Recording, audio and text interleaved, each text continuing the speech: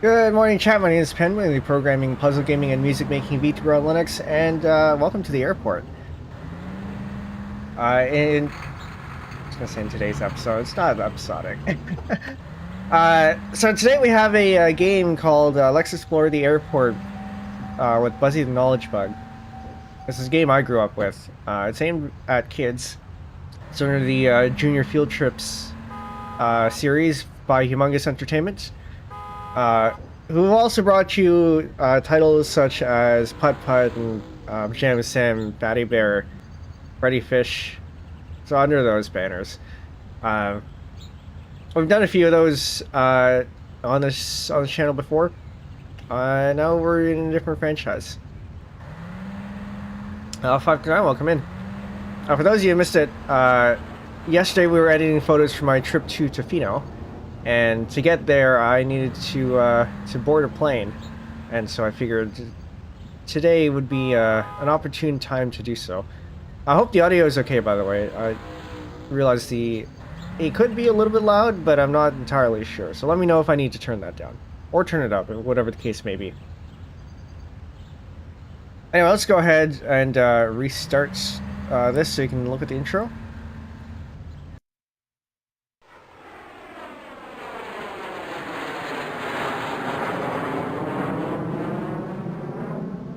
I forgot. If I restart from the menu, the bottom gets cut off.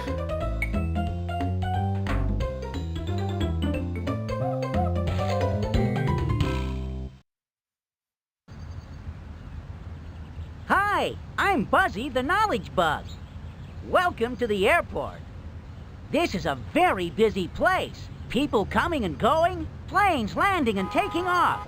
Helicopters, seaplanes, jet airplanes, hangars. There's so much to explore at the airport, so let's get going.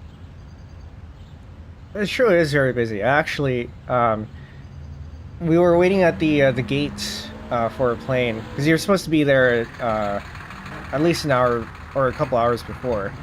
And what I didn't, this should have been obvious in hindsight. What I didn't realize was that it was pretty much, one plane boards.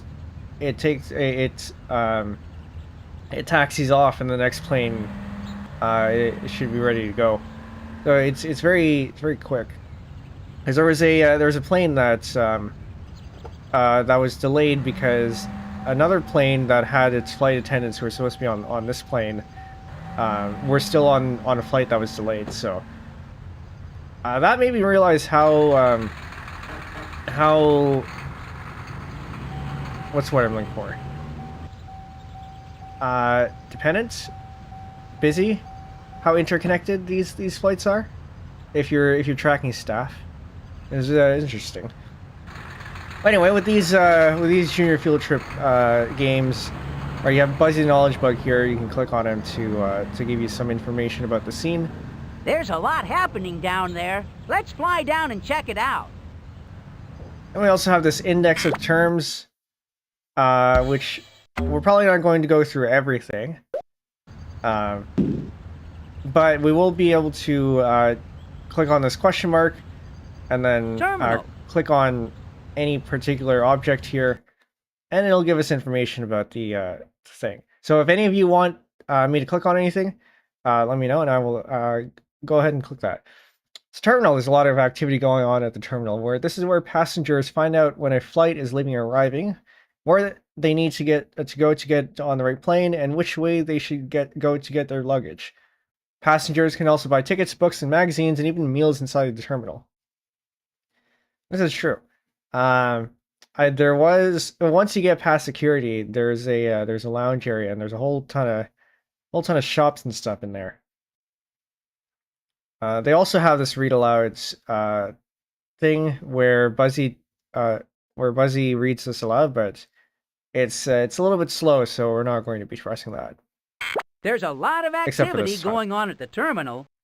This is where passengers find out when a flight is leaving or arriving, where they need to go to get on the right plane, and which way they should go to get their luggage. Passengers can also buy tickets, books, and magazines, and even meals inside the terminal. And then there's also this time to play Go thing. ahead and type in your name, and I, Buzzy the Knowledge Bug, will keep track of your score as we play. I have here Pork Dude because if you type in Pork Dude, it gets you the level editor. But yeah, we got a bunch of games here too. Hey, Try to save those for the let's play end. a game. Just pick one, and away we go. If you need any help, just ask me, Buzzy the Knowledge Bug.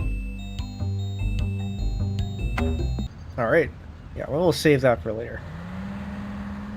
Probably end the stream with one of those. Because with these, they always have this, one of the minigames. So if you remember when we were playing Pajama Sam, there was the minecart minigame. This has something similar. Alright, why don't we go to the terminal here? So this is the curbside of the terminal. A lot goes on in the front of airports. People hurrying, cars driving. Sometimes it can be busier than a beehive. Dropped shoes there. I doubt most ooh, that's loud. I doubt most airports have open air buildings like these, but who knows, maybe.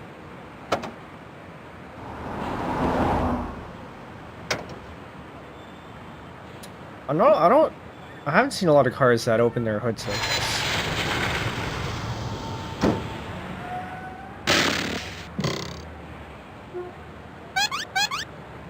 As always with these humongous entertainment games, you gotta click on everything.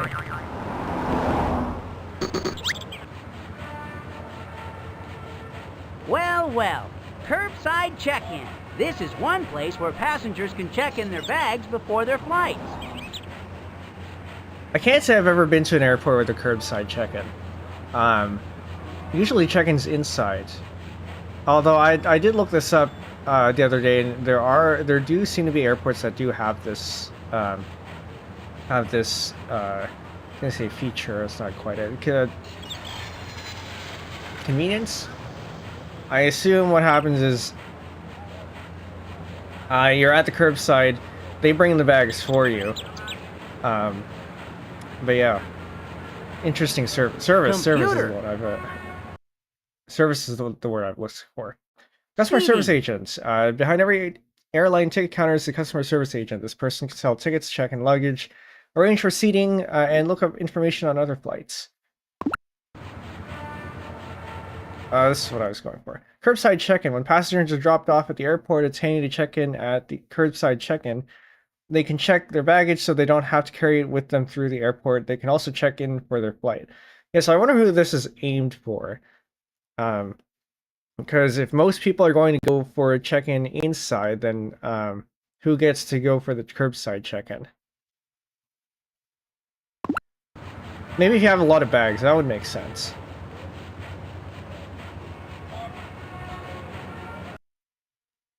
Suitcases are one type of luggage. A suitcase is used to hold clothes, shoes, books, toys, and other important things that people pack and take on trips. Unless very small, suitcases should be given to the person behind the ticket counter or at the curbside check-in instead of carried on the plane.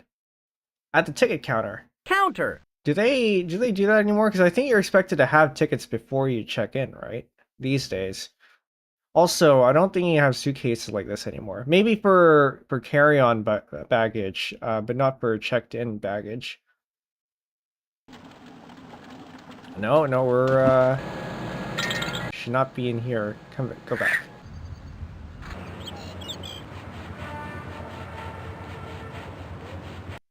Duffel bag. Duffel bag is a cloth suitcase shaped like a tube. Duffel bags come in all sizes, but most have a shoulder strap for easy carrying. So what I've heard, there was a video going around of some guy doing what was it? Storage or packing for the plane. And I think under the Reddit thread where that was, one of the people said, "Don't check in with one of these because they're harder to pack, or they're harder to stack. So stick with the rectangular ones with 4 wheels, and that swivel on all 4 wheels."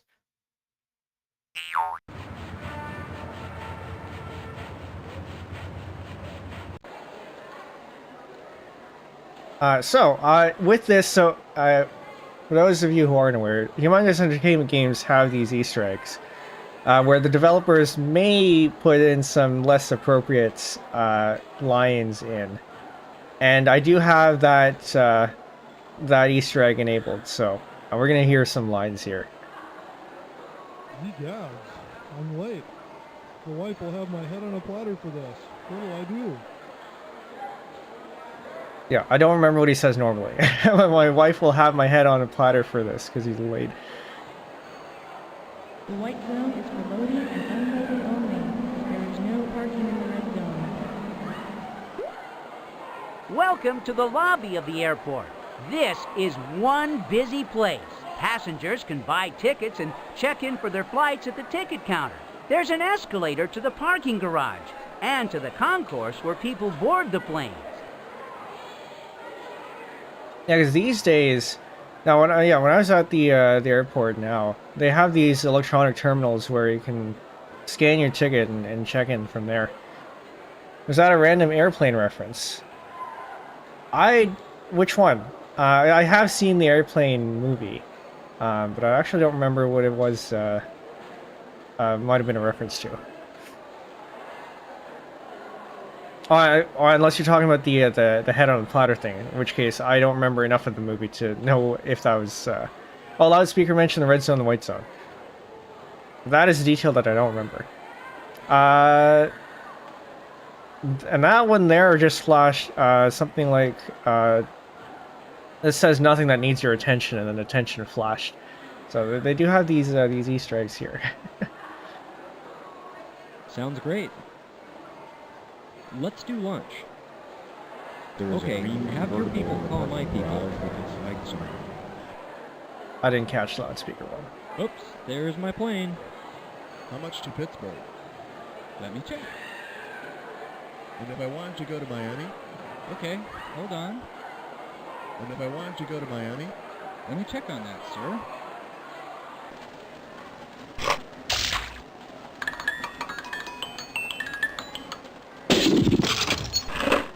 Nice. Here at the ticket counter, the ticket agent sells tickets, checks people in for their flights, and checks in baggage.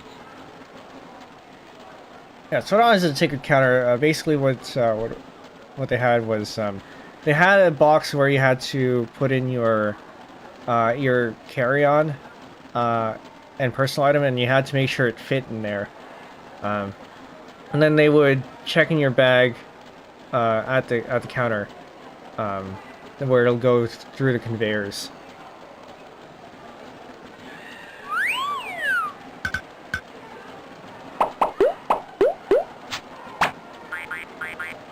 Warning! Do not try this at home. Rabbits hate having their ears pulled. Who wouldn't? That's another one from the Easter egg. I think normally he does something else, but if you enable this Easter egg, then he pulls out a rabbit instead. Every time. Warning! Do not try this at home. Rabbits hate having their ears pulled. Who wouldn't? Yeah, the flying rabbit there reminds me, and maybe this is a reference. I think it was Matilda from Fatty Bear. But yes, don't pull rabbits by their ears. It hurts them. Like my tie? Huh? Ticket counter is where the passengers buy tickets to take a trip. Printed on the ticket is the name of the airline company, the flight number, the name of the city where the airplane will be landing, and the time the plane will leave the airport.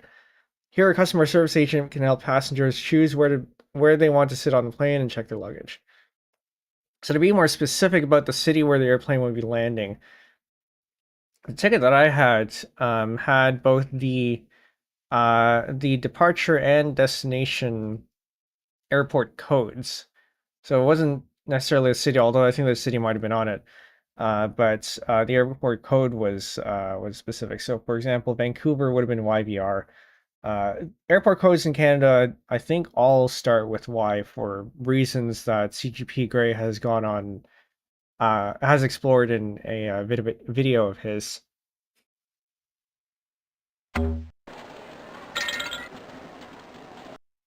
posters are paper signs that give people information. It might not be paper anymore.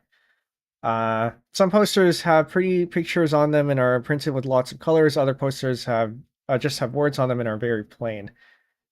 Just have words on them and are very plain. Sounds like somebody failed the the marketing assignment.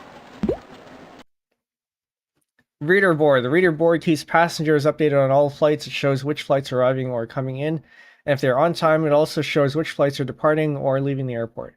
Yeah, these days, the reader boards are huge screens that show all sorts of flights. And I think if you look in older movies and stuff, you'll see that the reader boards are signs that flip.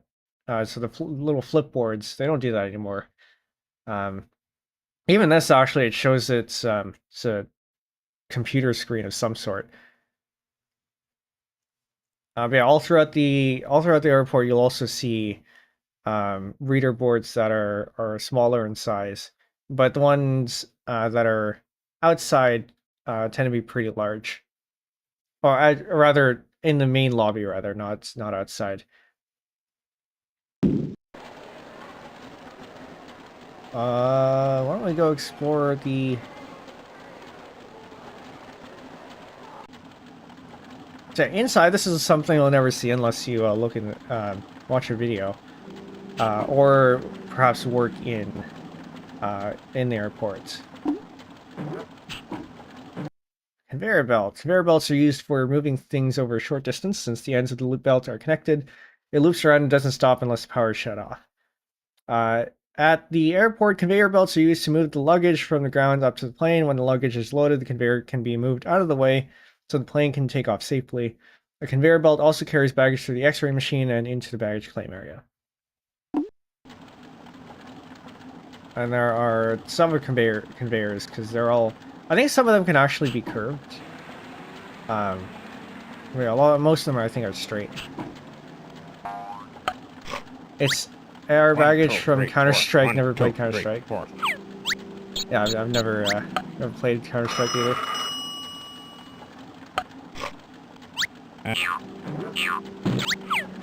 Or cut off his dialogue.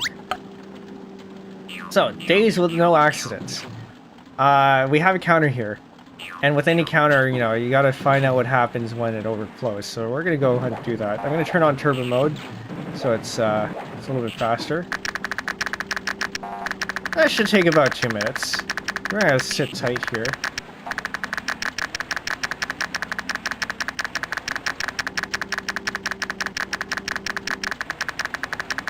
So yeah, we're going about 10 per second.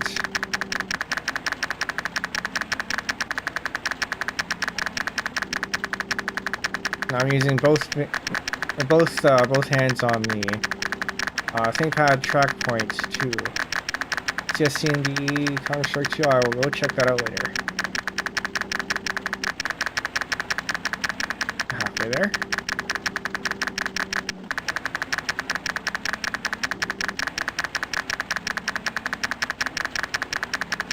Yeah, thankfully the right click also works here, so we can get through this in about half the time.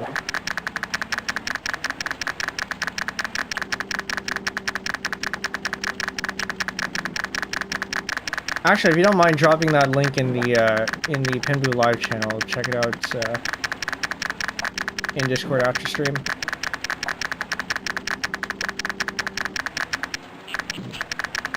Alright, 900.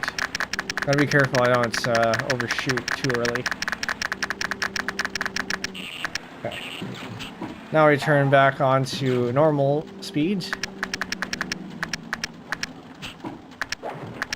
Alright, what's gonna happen here?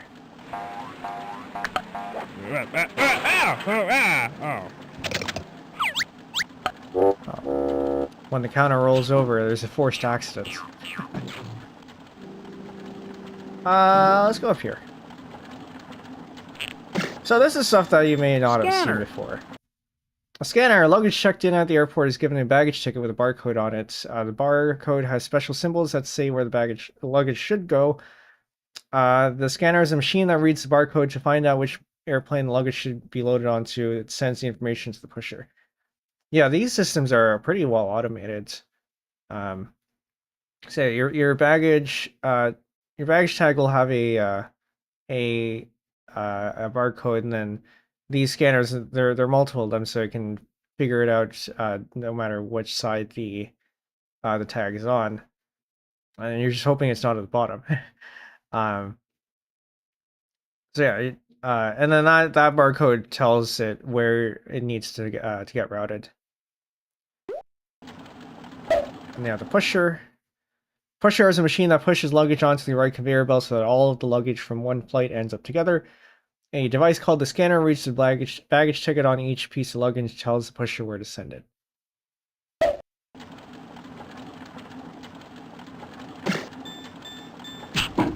Just like that. It's gonna wait for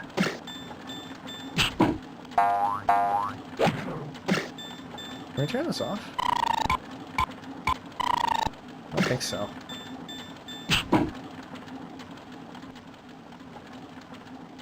You can even ask for help on the clock. The clock lets people know what time it is. The clock has a face, which is the front of the clock with numbers on it, and the hands, which are the long bars that point to the numbers. The big hand on the clock is the longest one, and it tells the minutes. The little hand lets us know the hour. Kids these days probably don't know this anymore.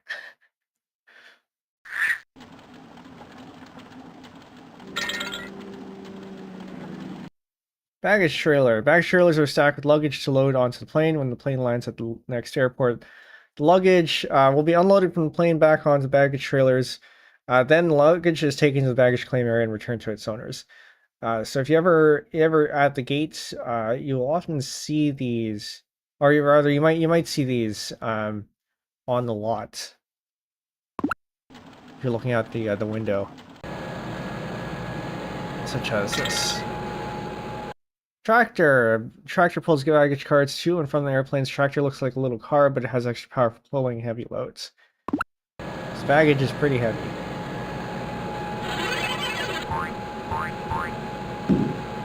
Oh, that's a pet carrier. Pet carrier is like a little traveling house for pets. It has a solid floor for animals to rest on, and is big enough to give them room for to move around. Using pet carrier is the safest way to take animals on a trip.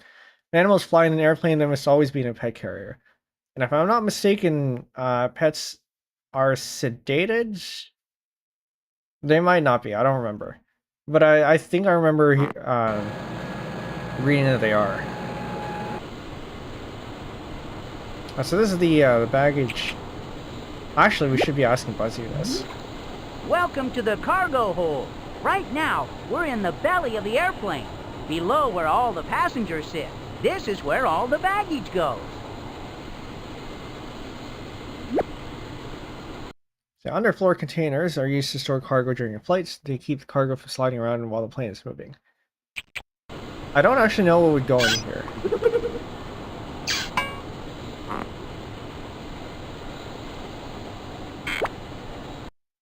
Baggage handler. Baggage handler is a worker at the airport who makes sure the luggage gets to the same place as passengers. Pusher moves the luggage to the right conveyor belt, but the baggage handler takes the luggage from the conveyor belt and puts it on the baggage cart or into the underfloor storage area on the plane.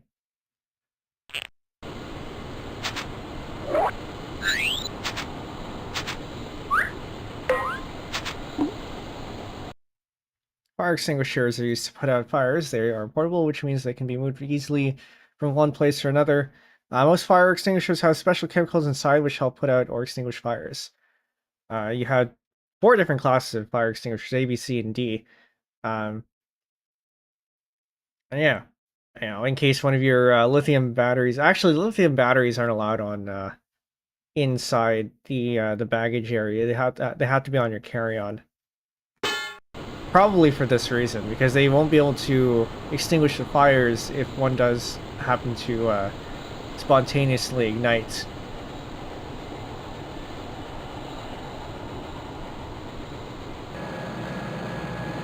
Looks like this plane's getting ready to move on out. Over there is the luggage, waiting to go inside the cargo hatch.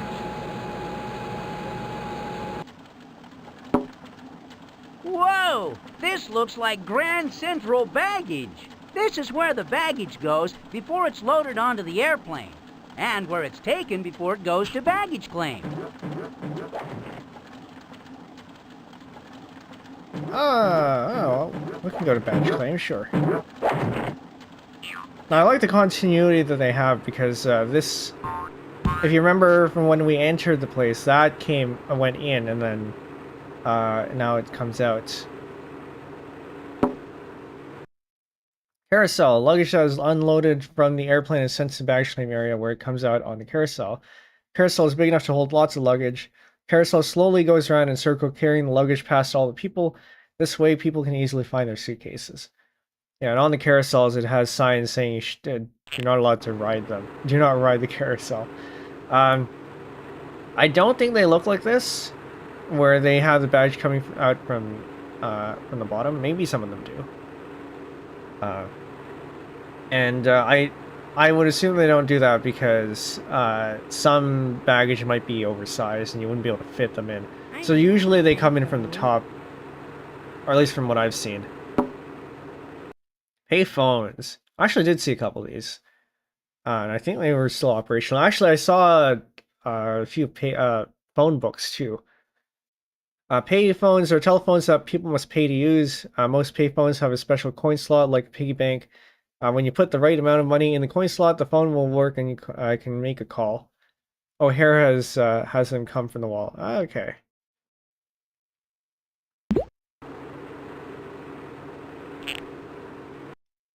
Lost and found. Car keys, baby blankets, glasses, maps, books, and even teddy bears can be accidentally lost at the airport. If someone finds a teddy bear, they can turn it in. You know, for an American game, it's interesting that they have the comma on the outside. Teddy. They can turn it in, which means they give it to the worker at Lost and Found. If someone loses their teddy bear, they can go to Lost and Found to get it back. Edmonton, the drop-off goes down into the floor. Much larger than that, though. Okay, interesting. Admittedly, I only have experience with two airports, YVR and YYZ. So my experience is pretty limited.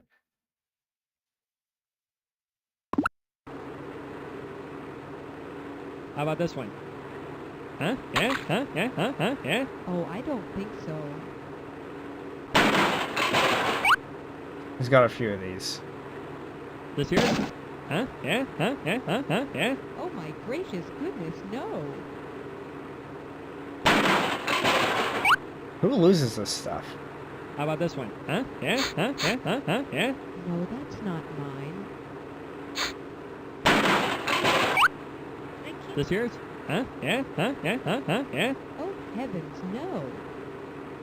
Oh, is I think a little bit more reasonable. How about this one? Huh? Yeah? Huh? Yeah? Huh? Huh? Yeah? No, that's not mine. YGLAS and Baggage YUL have them come from carousel above. number 4. Okay. Yeah, and I think both YVR and YYZ also come from above.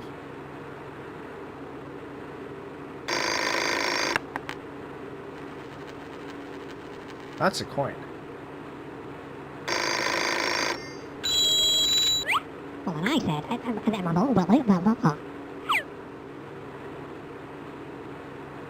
got a white convertible with the dent in the back bumper. Oh, yeah, I think you'll like it. It's a great car, great car. I want a 4-door sedan, please. Okay, I got a flashy two-door sports car. It's tiny, but it's fast, man. I need a very big car. I've got a dinner appointment with other businessmen. Okay, I got this one. You'll like it. It's a purple convertible, yeah. This car can take you to the moon, man. No, that won't do it all. How about a motorcycle? Baggage Yeah, from it's flight big 244, motorcycle. boarding carousel What number do 3. you think? What do you think? I want a 4-door sedan, please. Well, how about a tricycle? Don't you have something a little larger? Tricycle. Okay, I got a flashy two-door sports car. It's tiny, but it's fast, man. I want a 4-door sedan, please. Well, how about a tricycle? I need a very big car. I've got a dinner appointment with... Why do you need a big car for just a dinner?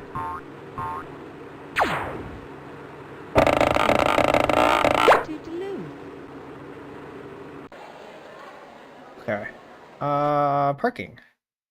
Jellyco, welcome in. Purple convertible to the moon, putt-putt. Oh, yeah, you know, I didn't make that connection. That makes sense. Yeah, so that is absolutely a reference. No, we already looked at fire extinguishers.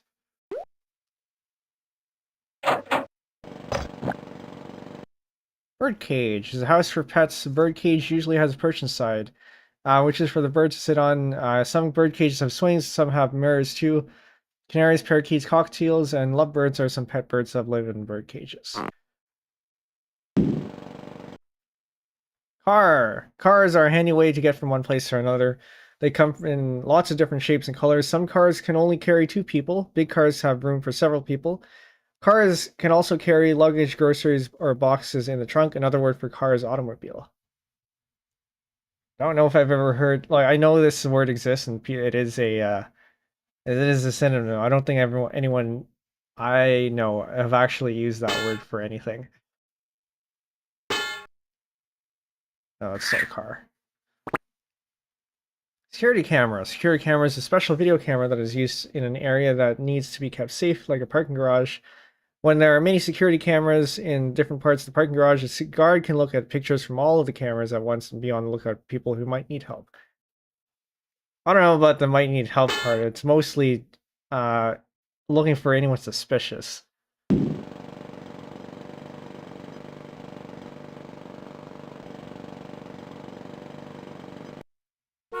Here's the parking garage. There's always people coming and going. People picking up their friends and relatives, and passengers who need to leave their cars here while they're away on trips. I'm surprised they didn't say anything about a valet service.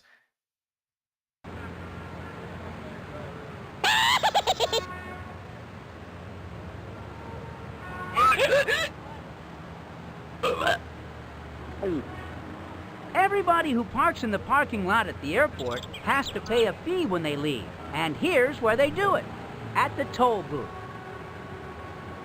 So this is interesting, because it used... nowadays, I think you have to pay when you enter. And it's all automated now. They don't have people manning the toll booths.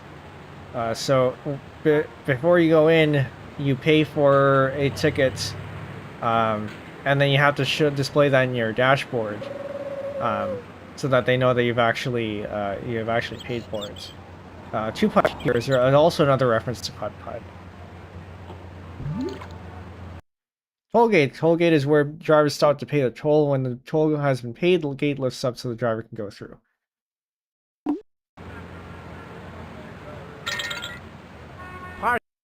Parking attendant. Parking attendant helps customers as they leave the airport. The attendant operates a toll gate and collects money that must be paid for parking at the parking garage. They also give people directions to help them around town. Yeah, I don't think this job exists anymore.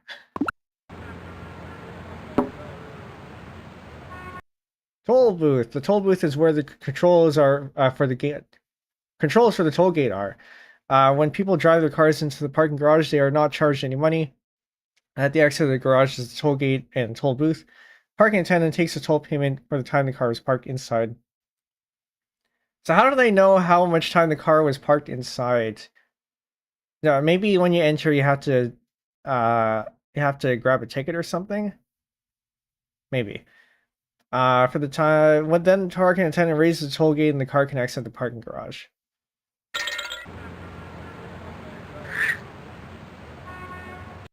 Cash register. The cash register is used to add up how much the customer buys. Cost of each item is entered in the cash register and the total comes up. This tells customers how much they must pay for the items they buy.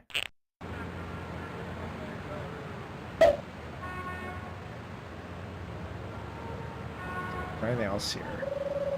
Curb. Curb is the edge of the sidewalk where the sidewalk meets the street. And then we have sidewalk. It's a path that has been built for people so they can safely walk alongside a street or road. Sidewalks are usually made of cement, but can also be made of bricks or stones. Okay. And so this is another area where the Easter egg kicks in. Feel free to tip me there, son. I work hard for my money. I'll be with you in a moment here.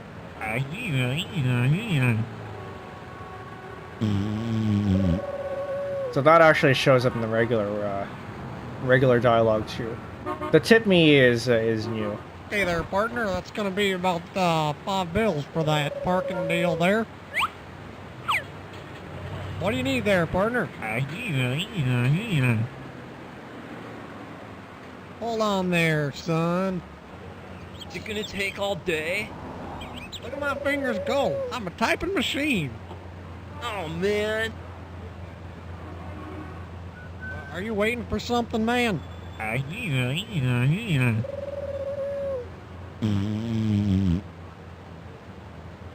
know, you have to also consider people had to record these lines too. I'll be with you in a moment here.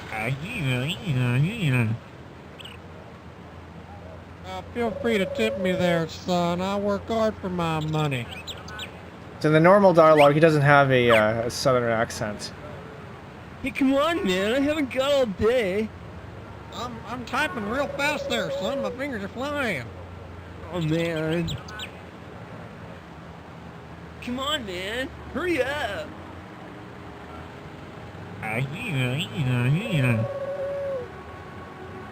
Hey, come on, man. I haven't got all day. I think we're good. We're back outside. Oh, we can go to the gate now because we didn't go there.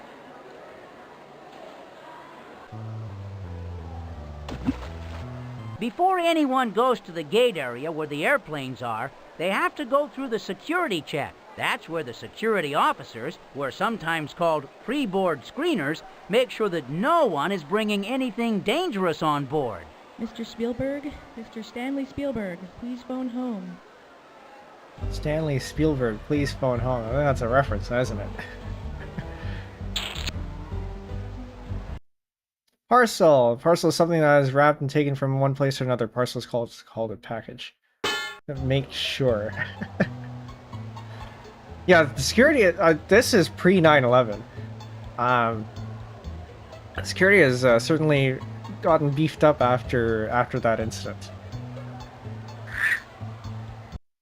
Pre-board screener or security guard makes sure everyone goes through the metal detector and puts the carry-on luggage through the X-ray machine on the way to the gate. They make sure that no one brings anything dangerous with them to the gate or on board the airplane. So this hasn't changed. Still had the X-ray machine. Still had the metal detector. Passengers and airplane crew members have to walk through metal detector before they get on a plane. Metal detector is a machine that is used to find or detect metal weapons. When a person is carrying something metal, the machine makes a loud beep. The person has to step aside, empty his or her pockets. Sometimes house keys and coins are enough to make the machine beep. So yeah, you're supposed to put all your stuff in the trays. So I think typically you have trays and you put your stuff in the trays and it goes through the metal detector. And then you're supposed to go, or sorry, the X-ray machine, and then you're supposed to go in the metal detector without any metal on you. Although sometimes, so in YYZ they made me take off my belt. YVR they didn't. So I think small stuff might be able to pass through.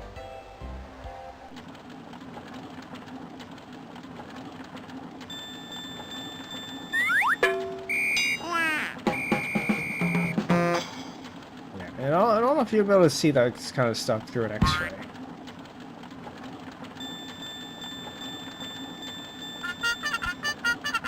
This I think you definitely would be able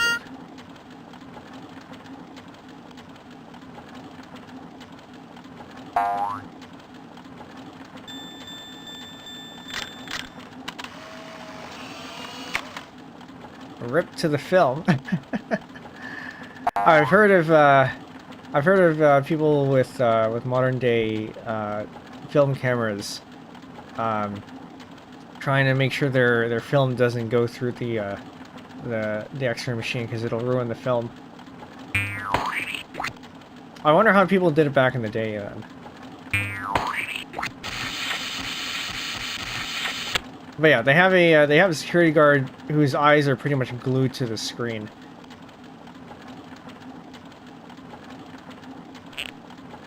This is the X-ray machine. As every piece of luggage passes through the X-ray machine, a picture of what's inside shows up on the TV screen.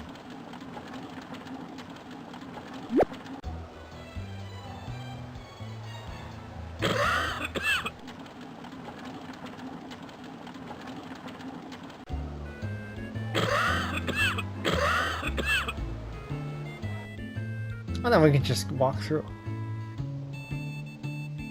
But yeah, my screening process was fairly smooth. A lot smoother over in YVR than it was in YYZ, but it is what it is. At least, you know, flying domestic means I don't have to answer questions or anything. Most railroad did that.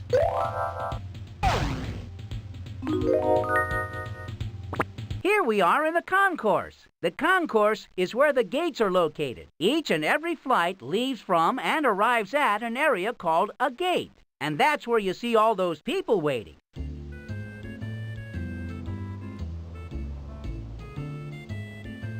Here we are at the gate. This is where departing passengers wait before they get on the airplane. And it's also where the arriving passengers come when their plane lands. Yeah, and the gates tend to have windows so you can see what's going on outside. Carry-on baggage. Is any luggage or package that passengers carry with them onto the plane. Sometimes passengers like to keep their baggage with them. If the baggage is small enough, they can carry it onto the plane. So in Canada, they have a distinction between personal item and a carry-on baggage. Personal item is smaller than carry-on. Carry-on you stow in the space above the plane, above the seats, and then carry-on you keep on your person, or stow under the floor or under the seats. And then for the flight that I had, you got one personal item for free, and then one carry-on baggage that you could pay for. Wheelchair is a seat that is attached to two large wheels and one or two small wheels. Are there wheelchairs that only have one wheel in the front? When a person's legs don't work very well, it can be hard or even impossible to walk. Wheelchairs help people who have trouble walking get wherever they want to go. I was reading a little bit earlier today, and there was something that's the flight staff called the miracle flight, where somebody requires a wheelchair to board the plane, but then once they land, they suddenly don't need to. And I guess some people do that so they have a priority boarding, because wheelchair users do tend to get boarded first, or among the first.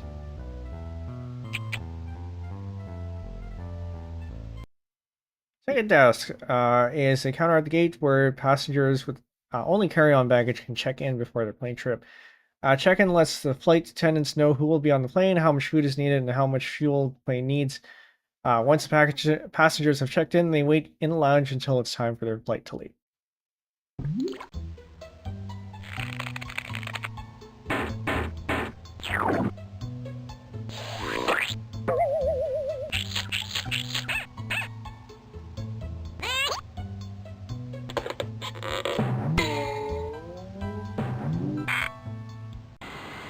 We can actually go inside the plane too.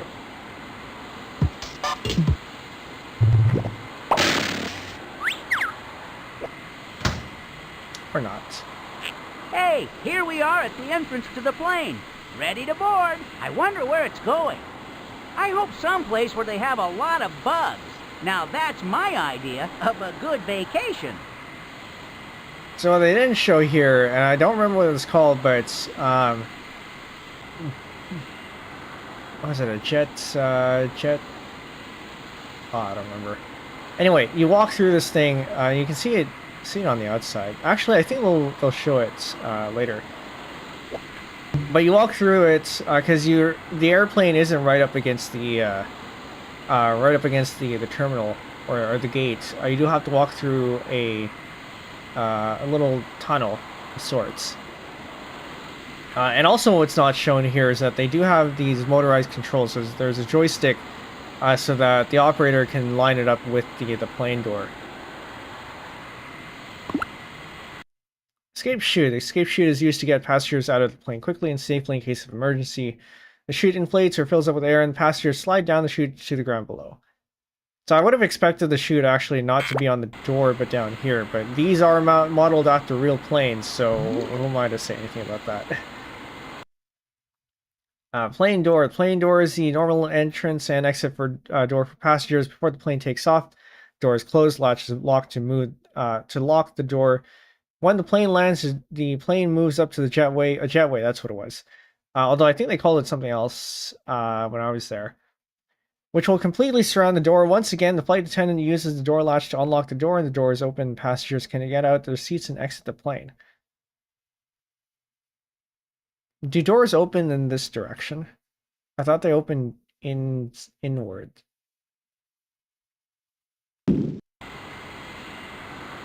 Because it's when you're up in the air pressure is what keeps the door closed. Which means the inside or the outside is smaller than the inside. Or I'm talking about the edge here.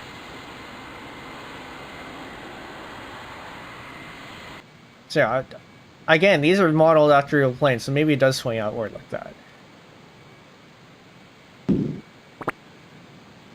All right, we're on the airplane. This is where the passengers sit. Each passenger has their own seat, their own tray table, and an area above their seat to store their carry-on baggage.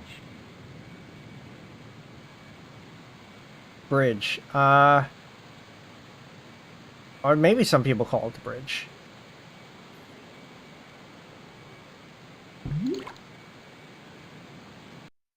Closet. A closet is a small room where things can be stored until they are needed. Closet in an airplane is used to hang passengers' coats and store some of the carry-on luggage.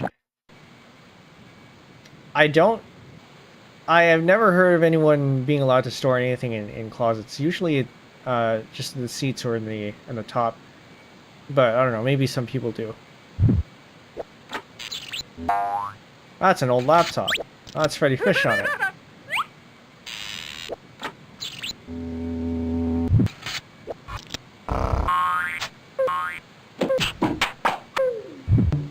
Goodbye to people's luggages, I guess. That's a barf bag. Some people do get airsick, and that's what you use to, in case you do have to throw up.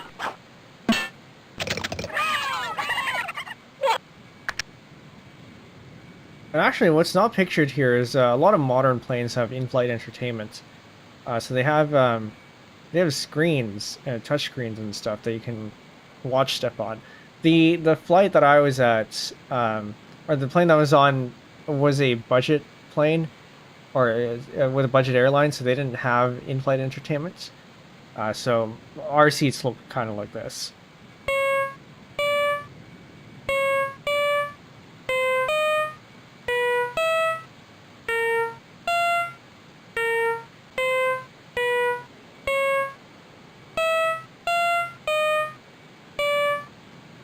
I'm sure if I thought about that, I could probably make something out of that. Tray table. Tray tables on airplanes are attached to the back of the seats. A passenger can lower the tray and use it as a table. When the passenger is done with the tray, it can be raised back up out of the way. Which gets a little bit iffy with the person behind you reclines. Actually, the plane I was on, the seats didn't recline at all. But it was at a comfortable enough angle that it was fine. Seat pocket. Seat pocket is a storage place for each passenger. Inside the seat pocket is a safety guide which shows what to do in an emergency. There may also be a magazine that the airline prints especially for its passengers. Both were in there. And they don't have help with barf bag. Seat is something that a person sits on. A chair is a type of seat. Benches and sofas are also kinds of seats. On an airplane, each passenger is assigned his or her own seat for the trip. And then, if there are enough seats, you can ask if you can move around. Sometimes they'll have a row of empty seats if the plane didn't fill up, and you can actually just lie down on there, and they'll probably let you. I've heard of people doing that. Air nozzle. Passenger control unit. The passenger control unit is above each of the seats of an airplane. It has controls for turning on reading lights and adjusting the air from the air nozzles, Attendant. and calling a flight Reading. attendant. Reading lights give people plenty of light so they can read books, magazines, newspapers. On the airplane, each seat has its own reading light up above. Passengers can turn on the light, turn the light on if they want to read, and turn it off if they don't need it.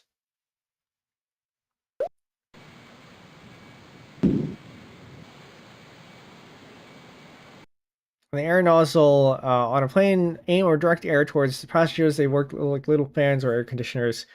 Each person can turn the air nozzle on above his or her seat, letting just the right amount of air to cool air below out. So yeah, these passenger control units aren't exclusive to planes. We do have them in some of the regional buses here. Cabin window lets passengers see outside the plane while they're flying. This way they can see what it looks like flying high above the clouds. And you did see some of the pictures I took out of the cabin window yesterday, because I was fortunate enough to have a window seat flying back. Actually, I was initially wasn't assigned a window seat, but my mom had a window seat and she didn't want it, so we swapped. Good for me. Service trolley is a little cart on wheels that holds food and drinks on airplane. Flight attendants rolls the service trolley down the aisle and brings food and beverages to passengers.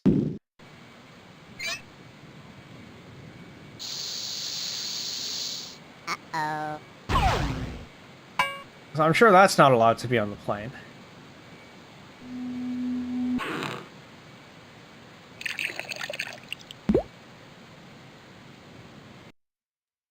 Microwave ovens cook food very fast because they are small and handy on an airplane. Microwave ovens are used to reheat food, thaw frozen food, boil water, cook meals in a hurry. I never actually looked at the back of a real plane before. Meal trays hold meals for the airplane passengers during long trips. Flight attendants offer meals to the passengers.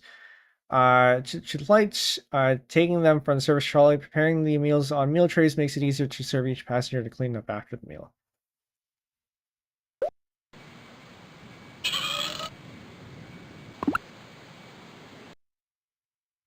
I don't know why I'm clicking on all these household items. Ribbit.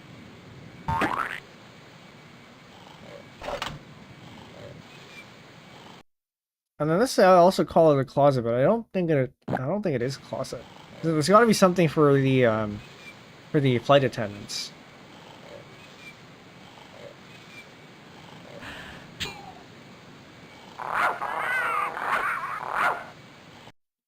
Seatbelts keep driving passengers safe. Seatbelts hold people in close to the seat. This way they can't fall out of the seats if there's a quick stop or an accident. And on planes, there will be a seatbelt light that tells you when you are required to have your seatbelt on. Usually that's going to be takeoff, landing, and any instances of turbulence or bad turbulence or extended turbulence. Usually when you're at cruising altitude, they'll have the light off, which means you can take you're free to take your seatbelt off. Although it's best if you keep it on unless you need to walk around or anything, like go to the washroom or you stretch your legs or whatever.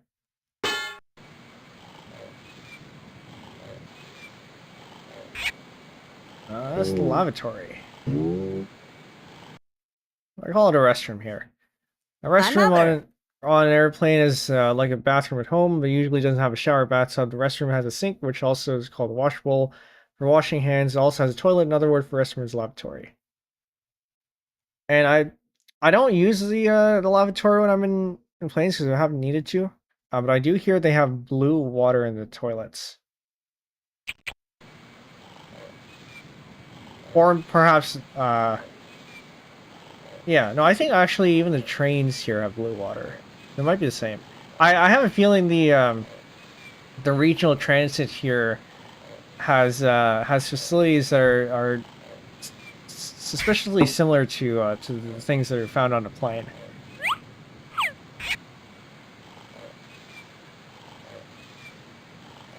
Now there's something I can't do when I fly. Sleep. Some guys have all the luck. So I had a red-eye flight coming back. Red-eye, for those of you who are not familiar, means it's a flight that goes overnight, and you're expected to arrive in the morning. I slept a little bit, but most of it I was awake taking pictures.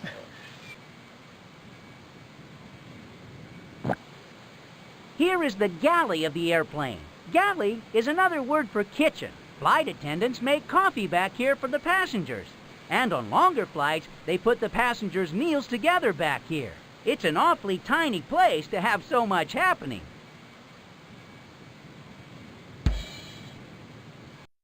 Coffee is a drink made from coffee beans used in coffee plants. Coffee is a dark brown color like the beans. Many grown-ups drink coffee. It is usually served hot. It can also be served iced or cold. And we can actually go into the cockpit here.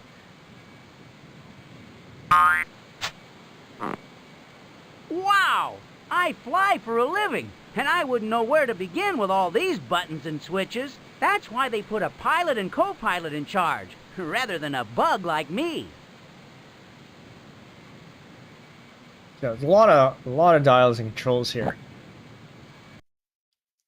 Compass is an instrument used to show direction on the base of the compass. Are printed 4 directions: north, south, east, and west. Pointer called a needle floats in a liquid inside the compass. The needle is magnetic and always points north. Strictly speaking, magnetic north. When you turn the compass so the needle lines up with the north on the face, you can then see where south, east, and west are. Actually, hold on, let me go back there. This here is your bearing triangle, so you can actually move that around and set it to where you want to go. To make it easier to navigate.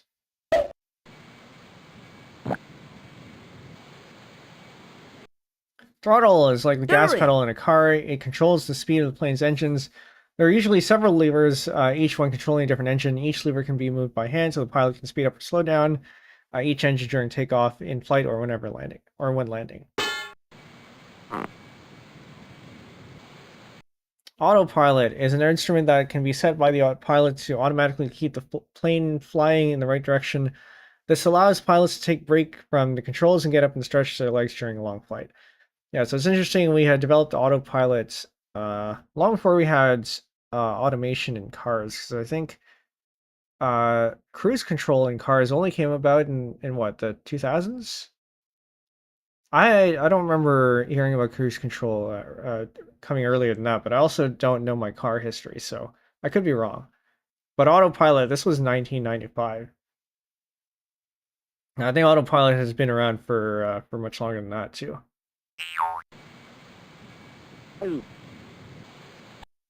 Pilot seat is where the pilot sits to operate the controls and fly the plane. Anything else in here? There's something in here. Oxygen mask. Fits over the nose and mouth to help the person breathe. The mask is connected to a tube that carries oxygen. There is an oxygen mask for everyone on board an airplane. If the airplane loses oxygen during an emergency, the mask drops down from the ceiling, ready to be strapped on by each passenger. So more strictly, it's I guess in a way it is losing oxygen. It's if the cabin gets depressurized, you get one of these. And the effect of depressurization is that there's less oxygen to breathe in. So yeah, you put these on, and pressurized air containing oxygen flows through, and you can breathe it. And then when you have people who are relying on you, so like kids or whatever, you're supposed to put your mask on first, and then help the person who needs you.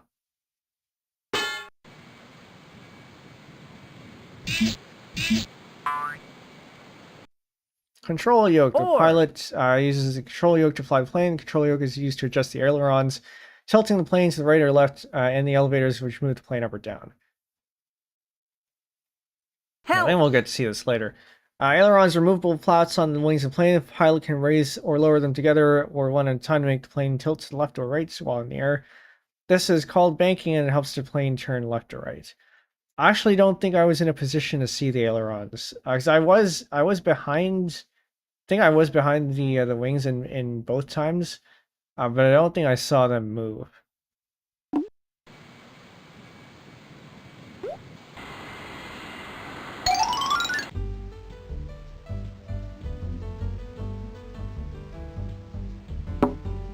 Hey, it's the newsstand. You can buy all kinds of stuff here. Magazines, newspapers, books, postcards, souvenirs, even gum and candy. Flight 39 from Newport Beach is now arriving at Gate H. Flight 412 from Butte, Postcard Montana rack. to Flushing, New York has been detoured to the Bahamas due to bad weather.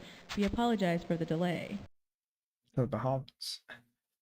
Postcard rack holds many different postcards. Many postcards have a picture on one side and a place to write messages on the other.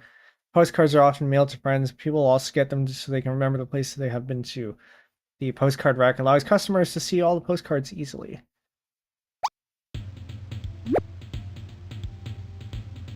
Are there any so they have about the clerk. Clerk operates the cash register and runs the newsstand. People looking for a certain magazine or book can also ask the clerk for help.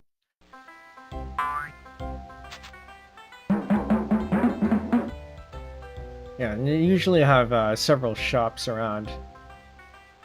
Well, that's it for the gates.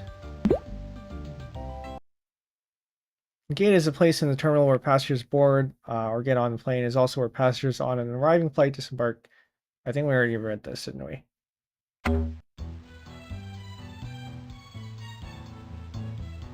This music is familiar. Did they reuse this in another game?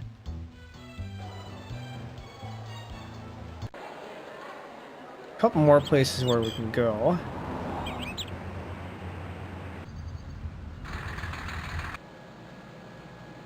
So now we have actual planes here. This is the one we were looking at earlier. This is the Airbus A310. The Airbus Industries A310's commercial jet is over 153 feet long from nose to tail and measures 144 feet from wingtip to wingtip. Its engines can run the plane as fast as 556 miles per hour, though usually for long trips, it usually goes no faster than 515 miles per hour. The A310's cabin is big enough for 210 to 265 passengers, depending on how many seats are put in.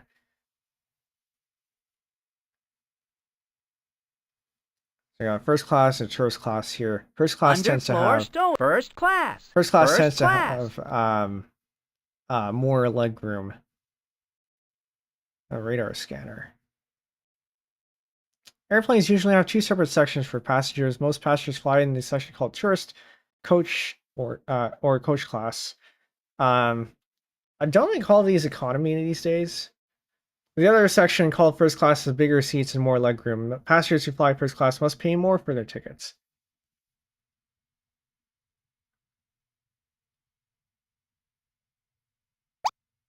How do I go back? I don't think I can go back. Those are the radar scanner too. Radar scanners in the nose of the plane use radio waves to locate other planes in the sky. The radio waves flow out from the scanner, hit the other plane, and bounce back like an echo. Radar also tells the pilot if bad weather is up ahead. And there's nothing for radar scanner. I think the Airbus A310 is still in operation. Boeing 747 is a commercial jet. It measures over 231 feet long from nose to tail and is about 195 feet from wingtip to wingtip. It can reach a traveling speed of about 607 miles per hour. The 747's cabin is big enough for up to a whopping 496 passengers, depending on how many seats are put in. We got the cockpit here, first class down there. Tourist class. The fuel tanks. So the fuel tanks are usually in the wings. The restrooms there, tourist or economy, I guess. The galley down there, and the underfloor storage in the back. Airplane engines run on a type of fuel called kerosene. Kerosene is stored in the fuel tanks on the airplane. Tanks are huge in order to hold plenty of fuel for long flights. Yeah, it is. I think modern jet fuel is kerosene based, although there's a particular mix.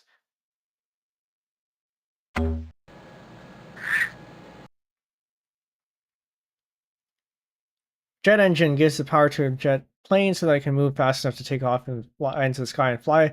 Jet planes fly faster than other kinds of passenger planes. I think, what was it, Veritasium? I think it was Veritasium that did a recent video on jet engines. Worth a watch.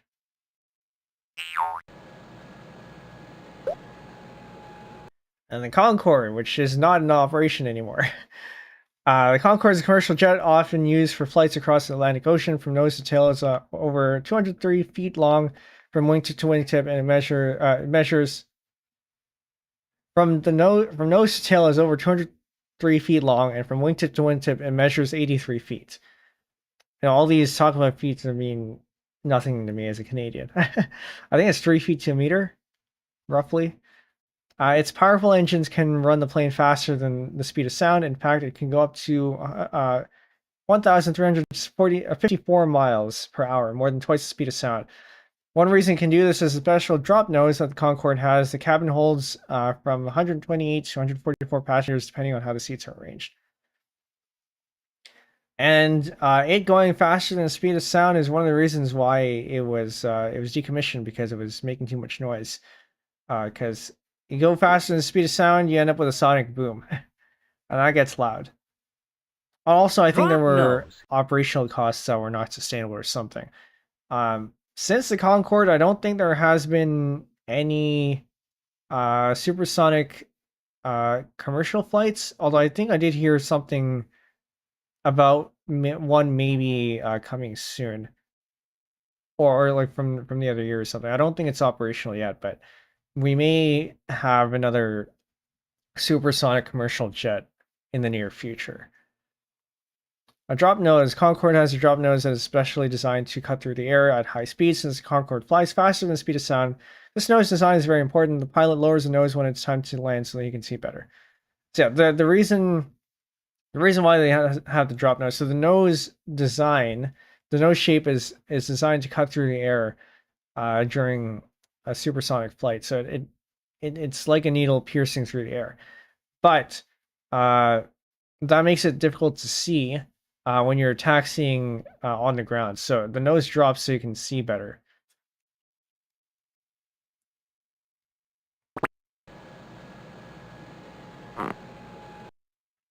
Jet engine. Radar scanner, cockpit, restrooms. Restrooms in the front, Restroom. interestingly, on this one. And the fuel tank is... Fuel tank. Fuel tank. It's in the wings, but not spread out into the tips of the wings, I guess. We'll look at the Concorde first. So yeah, during taxiway, this is dropped, so you can see.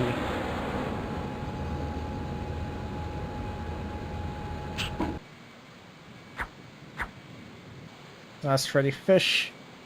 I don't think I recognize the other ones.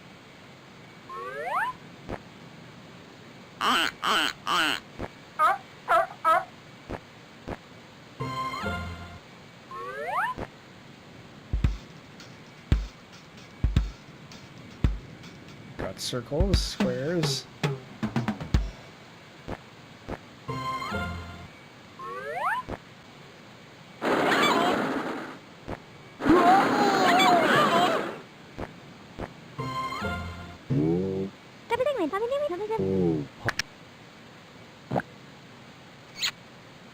Interphone.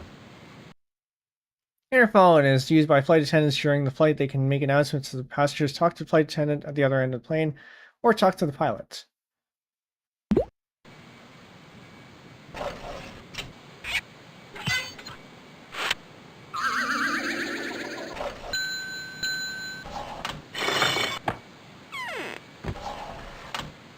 Imagine having an elevator inside your plane. Is that supposed to be a cello?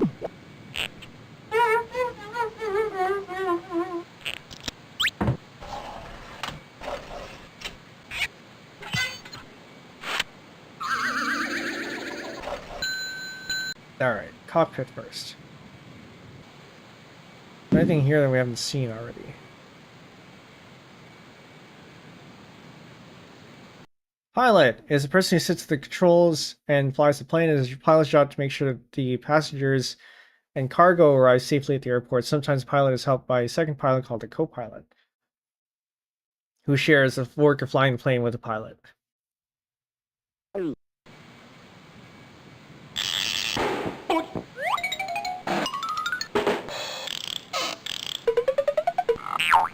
And there's the mask again.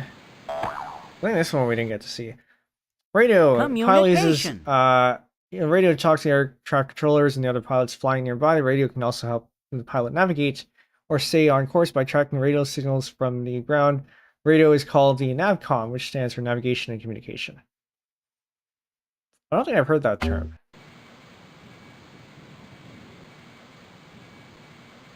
Hello, ladies and gentlemen. This is Flight 715 to London. We hope you'll be having a pleasant flight with us today. We will be taking off soon, and I'd like to bring to your attention a few safety features of the Concorde. The Concorde has exits at the main entrance and in the rear and over the wings. To operate the doors, merely move the door latch and pull on the door. Before we take off, please make sure your seat belts are securely fastened about your waist. To adjust the seat belt, lift up on the flap and pull the belt or buckle.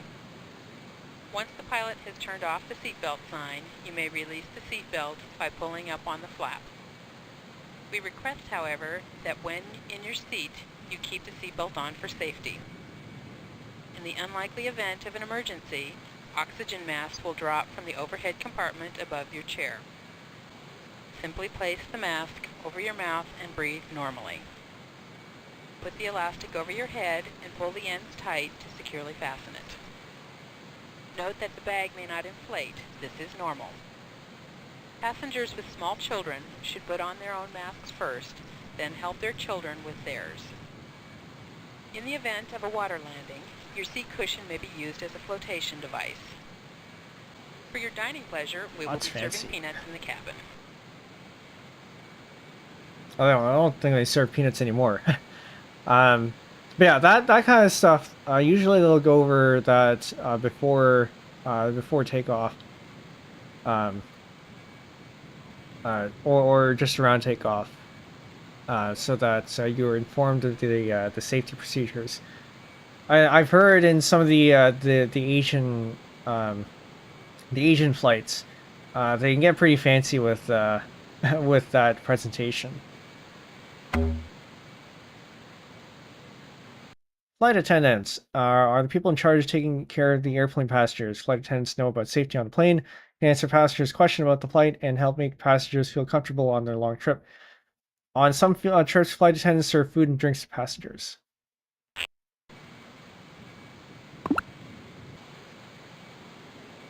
Did we already go through this? Jackets, purses, small suitcases. People must put their things in the overhead compartment to keep the aisles clear and to keep their things out of the way of other people. Cabin light is just like hallway light at home and lights up the area below it. So interesting on my flight, the cabin light can actually change colors. So sometimes it's blue, sometimes it's more of an orange color, sometimes it's white. So it sets the, I'd say it sets the mood. It's more of it sets ladies the. And gentlemen. This is Flight 715 to London. Sets the optical environment, I guess.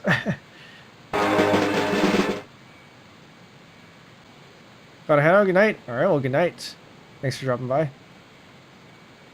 We hope you'll be having a pleasant flight with us today. Yeah. Actually, airplanes used to. I don't know if they still do this now, but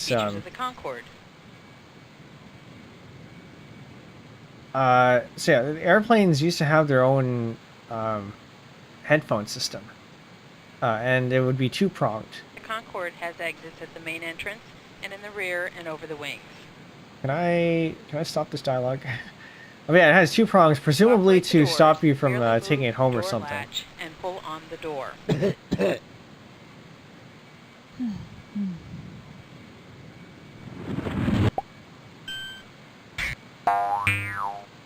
Here. Before we take off, please make sure your seat belts are securely fastened about your waist.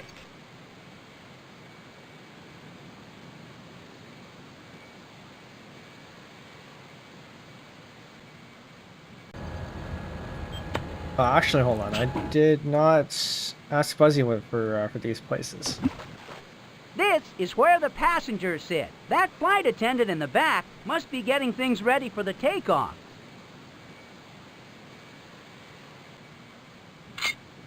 Here we are in the boarding area of the Concorde jet. Too bad we don't have tickets. I'm ready for a vacation. How did you board the plane? Would you take a look at this cockpit? There's more buttons, switches, and dials than I've ever seen in my life. I'm glad the pilots have it figured out, because I wouldn't have the foggiest idea how to fly this plane.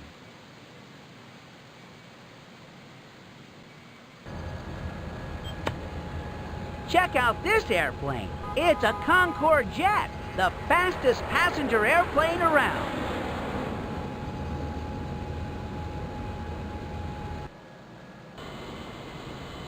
It looks like this 747 must have just landed. The marshaller, he's the guy with those flashlights, is guiding the plane to one of the jetways so the passengers can get off. Marshaller signals directions to the pilot. This helps the pilot safely steer the big plane on the ground as he or she brings it to the gate. Yeah, and they hold these lights, and they have certain positions that emotions that tell the pilots how to navigate the taxiways.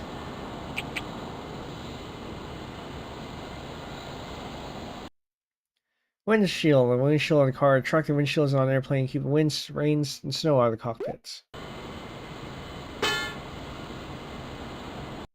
Fuselage is the main body of the airplane. This is where the passengers sit and where suitcase, boxes, and packages are stored during the flights. The landing gear. The wheels on the plane at the bottom of the plane are called the landing gear. They let plane roll safely on the ground during takeoff and landing. Once the plane is in the air, the landing gear is raised into a well inside the plane. The gear is lowered again when the pilot is ready to land. I don't think we can actually go into this plane. Probably because it looks pretty similar to the Airbus. Runway edge light. Along the side of each runway, there are runway edge lights. The runway edge lights are placed along the runway and shine on it. Lights help pilots see the runway when it's dark, foggy, or in rain or snow. Yeah, so when it's dark, you will see these light up. Taxiway. Pilots taxi or drive their airplane slowly along the taxiway in order to reach the runway. From the runway, airplanes take off and land. Narrow taxiways are sometimes called taxi strips.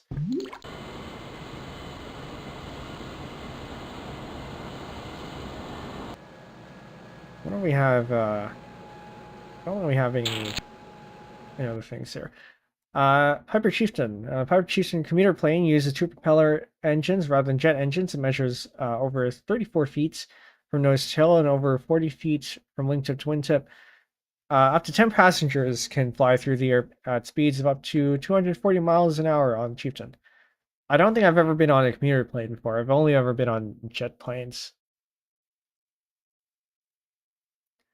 This is what it looks like inside.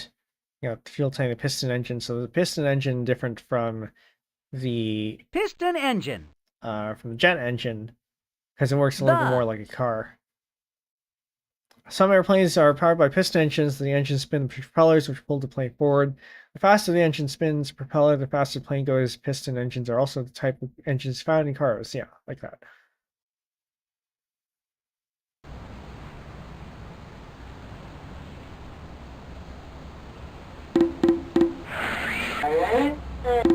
I don't think we can go inside this one either.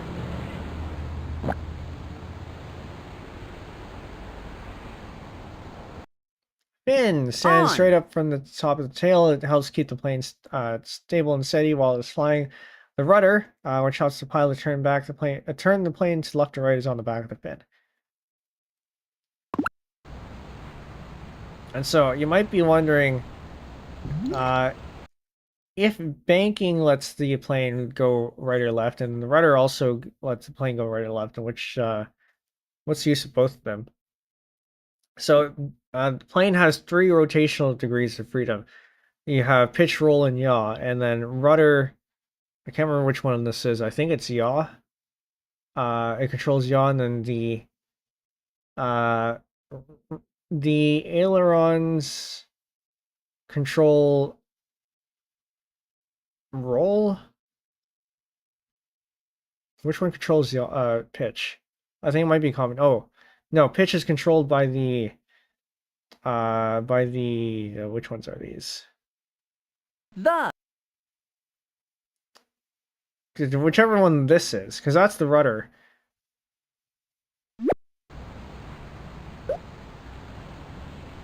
Tailplane? Elevators, that's what it is. And the elevators control the pitch. Tailplane is part of the airplane's tail. It sticks out from the side like small wings. Movable flaps on the tailplane called elevators are raised and lowered to tilt the plane's nose up or down. This makes the plane climb higher into the air or down towards the ground. Elevator. And the elevators are movable flaps on the tail of the plane. The pilot uses them to control the airplane's pitch. Okay, I got that right. Pitch is the up or down direction of the plane. When elevators are raised, the plane tilts up, climbs higher in the air. When they are lowered, plane tilts, points down, flies lower. The elevators are kept flat when the pilot wants to fly level with the ground.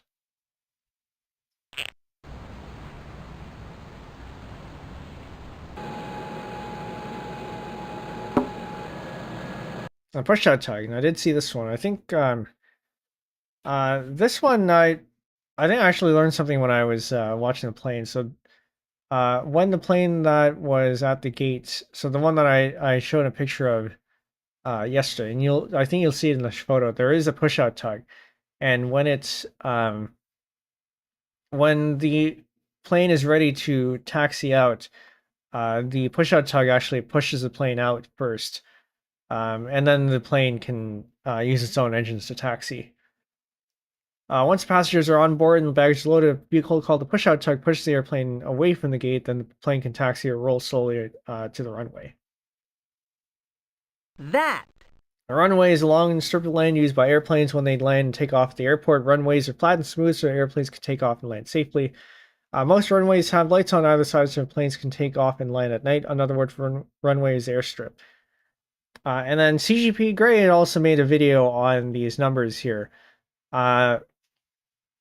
Most of them depends on the country specifically, but most of them are the headings or like the compass headings. So 10 here means 10 degrees.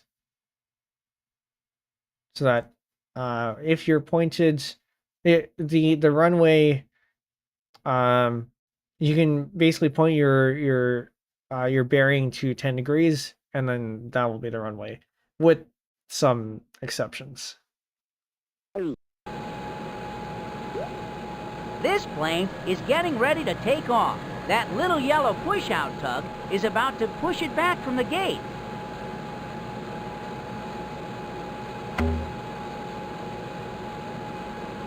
The galley service truck delivers food to planes and drinks to the plane for each flight. Also removes the dirty dishes and empty food containers from the flight before.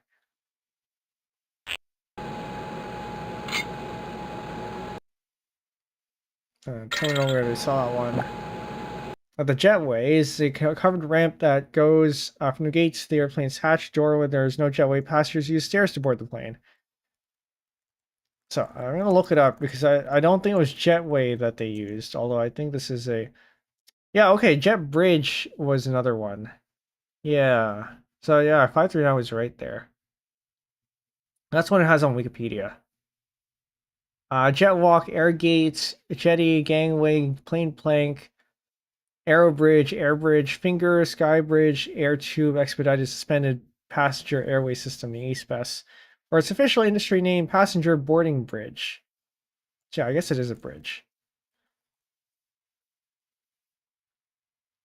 Oh, yeah, they don't show it here either. There's a control. I guess it would be this bit here. They have a joystick where you can control passengers. Oh no, because this is looking to the inside, so it would be out here. There's probably a YouTube video of somebody operating the controls for the jet bridge.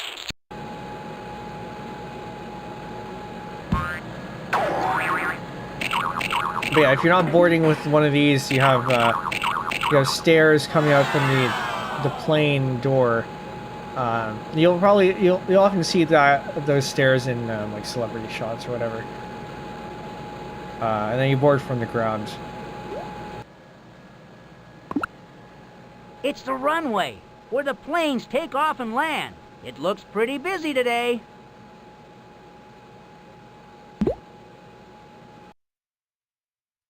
Alright, look at that. This is a small plane that's sometimes called a commuter plane, because people can commute or travel short distances in it. So I mentioned near Tofino there's an airport. I assume what goes in and out of there are probably commuter planes.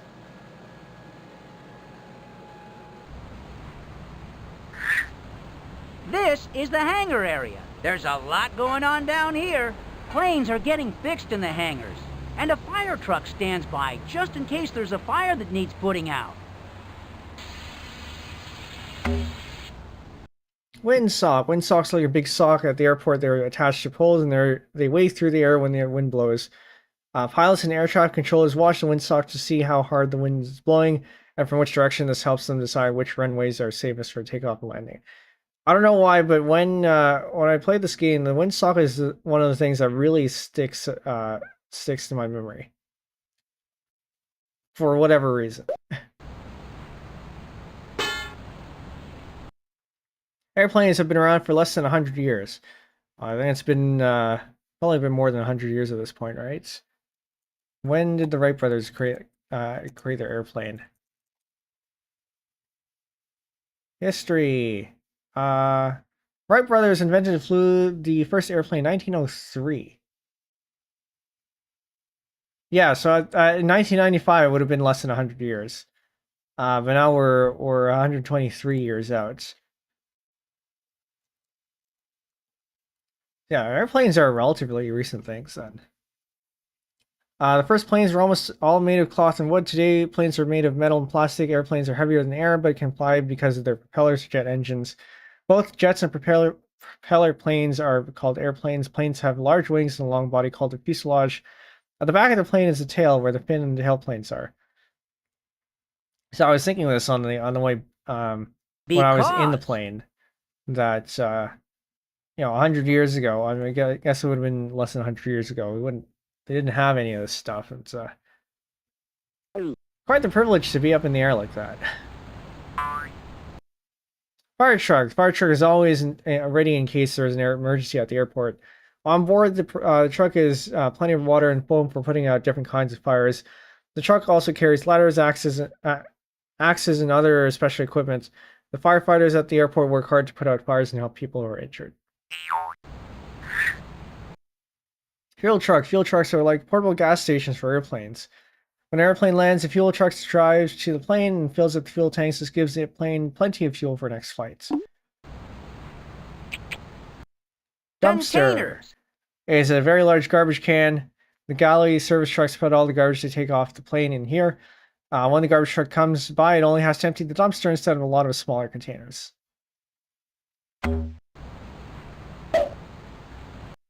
Hangar is a place where airplanes are parked to be cleaned or repaired. Hangars are like big garages for airplanes.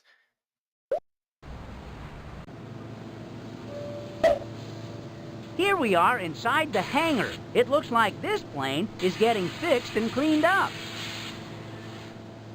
That is not what he said. DC-10? Wonder if we have any information about DC-10. Stairs are made up of steps. By walking up each step in the stairs, people go from one level to another. Mobile stairs are sometimes used at airports so people can walk from the ground up to the airplane door. The stairs are then moved out of the way until they are needed again. I wonder if the DC-10 is... oh, it isn't here. I don't know how you get there. The McDonnell Douglas DC-10 is a commercial jet. Is over 181 feet long from nose to tail and measures 155 feet From wingtip to wingtip, its engines can keep the plane flying as fast as 575 miles per hour. Depending on how the cabin seats are put in, the DC-10 can handle from 274 to 380 passengers. Is this still in operation? Probably is. Wikipedia says it was manufactured from 1969 to 1989, and it was retired in 2014, at least for passenger service. So I guess this isn't operational anymore. As of December 2024, there are 10 aircraft that are airworthy, one with Transportes Aéreos Bolivianos cargo services, one at Orbis International Flying Hospital, 4 as aircraft firefighter 10 tanker service as DC-10 air tanker, 2 with Omega aerial refueling services as KDC-10, and 1 with cargo 3. So it seems like these are used largely for cargo and other stuff now.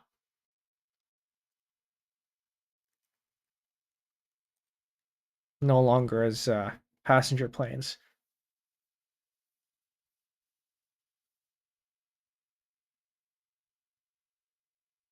Slats. Slats are small flaps on the front edges of the wings that are raised and lowered to help lift the plane into the air during takeoff. Yes, that is the thing, actually.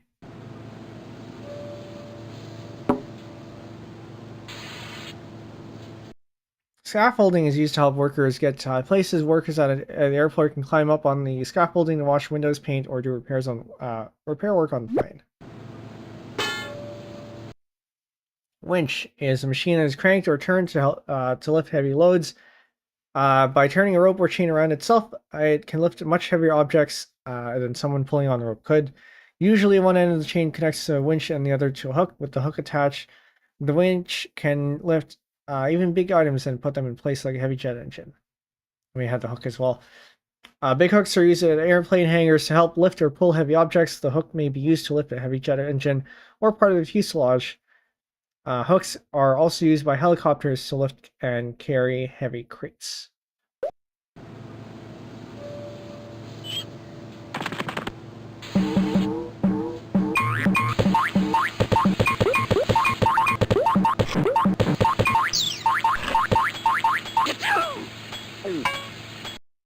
Tool chest is a handy place for the mechanic to store tools. Wrenches, screwdrivers, pliers, sockets socket sets are usually kept in the tool chest. With all the tools in the tool chest, they are easy to find the next time they are needed. Sometimes the tool chest is called a toolbox. Mechanic is a person who has been trained to repair machines. At the airport, mechanics take good care of the airplanes to keep them flying safely. If an airplane part breaks or wears out, the mechanic knows how to replace it with a new part. By keeping the plane in tip-top shape, the mechanic makes sure that it will fly smoothly and safely. I hear sometimes duct tape is unironically used. Mechanic.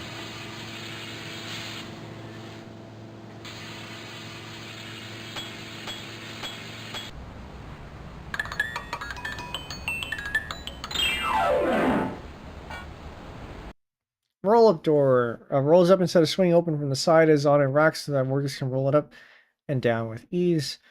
Roll-up doors are used when the door has to be kept out of the way.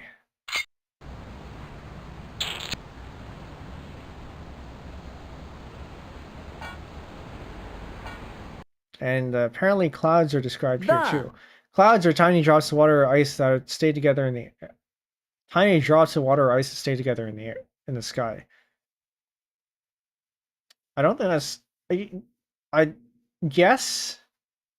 I don't think that's exactly how I would describe it, but yes. The drops are so small that they aren't heavy enough to fall from the clouds. When they grow bigger and heavier, the drops fall as rain or snow. When water freezes around falling snow, the snow turns into hail. Yes. Oh, mountains. Mountains in the background?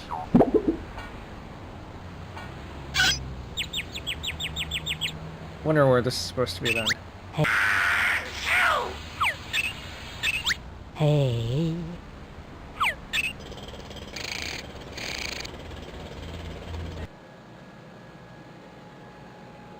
Did I? It looks like that's a fuel truck right down there. Fuel trucks drive over to the airplanes and fill them up. They put in enough fuel to take them to their next destination, plus a lot extra. Actually, come to think of it, I think there's another Easter egg here, so I just gotta click on Buzzy for a little bit. This is the hangar area. There's a lot going on down here. Planes are getting fixed in the hangars, and a fire truck stands by just in case there's a fire that needs putting out.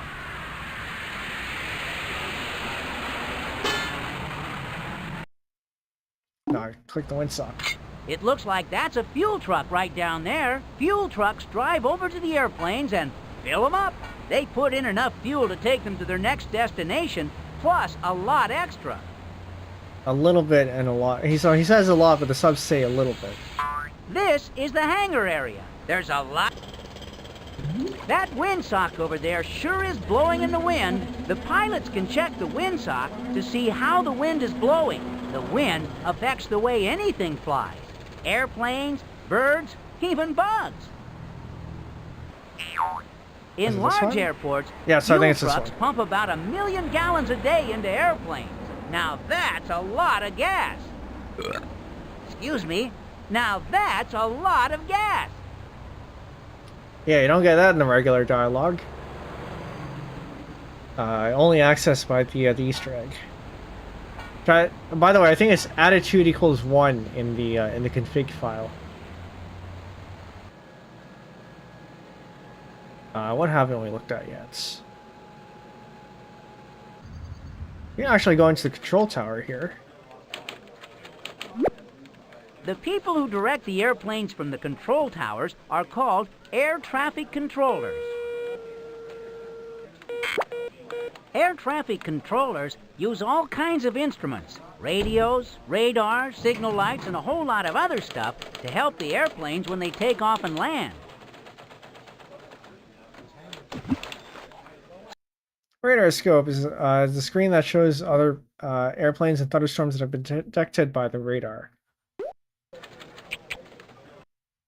Air traffic controller works in the airport's tower. The person tells the pilots when it's time to land or take off. By making sure the planes come in and go where it's their turn, the air traffic controller keeps the airport running smoothly and safely.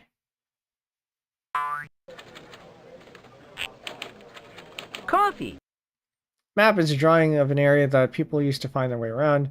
Map of a city shows where all the streets are and which directions they go. Following a map is a good way to keep from getting lost in a new town.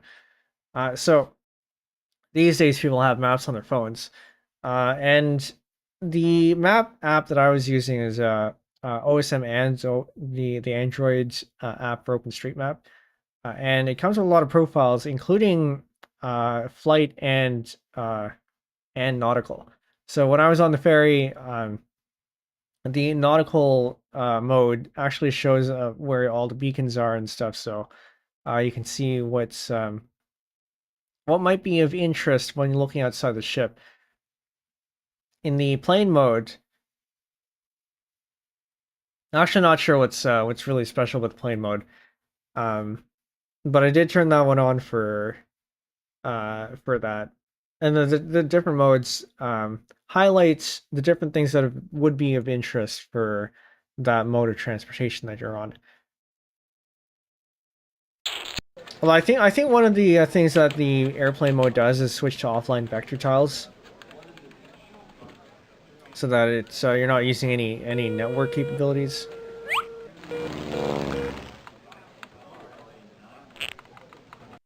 Donuts are sweet ring-shaped treats eaten for breakfast or for a snack. They go well with a glass of cold milk.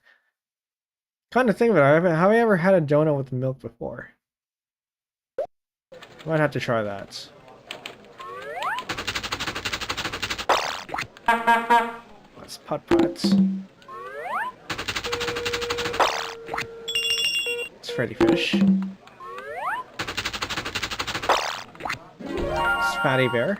It only shows up in this one game. Actually, it's not accurate. He showed up in 2 other games too, but he only has 1 in his series.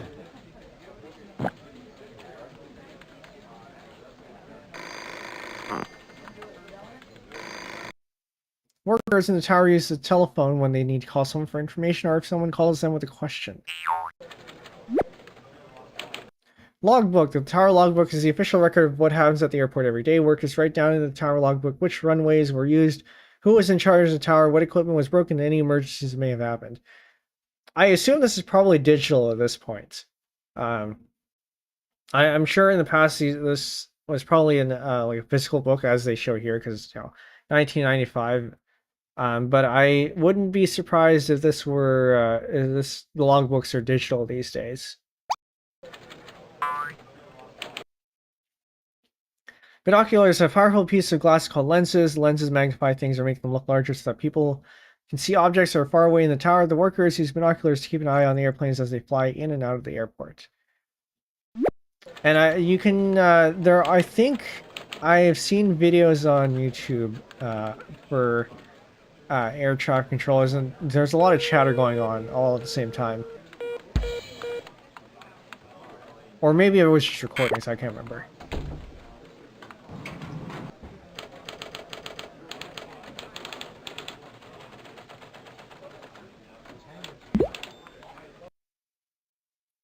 Not the chair.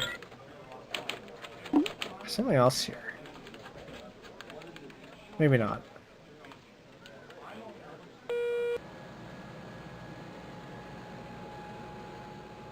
This way. I notice all these cars stopping at the stop marking. There are no stop signs, so I don't think Americans would actually do that. We were already here. So I think there's 2 places left to explore. It's the helipad. This is where helicopters land at the airport. Helicopters don't need long runways like airplanes because they can take off straight up into the air, like me.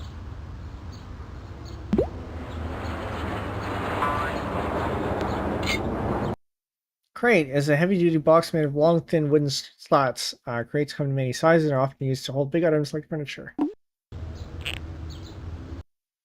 Bell Jet Ranger 2. The Bell Jet Ranger 2 is a 5-passenger helicopter. Its fuselage measures about 31 feet. It doesn't have a wing-to-wing measurement because it doesn't have wings, but because of how far its long top rotor and small back rotor stick out, the Jet Ranger is actually over 38 feet long. Its rotor blades can move the helicopter through the air at speeds of up to 34 miles per hour.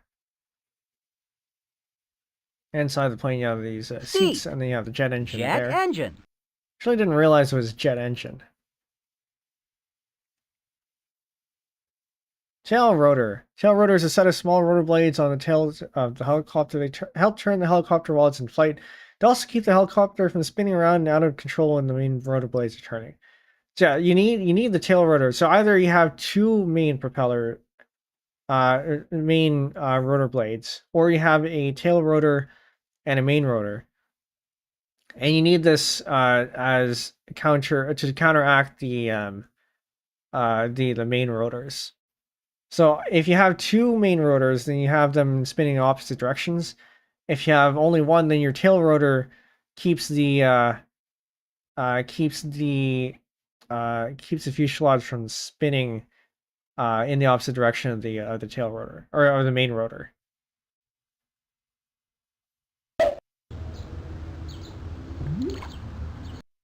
Rotor blades of the helicopter spin around or rotate to help to lift the helicopter into the air. Because the helicopter has rotor blades instead of wings, it can fly straight up in the air and can turn easily. Rotor blades allow helicopters to hover, which means they can stay in one place above the ground. And some of you may know that there actually are planes that have rotors, so they can take off and land vertically, but otherwise fly in the air like a plane. I think the military it tends to be the ones who use those.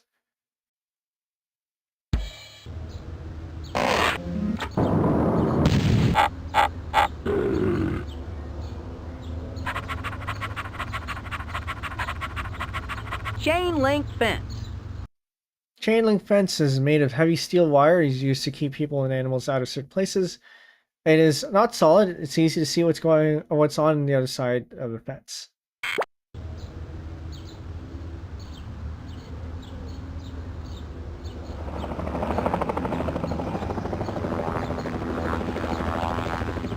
Helipad. Helipad is a flat landing surface made especially for helicopters. The helipad often has a big H on it so that helicopter pilots can see more easily from the sky. And sometimes you'll have helipads on the roof of buildings too. They don't take up a whole lot of space. Wow! Now this seaplane has a talent that I don't have. Not only can it fly, it lands in the water. Ducks are birds that can swim. They have webbed feet, help them swim and dive for food. Their bodies are covered with lots of soft feathers to keep them warm and dry. Hold on. One moment.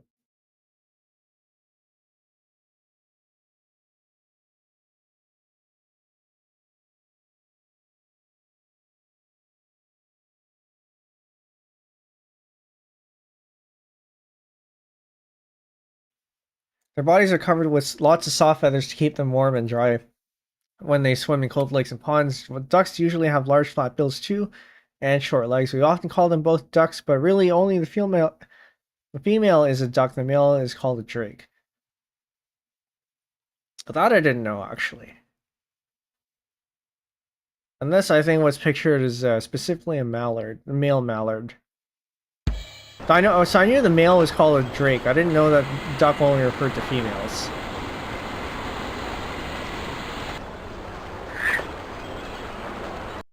Propeller. Some airplanes use blades called propellers to move forward. The propellers are driven by an engine that makes them spin very quickly. The shape of the propeller is designed so that as it spins, it pulls the plane through the air. So I noticed that the propellers have a bit of a slanted shape to them. And they're angled such that when it rotates, it, as it says, pulls the air towards the plane. Dock. Dock is a walkway that goes from the shore out over the water. Seaplanes park at the docks so passengers can get on and off without getting wet. A dock is also called a wharf or a pier. So yeah, I think you might have seen in the some of the photos that I shown off yesterday that there were seaplanes in Nanaimo. Oh, you actually go inside. Okay. Already looked at this one. Airspeed indicator. The airspeed indicator is a dial that shows how fast a plane is flying through the air. Today's jetliners or jet planes can reach speeds of 580 miles per hour. In commercial jets. There are many different types of planes at an airport. Although there are smaller commuter planes for shorter trips, most passengers go to the airport to ride commercial jets. These planes can hold 100 or more people and can go hundreds or thousands of miles without having to get more fuel. Because of their size and the equipment they need when on the ground, a commercial jet cannot land at small airports.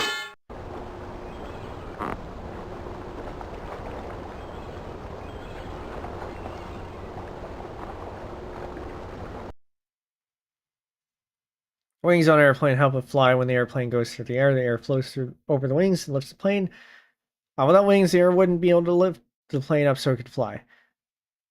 And most of you probably have learned this in school. The wings, the airplane flies using the wings on the principle or using the Bernoulli principle, where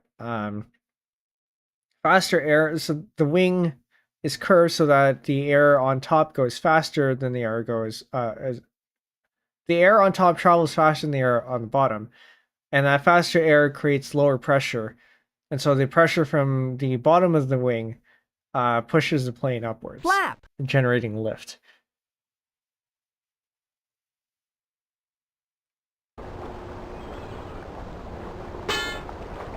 That's not what I clicked on. Flaps are extensions of airplane's wings. They're usually kept tucked into the wing during flight. During the takeoff, they're extended by the pilot to help lift the plane into the air. When the pilot is ready to land, flaps are used to slow the plane down.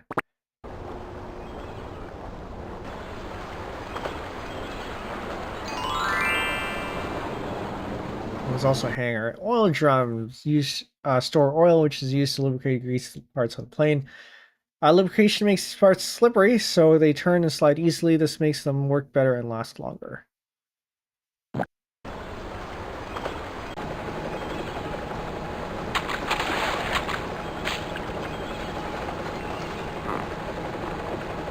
They don't have a thing for water, okay. They don't have a thing for the plank either.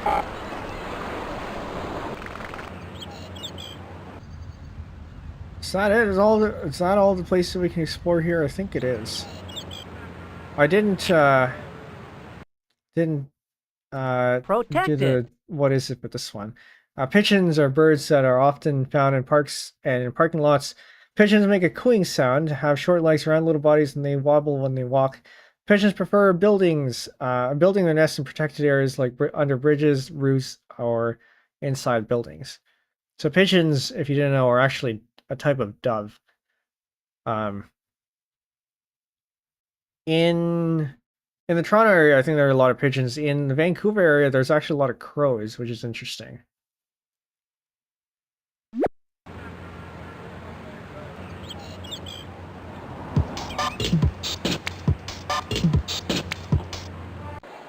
Just gonna double check we didn't miss anything. So the baggage area. Lockers are used to store small items like jackets, purses, wallets, or briefcases. Lockers always have a special place for a lock on their doors. This way the items inside can be locked up and kept safe until they're needed again. Now this is the badge claim area. We're already here. Inside we had this. We had this up here.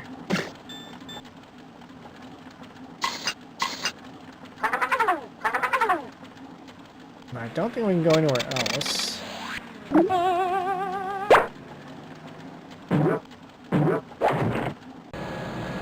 That sounds smarter.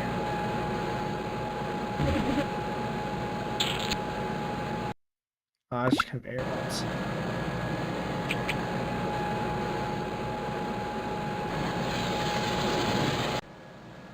Yeah, I think this is all the places we can go to.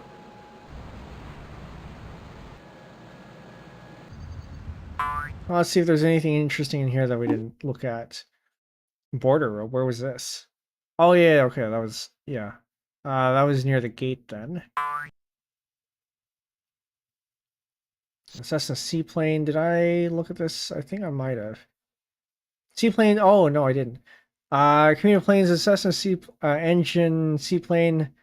Cessna single engine seaplane has a propeller in its nose that can let the plane reach its speeds 185 miles per hour. Plane measures 27 feet from nose to tail and over 35 feet from wingtip to wingtip. Has seats for up to 6 passengers.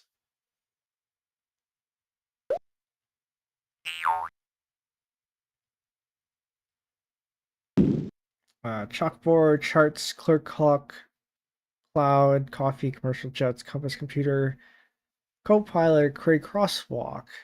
I guess that was over there. Crosswalk is a special lane marked across the road that shows the best place to cross the street. Best place. I suppose it is. When people are in a crosswalk, cars and other vehicles must stop. This rule helps people walk safely to the other side of the street. People who walk on sidewalks and other crosswalks are called pedestrians. Also, I just remembered there's a print icon here. You can, if you're running this on real Windows and not through the emulator, you can actually print these out. Not sure why you would want to, but you could.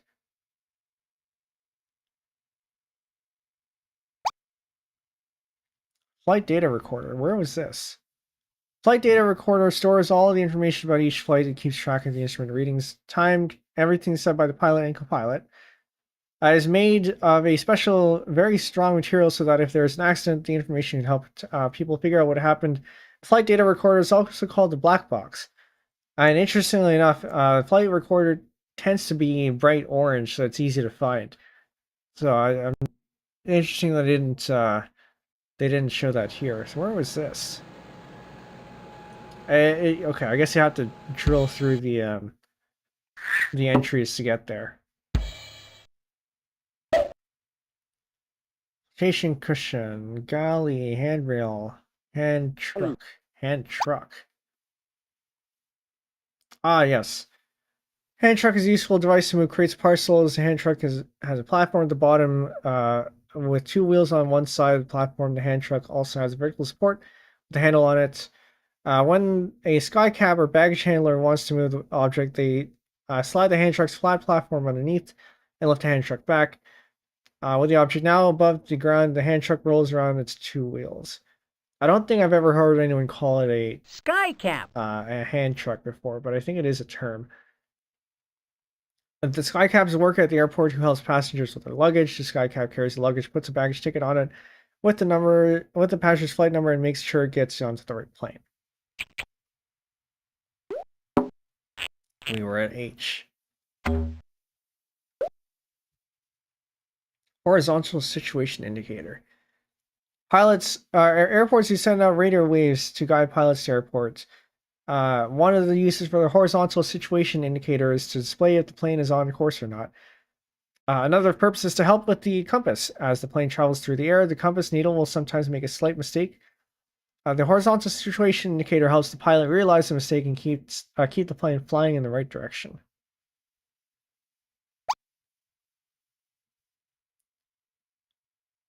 I guess you could have clicked on the hot plate when you're in the galley. Hot plate is like a mini stove. Food and drinks are kept on the hot plate to keep them warm until it's time to eat.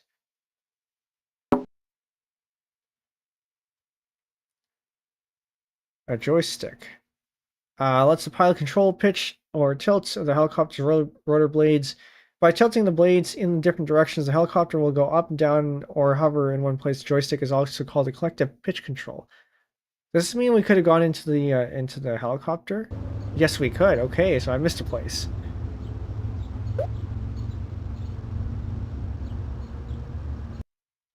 Altimeter is an instrument that tells the pilot how high the plane is flying in the air. The height a plane flies is called the altitude. There's sure a lot of controls in the inside of this helicopter.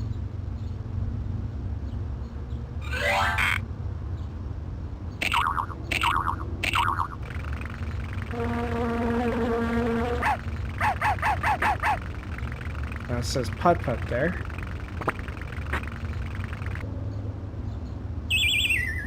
I feel like I don't remember this room. I may not have found this. Oh, actually, maybe I did.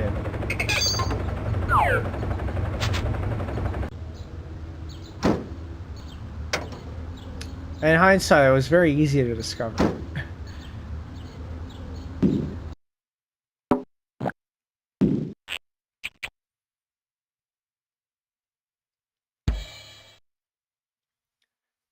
Marshaller. Oh yeah, right. We already looked at that one. Mobile stairs. Yes, we looked at that one too. 529, thank you for the 15 months.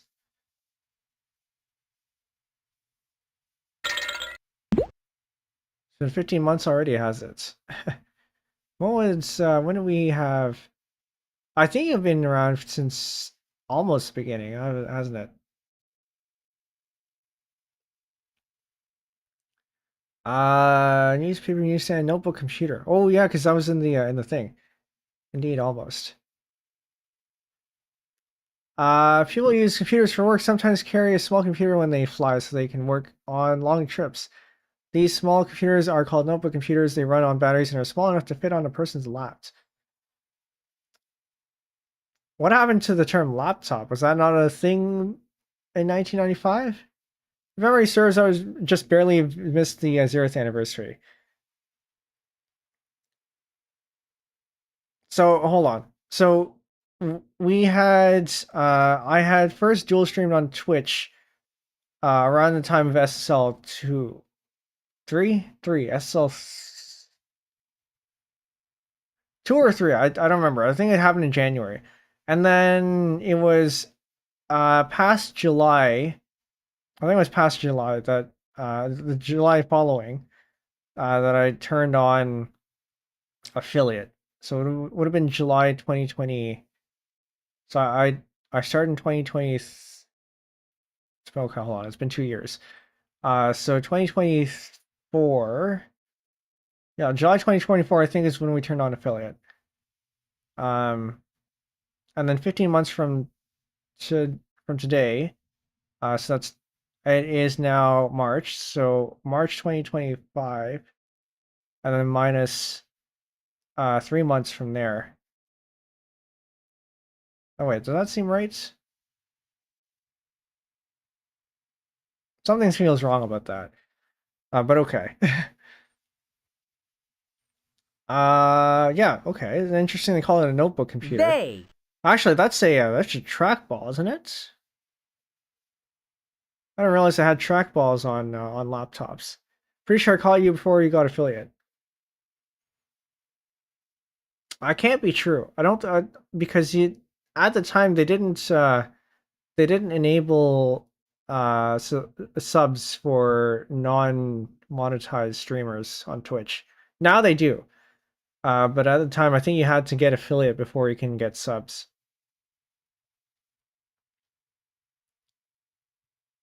Oh wait, that's what you're saying. I'm not sure what you mean then. Oh yeah, okay, yeah. No, you came into my community before I got affiliate. Yes. You missed the 0th anniversary deadline.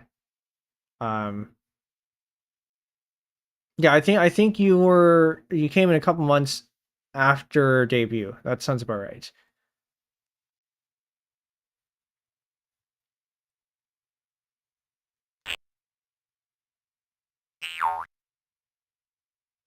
Oil drum. Overhead compartment, parking attendants, payphone, peanuts. I didn't see the peanuts anywhere. Peanuts are not really nuts, but are part of the legume family, which includes beans and peas. Peanuts are our favorite snack served on airplanes. Yeah, I wonder if they still serve that with all the allergies stuff going on.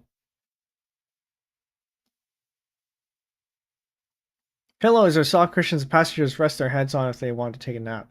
Nowadays they have these neck pillows that are U-shaped, and people tend to use those instead of the normal pillows.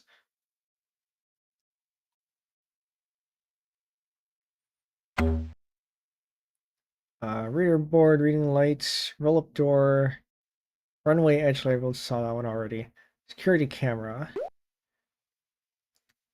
Tail rotor, terminal, ticket counter, toll booth, toll gates, tool chest, turbofan cross section. Turbofan jet engine is a newer design. It operates like a normal jet engine, but the fan in the front sends some of the air around the engine, cooling it down and letting it run faster. The engine powers the fan once the engine starts, which makes the fan run faster and pushes the air into the engine faster.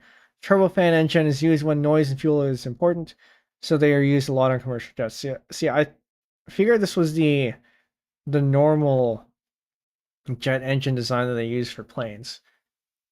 So then, what is a regular jet engine then? Jet engine gives power to jet planes so that it can move fast enough to take off in the sky and fly. Jet planes fly faster than any kinds. We already saw this one.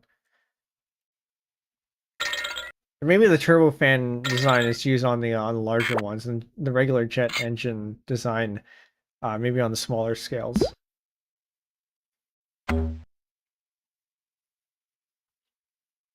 Walkie-talkie is a radio set that lets workers in different parts of the airport talk to each other. It is battery-operated and portable, which means it can be carried around easily. I can't say I've seen walkie-talkies that look like this design, although there's nothing stopping them from having that design, I suppose. My family used to own a set of walkie-talkies back before we had phones or cell phones, and we walked into the Parliament in Ottawa with them at some point, and we got questioned why we had those. Understandably. Wing cross section. When air flows over the airplane wings, it provides lift. The air pressure lifts the plane up, making it possible to fly. Yeah, I think that's about it for this one. The educational portion. We can go on to... Let's play another game! Explore some of the games. Hey! Let's color some pictures! Right, I forgot it actually saves this. So interesting thing about this one. So not only do you have the basic colors here, but it also lets you... I guess restarting had... Because normally these curses actually go on top, but I restarted, so I think that messed with the layer ordering somehow. Which hopefully isn't going... Okay, hold on. I need to... This makes it harder to see. So that's blue. I think this is unusable. So this lets you mix colors like this to get new colors. I need the actual cursor. Let's play another game! How easy or how hard do you want the game to be? Hello there! Let's play Find It! First, I, Buzzy the Knowledge Bug, will choose something I know you can find back at the airport. Then we'll buzz back over there and take a look. Keep your eyes open, and when you find what you're looking for, just click on it. Here's your first item. Now, let's see if you can find it. Where was this plate? Down below is a picture of the item. Now, you have to go find it. Wait a minute. Is this in the control tower? I think this might be in the control tower. There we go. Way to go! You found it! Let's find another. Now, we did go through all the rooms, I think, so we should be able to... Let's see if you can find this one. Good luck! Should be able to find everything. That one is Down right there. Down below is a picture of the item. Now, you have to go find it. I actually thought it was going to be in the Concord. Congratulations! You found it! Let's find another. Okay, let's see if you can find this one. Good luck! So that one was in the Airbus. Down below is a picture of the item. Now...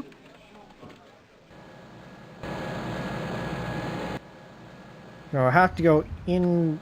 I think I have to go in the terminal for this one. Board in there.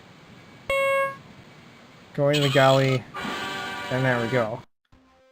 Congratulations! You found it! Let's find another. Okay, let's see if you can find this one. Good luck! Does anyone remember where this is? Or what this is? Because I don't know what that is.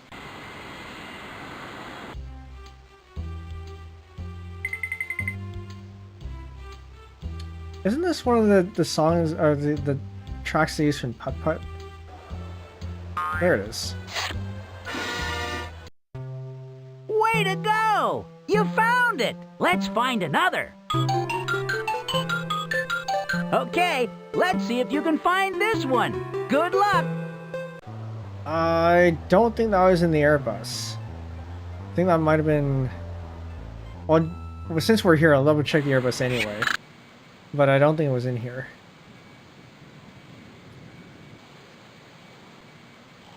Yeah, because they had different seatbelts here. I realized I asked a question about Putt Putt. We haven't actually played Putt Putt on stream yet.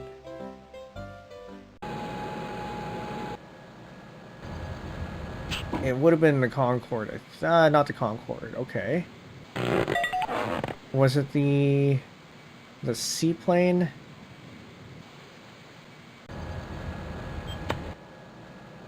Or was it this plane? I actually can't go into this plane, so it can't be that.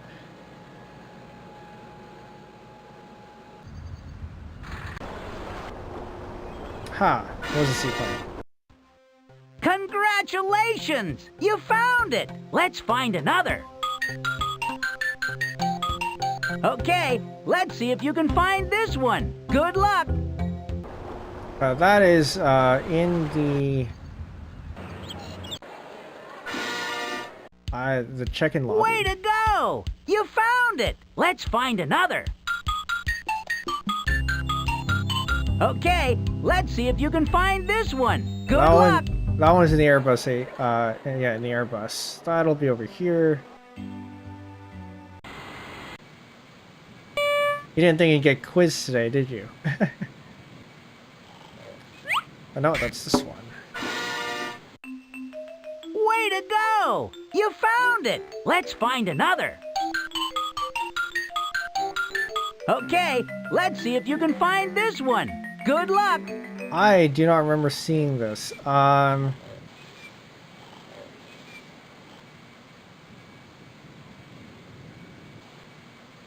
I vaguely remember what this is, but also I don't know what it is.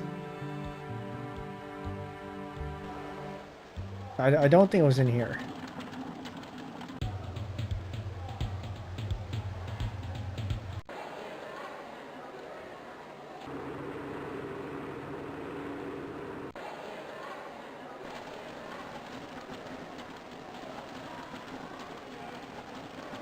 Right, it's actually fast to go the other way. Go in backwards. Where is this?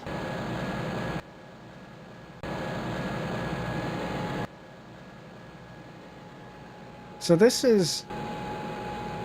Oh, it's right here. Okay. There it is. We didn't actually click this, but there it is. Way to go! You found it! Let's find another. Okay, let's see if you can find this one. I think Good this luck. one is the coffee in the control room. Yeah, there it is. A lot of stuff in the control tower today. Congratulations! You found it! Let's find another. Okay, let's see if you can find this one. Good luck! And then that was the coffee in the Airbus.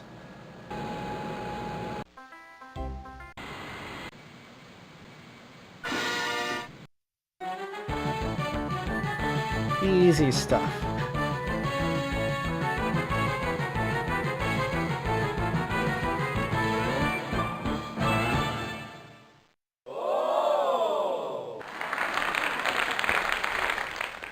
Excellent! You found them all! Let's find more! I don't think so. We'll move on to another game. Let's see if you can find this one. Good luck!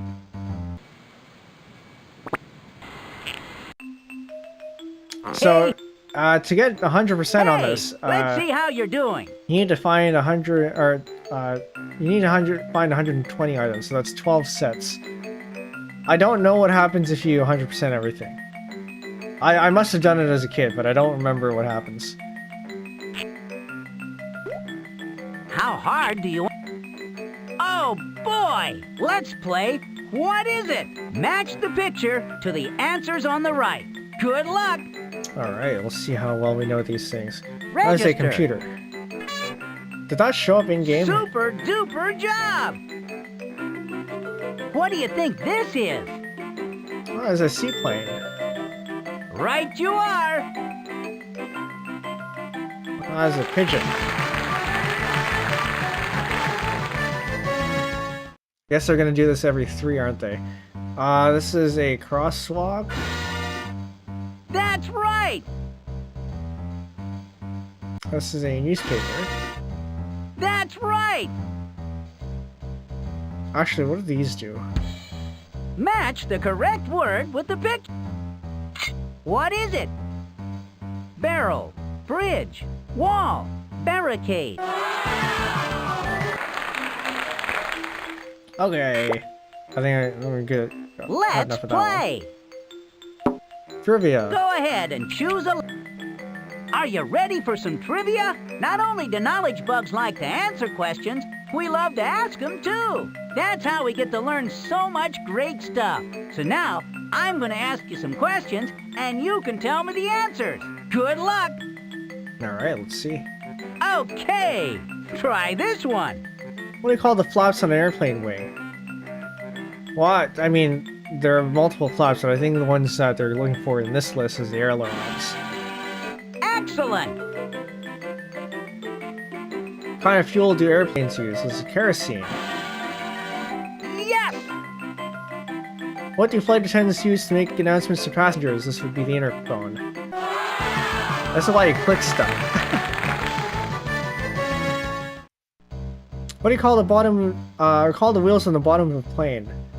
Out of these ones, it would be the landing gear. You got it! How long is the Boeing 747 from wingtip to wingtip? Okay, this one I don't remember.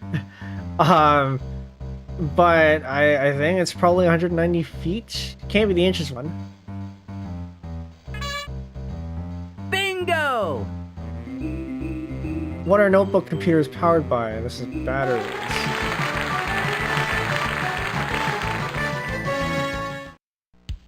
What part of the wing do you raise to slow a plane down? This would be the spoiler. The spoiler. Yeah, I think so, yeah. These are on the wings. Yes!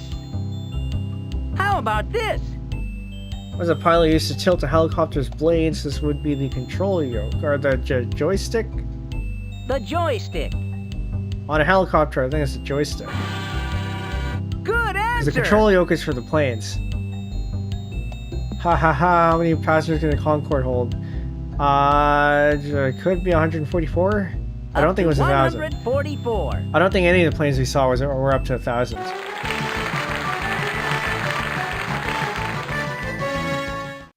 I'll do a few more. How about this? What do you call the up or down direction on an airplane? This would be the pitch. Yes! Which machine reads the barcode on baggage tickets? This would be the scanner. The good one! The big red things. Who signals directions from the pilot to the pilot from the ground? This is the marshaller. All right, I think we're good. We answered 6 questions. Hey, let's see how you're doing. And then let's play another game. This one, which we'll probably play for a little bit. Let's see if you can get the right colored luggage to drop into its matching bin. I don't know about you, but this doesn't look so easy to me. So this one I think was one of my favorites mini games out of the whole Humongous Entertainment's games.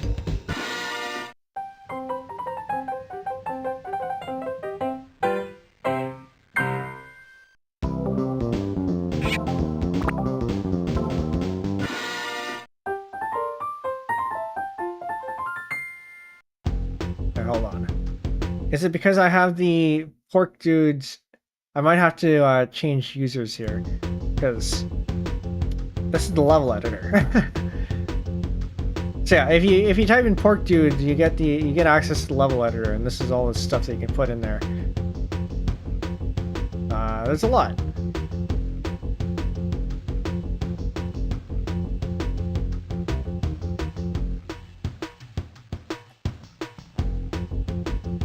Okay, I think we might have to use a real. Ready to play another? A real user. I'll make it green. I mean, you can actually make each letter a different color, but that's a lot of effort. Actually, hold on. Wait a minute. We have purple here. We can do this. Just like the logo down there. Hey, let's play it. Alright. Let's see if you can get the... So, hopefully it actually advances past level 1 now.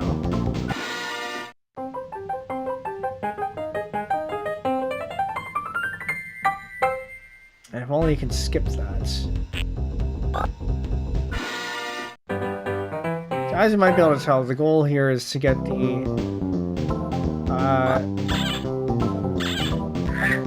the same color in the same bin.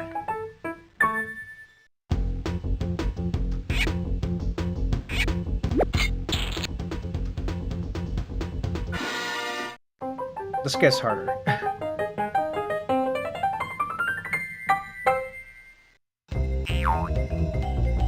Alright, so we'll set these up first. And in later levels, it is possible for these things to fall off, so you gotta be careful. I should consider using a mouse.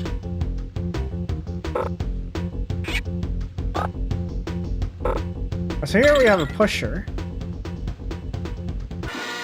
which isn't gonna get used here. but it will get used here.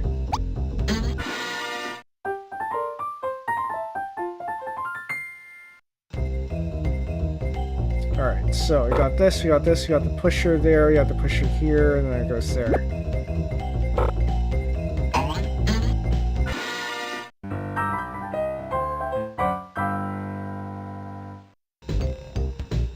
And now we have 2 of them, okay. That needs to go here, that needs to go here, and we have 2 pushers here and here.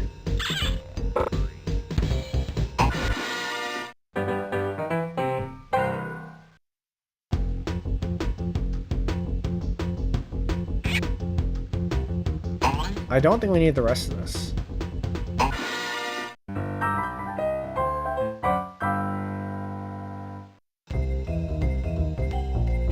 Alright, so what are we looking at? We're looking at this. And a pusher there, and all pushers activated.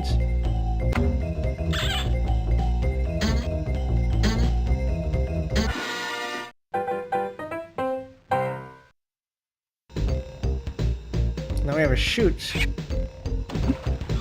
from circle to circle.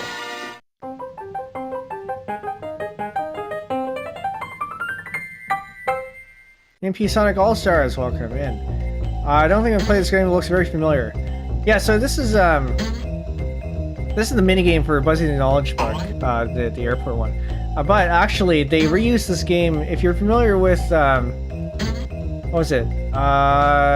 Pajama Sam's missing sock sorter or whatever it was. I think they reused the same minigame. They just reskinned it.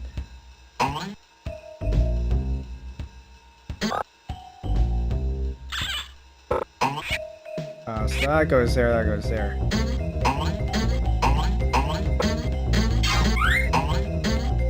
I didn't actually end up playing the sock game because I don't think I had that disc.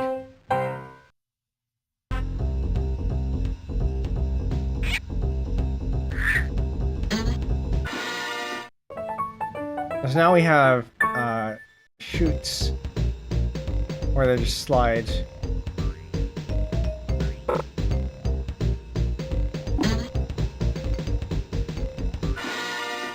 I don't know what the difference between these red and blue ones are. Maybe there isn't one.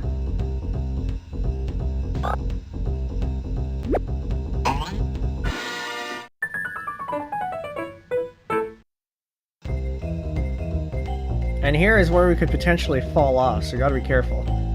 So this goes here, so our route trace is here, there, that. Music is too cool, yeah, it's pretty good.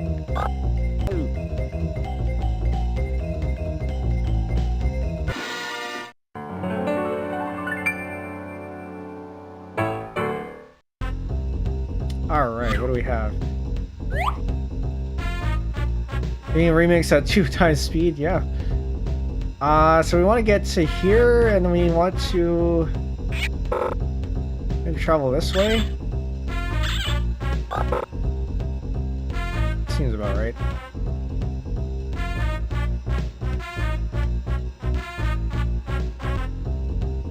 And then we don't want it in the circle because it's not going to lead us anywhere.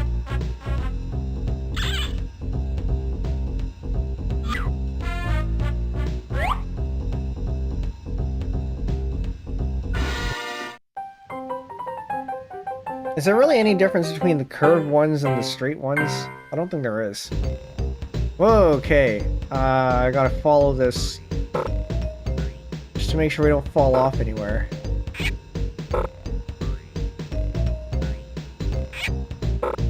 Did I miss one? I don't think so.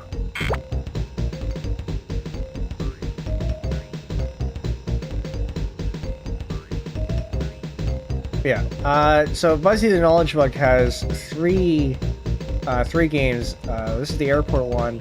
There was also one about a farm and then one about the jungle. I never ended up playing the farm one because we didn't have one. But I did play this one and the jungle one.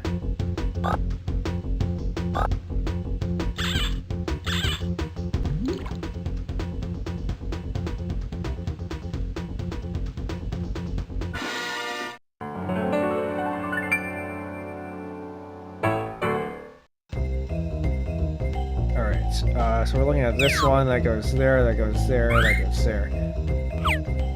So we need to make sure that's... Oh, there are two of them now. So we need to have it go out this way. I think this might be random.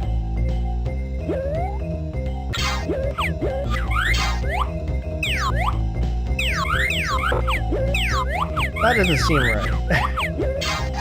So I guess we're just waiting here until this happens.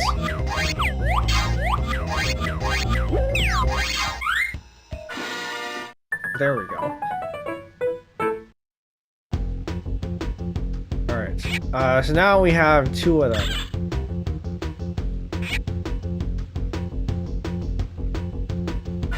Now this is where things get a little bit more difficult.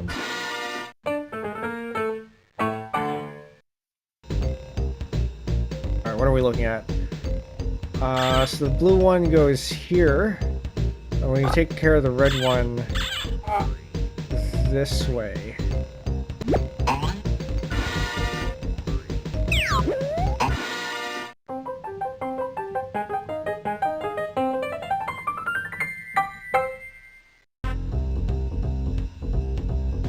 Okay. What are we looking at? So we need this eventually. I think this actually goes over here. So it makes this loop here, goes there, and then goes down there.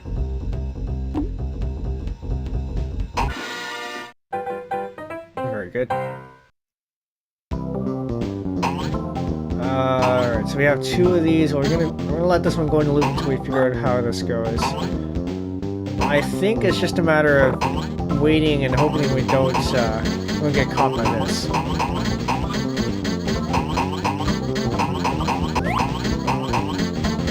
It's just gonna be luck at this point. Actually, hold on. We can make it so that it isn't luck, because you can reverse the direction of the conveyor.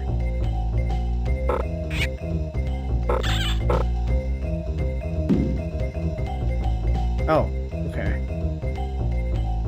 I'm gonna have to time this carefully.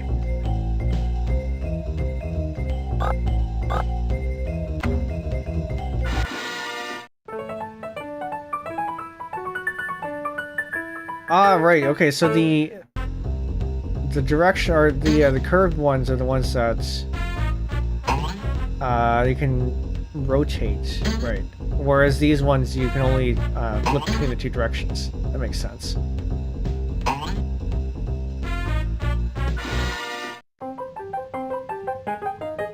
So waiting until it gets here is valid. It's just gonna take longer. Okay. So let it run around. And we're gonna flip this once it gets there.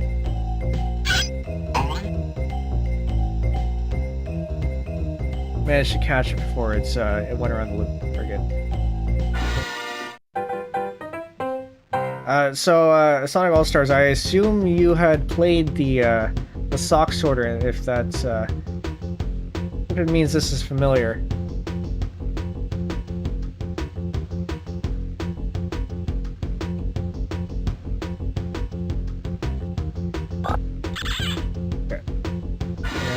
Be very precise here.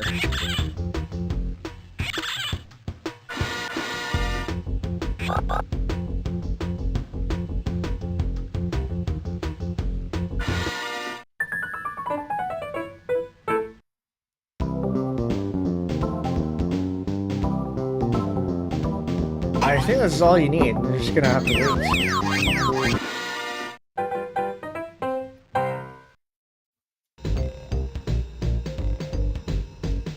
That does mean, I think, that it's possible for it to end up out of bounds, or spilling on in the other direction if that's the case. Because I think this can go in all four directions.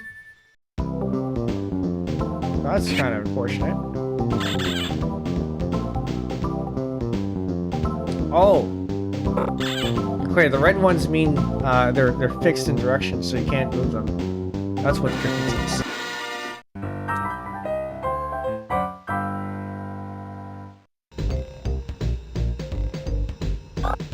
So that goes there.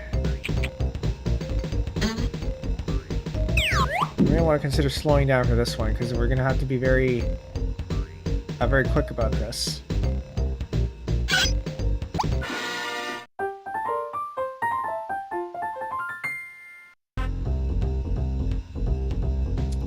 That goes there.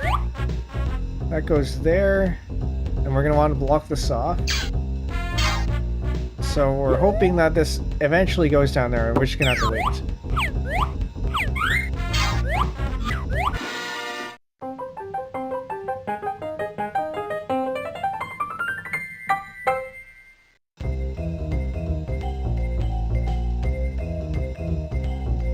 I think this is what we want.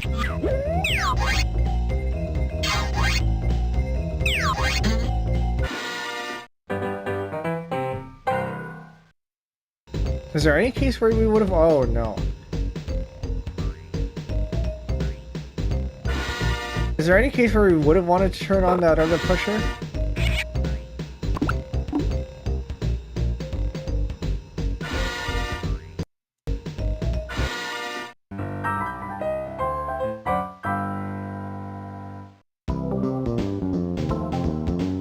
Okay, let's turn all these in, just in case.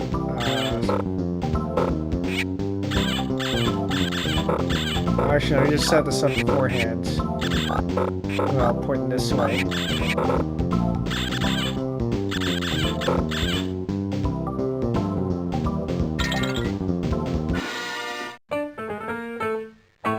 Alright.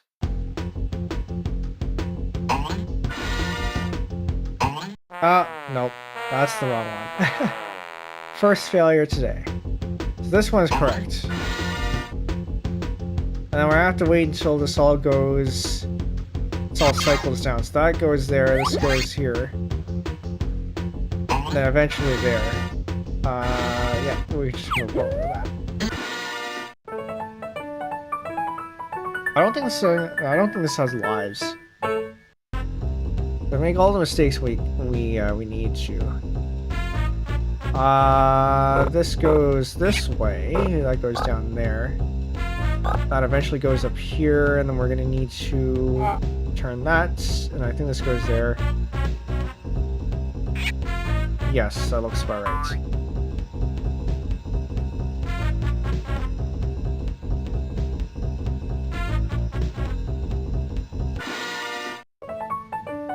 I think we could have gotten that a little bit shorter, actually.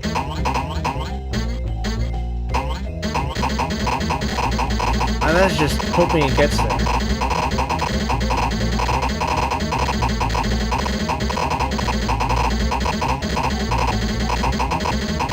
Again, you can micromanage the conveyors, but I don't think it's worth it.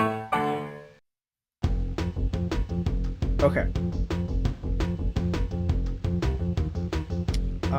So you're gonna want to push her here to move the red one in, and then you want to push her on this outside here to get the blue one in.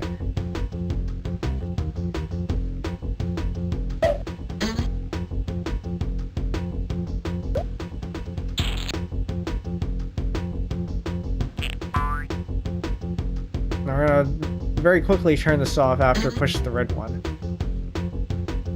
So we can move this in, we move this in, we can turn that one off.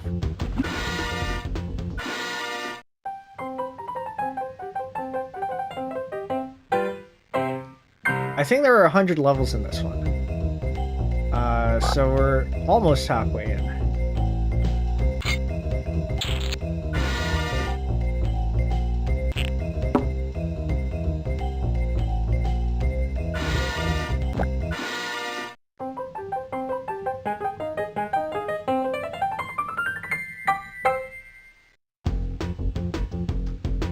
Okay. So we'll work with these a couple at a time. I'll have the yellow one in first.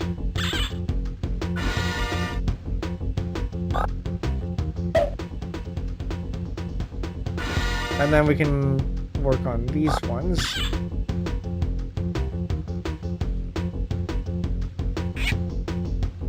Quickly reverse, and then in goes the red.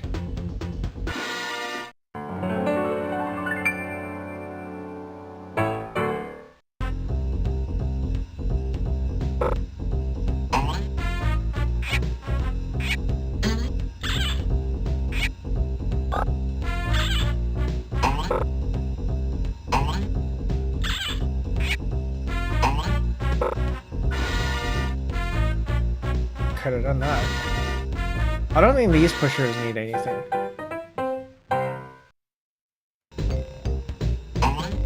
Alright, we got a yellow.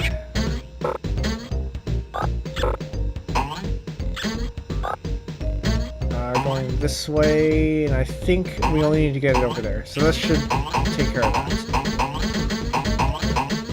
That's very dangerous.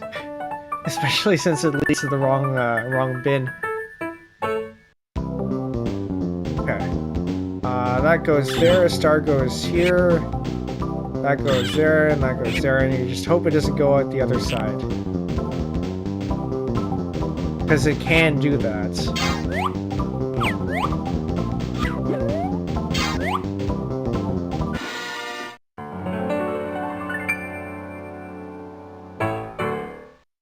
Maybe it's configured so that it doesn't do that, I'm not sure.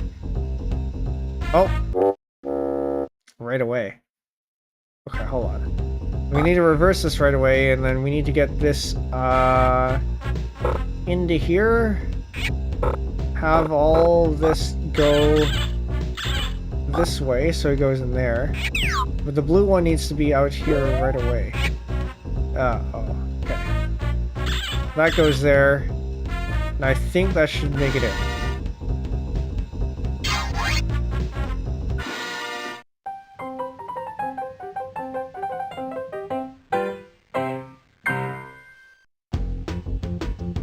Okay, so we gotta put in any of these red ones. But it's probably gonna be this one.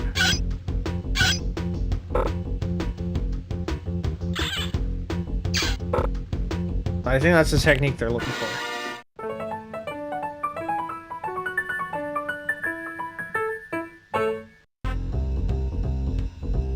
Oh, we have all four. Okay, how does this even work?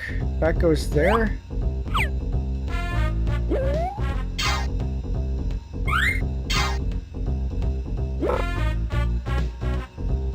Okay, that'll eventually make it there.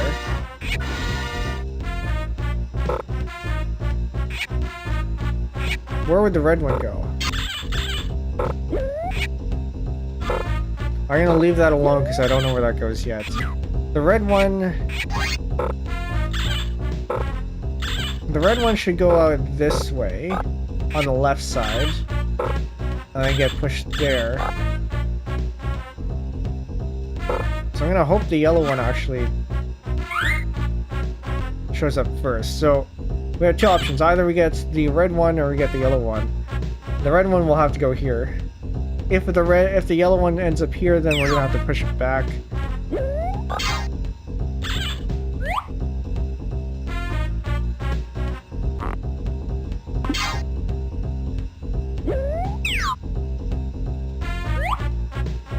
Come on.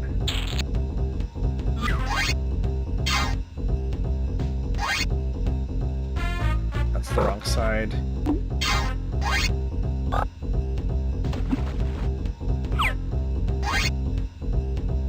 So we're hoping the yellow one goes out this way.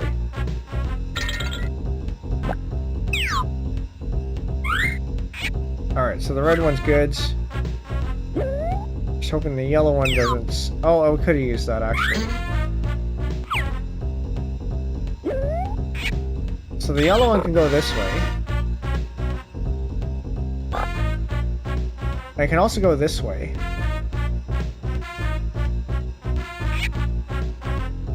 And we can enable this, and it should go in here regardless. Okay. So the only time we need to switch anything is if it goes down, and then we need to turn this to... We're actually on the wrong thing, but it worked out anyway.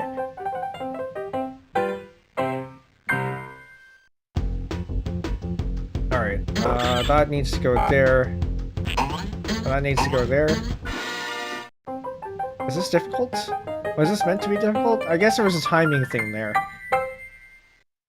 We're officially halfway. Uh-oh. Okay, so first, we toggle this so that goes that way. Micromanagement.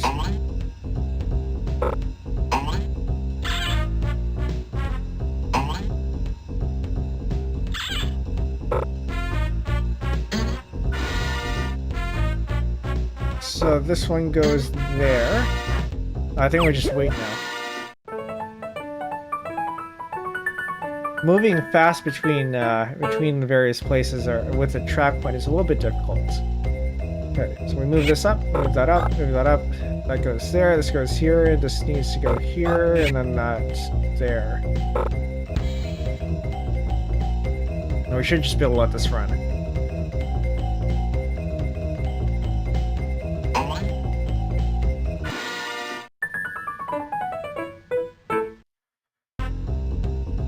We got both a green and a red.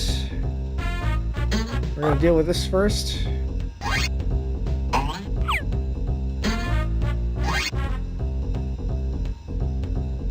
One shot. Yeah, one shot.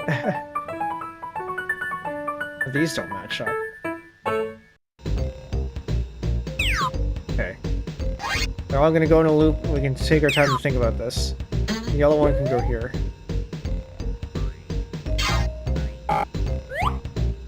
The red one can go here. The next time the blue comes, it can go there. I think we just let this run.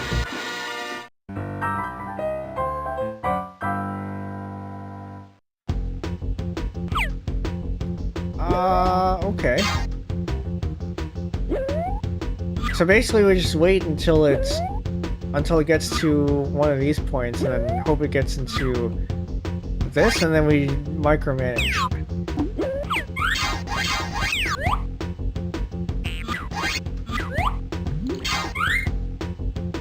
It's not it. This one.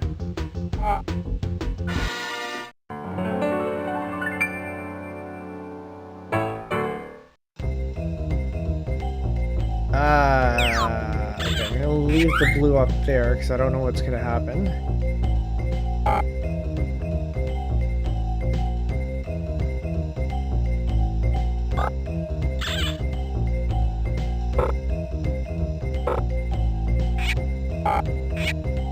I'm being very careful that they don't merge because that's gonna be problematic if they do.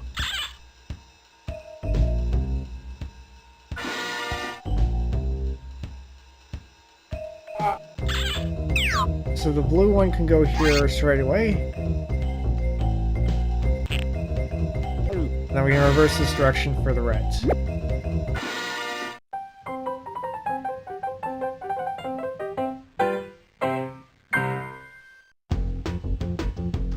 Alright, we got a number of things going on here. Should probably stop to think about things first. Okay, so we have a bit of time. Blue goes here, we need to reverse this. We need to put this on. And now we're going to reverse that. This has to go here. The green... We might actually let the green one go first then. Because this is going to be a little bit easier. Turn that there, turn that there. Should be able to just let this run. Assuming I didn't miss anything. And then the blue one will take this, reverse this, we can go there, it can go here, then not there.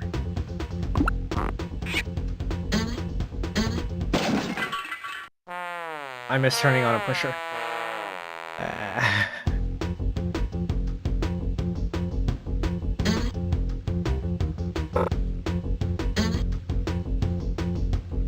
Okay, I'll try that again. So green we can let pass through first. We move this up, we put that down there, that goes there, this goes down here.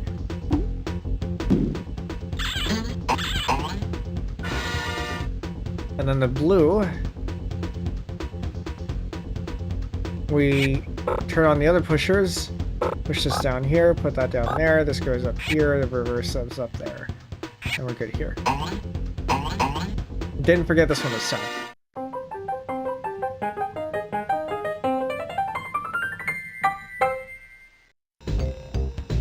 It's a lot of stuff. I think they eventually settle into something. Okay, so that ends up in a loop. This ends up over here. This is over here. So this needs to go this way.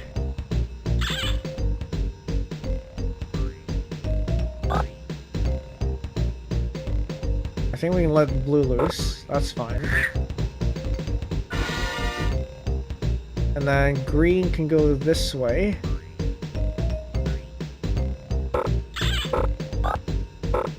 No, that's not right. We can go up here, go down there, this way up there, and then we can move it over to the right side.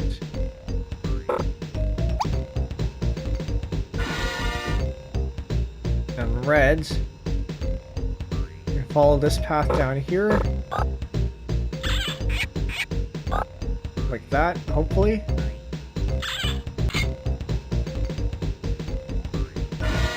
Okay, now we just got to deal with the yellow one. That can go down here.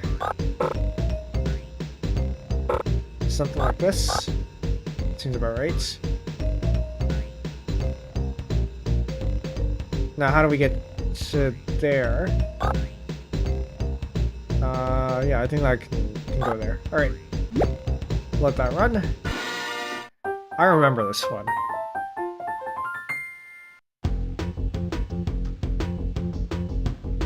Okay, yellow first.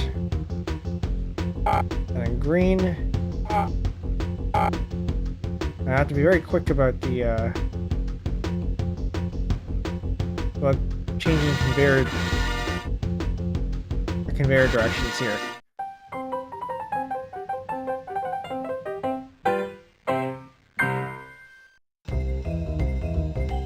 It's very generous, allowing you to push things back.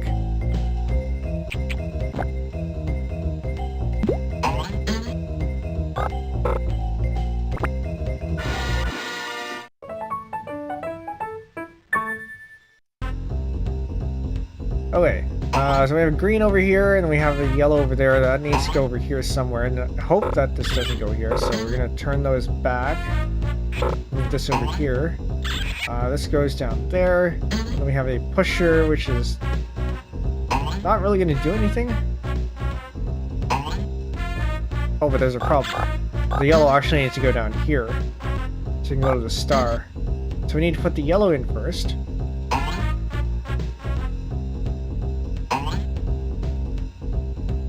We can actually probably do this all at once, because the yellow can go down here and push down there. Ah, that's what these are for. No, but it's kind of redundant anyway. But that's fine, we can just do this all one at a time.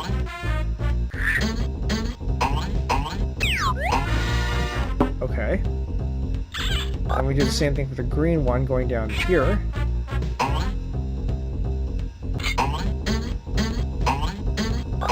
And then just hope it works. We get caught by this, eventually.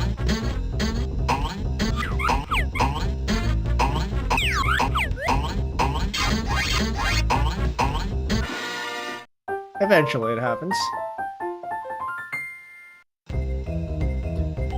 Aha! This is, this requires micromanaging. Turn back. This one's good.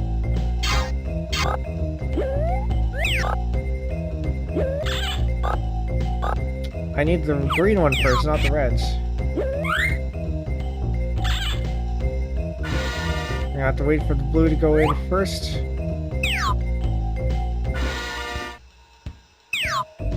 So eventually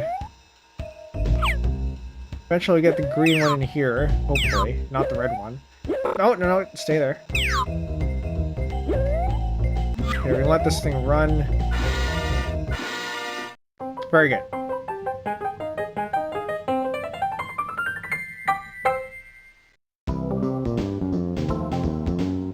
I wonder if accessibility laws will allow this game to exist.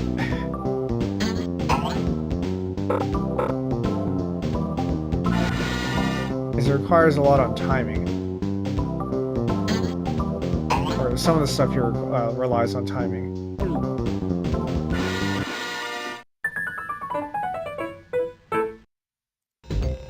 Okay, what are we looking at? We have a green and a yellow. The green goes here, needs to go to the circle, which means we need to push that in the way here. That eventually goes down here. We'll do this one at a time. And then we can do... Oh, but this isn't guaranteed. I don't know. No, it should be fine. So we can go do that. Do this.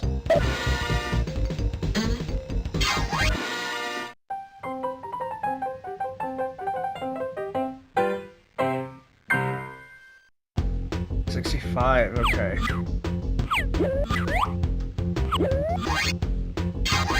Okay, what do we need to do here?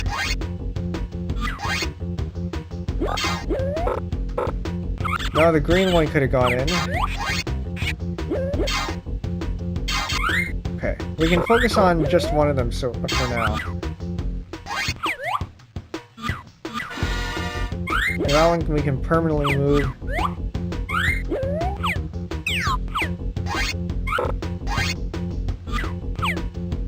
And now we just have to wait for the red and yellow to go to where they need to go.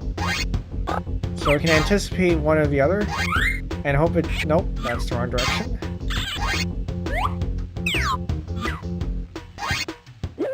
And hope it just comes out.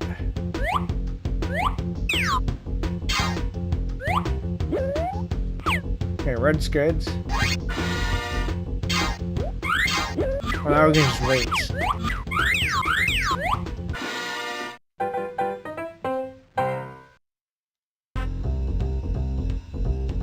Alright, so we have a red.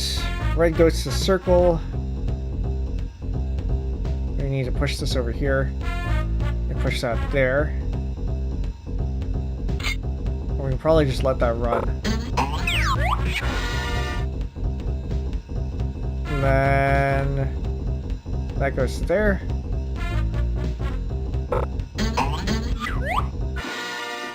Very good.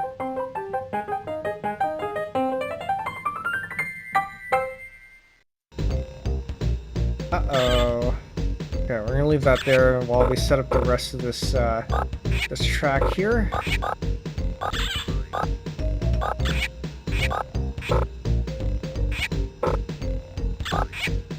There, that needs to go this way, that goes there, and then this goes down there. I'm gonna do 180 spin and let it run.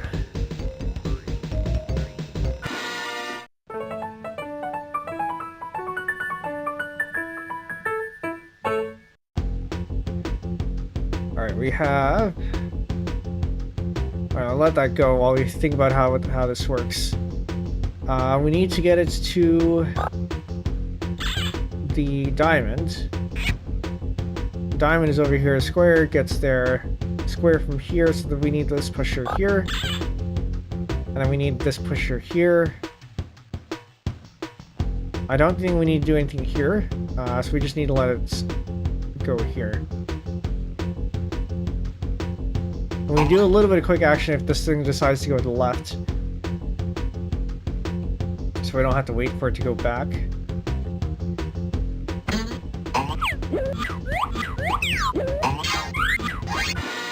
There we go.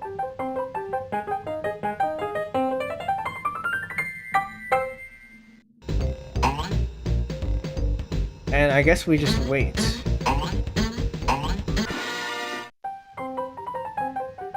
Level 69. I think I could have at least put that in the reverse direction. Okay, so we have a pusher here, we have a pusher here, that's how we get things out. We can start with one of them. We can start with the yellow one, I guess.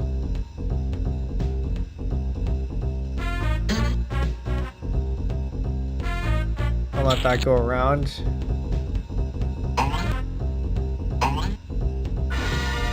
And then we have the... we can go with the red one.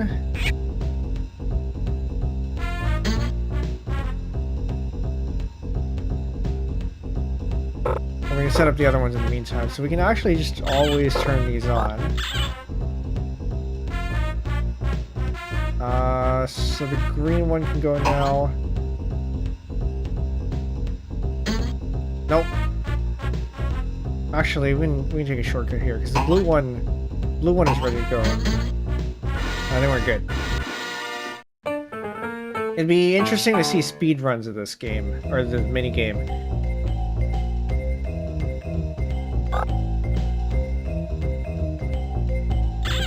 I think we should deal with the yellow first. So then the question is, how do we deal with the yellow first?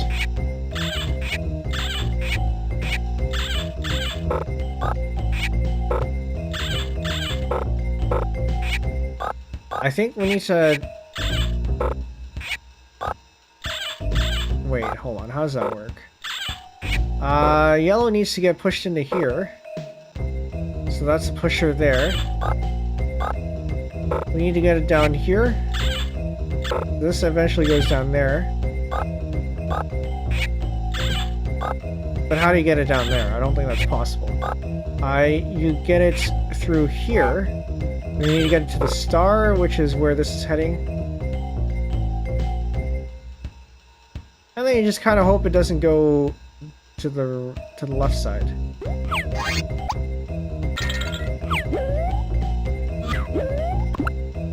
Okay, now assuming I did that correctly, it should end up there. Very good. And now for the blue one. So we get this to turn back. If it does go here, then it ends up here. We get that. We manage that. If it ends up over here, we need this to turn back this way, and we can have it go this way as well. Okay. I think this should work.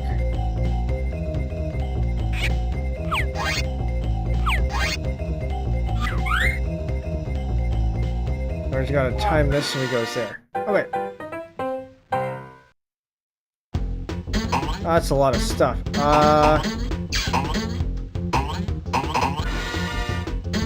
And unfortunately, this one was a little bit too late, because I need to do this. That is... Okay.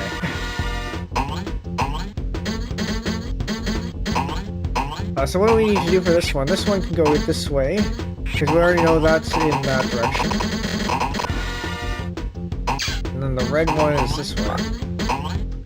So most of the stuff doesn't actually matter. And in fact, I don't think you can get to any of those even.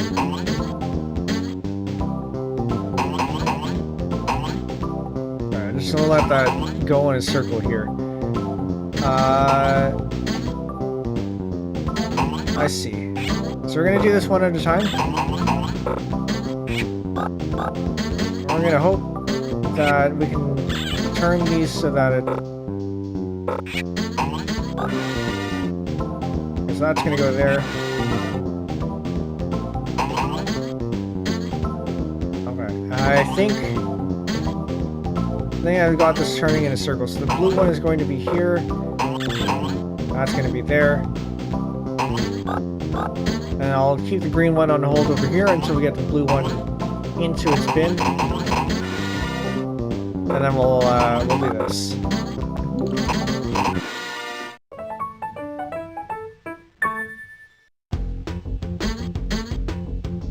Alright.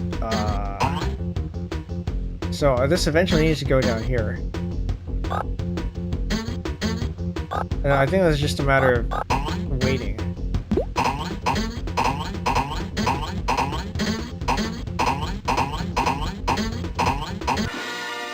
Alright, very good.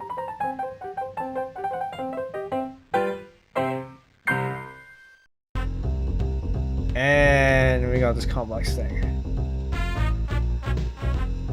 So, square goes here to diamond. Diamond goes potentially anywhere. Assuming it goes down, it goes to this here, which we don't want. We want it to go here, which means we're going to go there.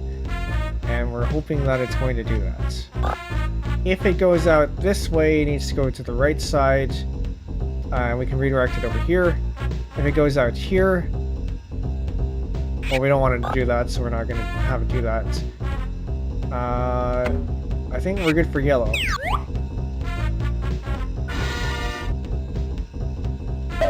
For green, it goes in a circle. And then it can go here and go here. I think this needs to go up. Turn on those pushers there. And we're hoping it goes down here and it goes up there. If it doesn't, so if it goes the circle, it goes this way, it goes there. Yeah, we're hoping it goes over here, so that should be fine.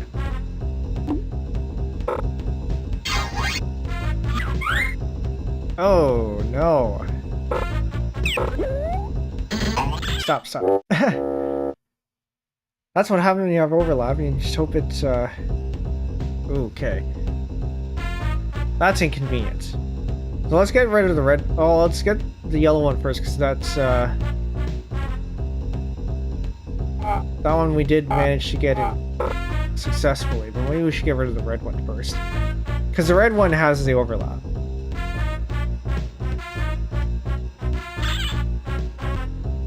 No, I think there's going to be overlap, by the way.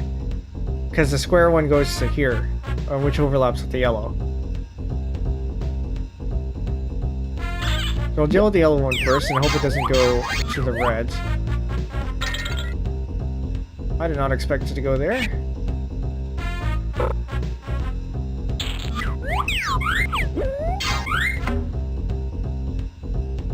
I could have done this. Okay, whatever. So then this can go here. When it goes down to the square, we have this covered over here. The red one, if it goes here, we need it to go to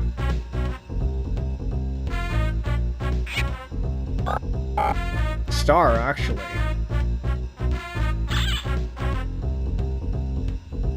I think. Because star to go here. Is that correct? The star goes here, you move up here, that doesn't actually do anything. Square. How do you get this over here? So it goes over here, so you need that. And then this travels here, so that comes from down here, because there's no pusher there. Or it comes out from over here and it does this.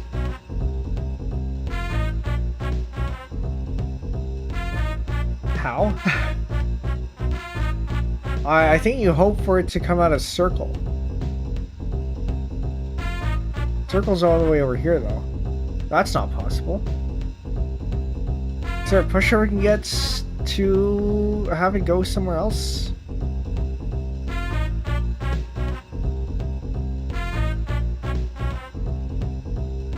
I'm not seeing it. So the blue, okay, hold on. What if we try something else? So we have the blue here. There's the blue goes to the star. You can go here and go to the square.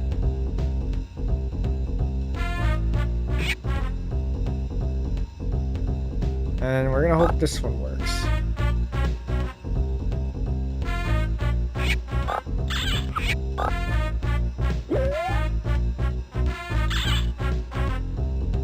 Okay, I think I miscalculated that. So this one goes down. So we needed to go to the square here. That's fine. Okay, so this one's good. I think the green one was pretty clear. Although the green one's pretty risky too. How do you get this in the red?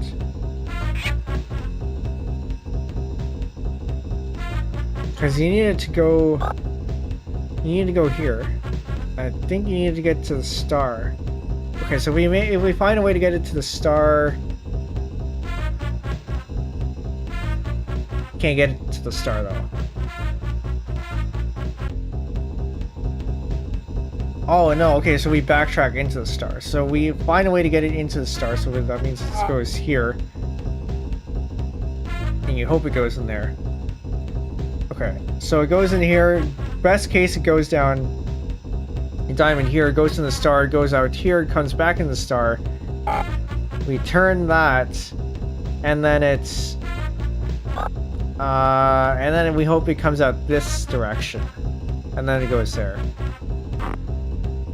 Okay, so we're gonna need to be doing a little bit of micromanagement here.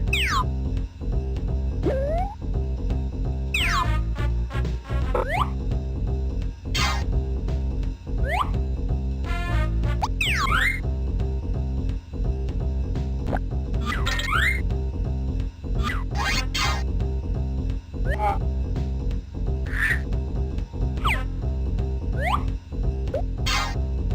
have this go this way, so you might have to wait for that. So that goes to the star, and now we go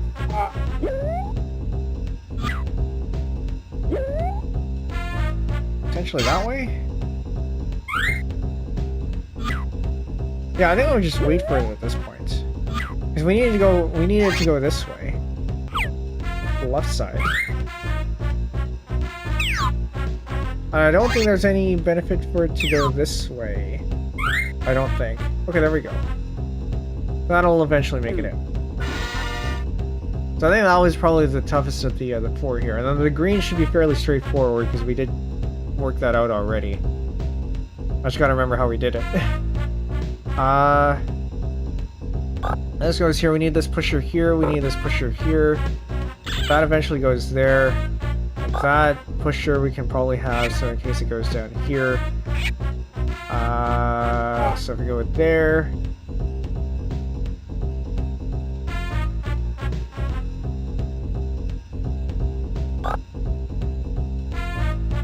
Wait, hold on. So the circle can go up here or over here. So if it goes over here, then we get this going here. So we can potentially get to the square. I think we want it to go in the square. So if we get the star.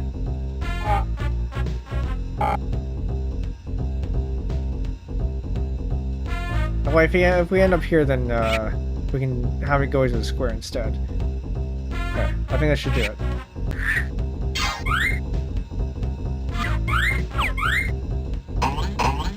Very good. It's the longest one yet. What are we looking at? Reverse all these because I don't know where you're going yet. That was probably a mistake.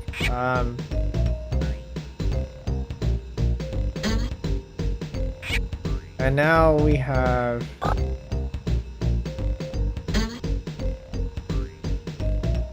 think we're going to need to restart this level.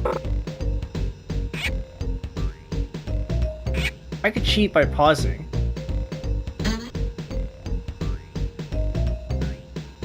Okay, hold on. So we can make them go in a loop over here. That's fine. And I think we can recover them, so it should be fine to put them in a loop like that.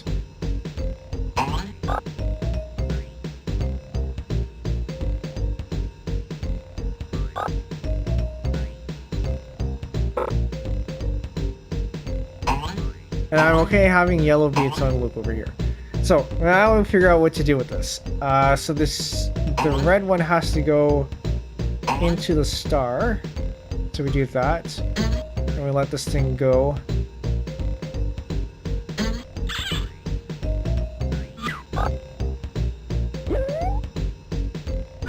And then blue needs to go to the square.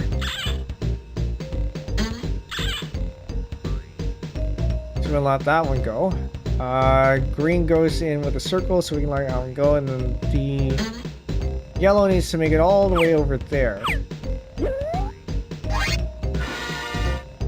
So that, we can have push over here, then we need to push over there, and I think we're good to go. And we can just let this thing run.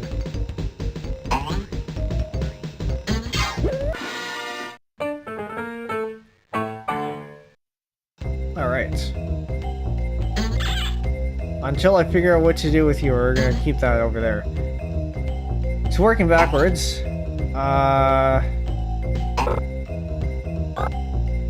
We'll have this, we'll have that. This needs to stay this way, that way. So that gets stuck over there, it needs to go back here. Where would this lead? So either this goes to the star, which is gonna lead to nowhere, so that's useless. We need this over here. That's not useful either. So I think we would need to have it go this way. So we take this path over here, we take that there, it goes there. Goes here. Hope it doesn't get pushed over here, but if it does, then we have it go this way. Actually, I think we have to have it go that way. This doesn't make sense.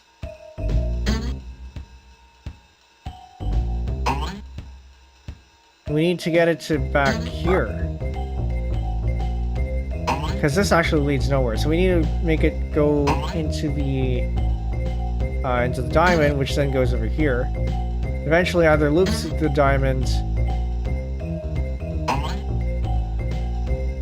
goes up here, goes in there, goes to the square, which I think leads to anything.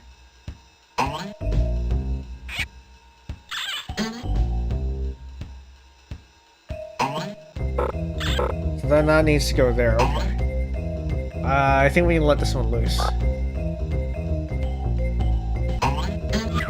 And at this point it's just RNG.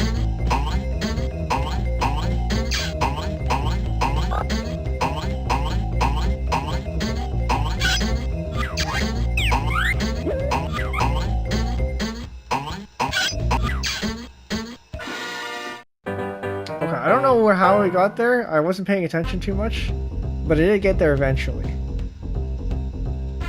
Alright, that's just gonna slide between those two, and I think this is a timing game. Figuring out where this stuff goes. The blue one is over there. And the red one is over here. Oh, that's gonna be tough. No, no, no. We're gonna restart the level there. So the red one is this one, the blue one is over here, green one. That makes a really big loop here. That's the wrong one.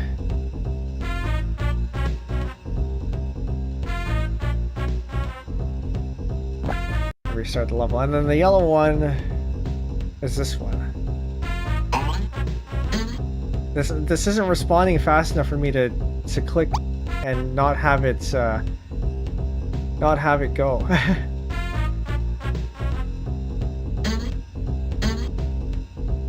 How do you separate this?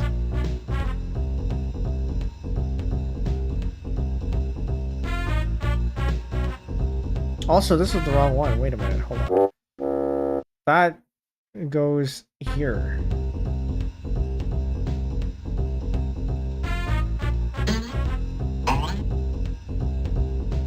Oh, you know what? I think I might have to do some intermediate pushes to separate them. Like this should... Oh, wait a minute. Oh! There are alternate paths. Okay, that makes sense. So the blue one could also go here.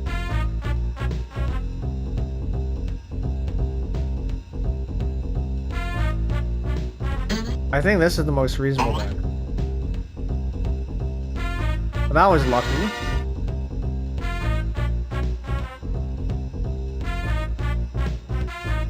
Okay, we're gonna have to deal with the green one next, I think, because that's in the back of the pack.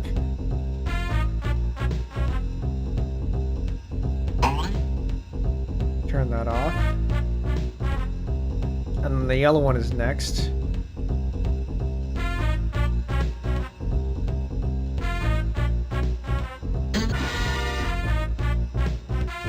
And then the red one.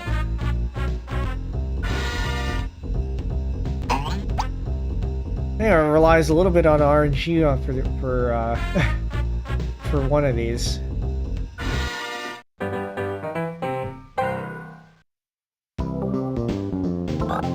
That is okay. So we're looking at blue for this one.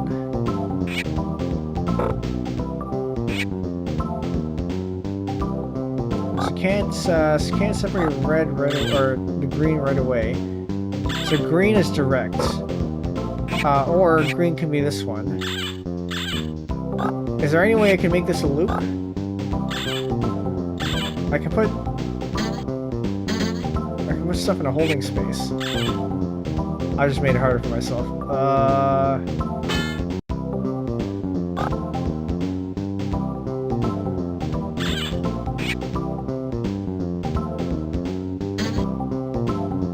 can move blue into there for now. Which means I can now do green for this one. And I can go straight.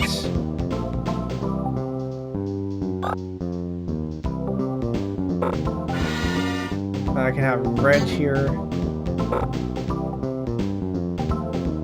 Have this pusher over there. And then yellow can go here. And then we can deal with blue. Wait a minute. I can't do that. I think green has to be the one over here. Or yellow. One of these have to be in the holding space. And it can't be blue. And I push two of them at the same time.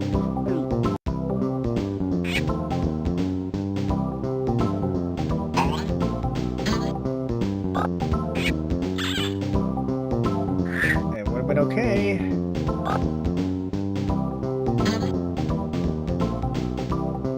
Okay.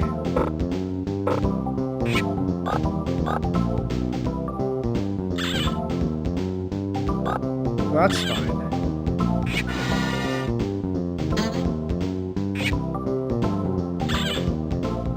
We got green over there, and now we have enough. We should have enough space for red and blue, hopefully. Ah, okay, yeah, no, that's how you do it. Because you have space over here, so you push red out over here. You let that go, and then blue is whatever. Oh, haha. Well.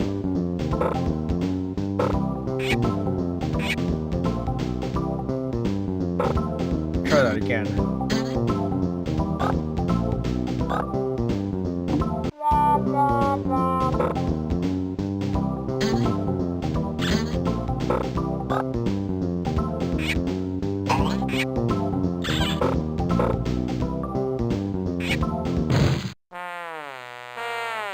I'm having trouble micromanaging this. Okay, strategy. We have reds. Red gets pushed, and then yellow gets pushed, and green gets pushed. Now we're gonna have to manage the directions carefully here. So if red gets pushed, then that means I need this over here, and I need to push it there. And I just gotta be careful about yellow.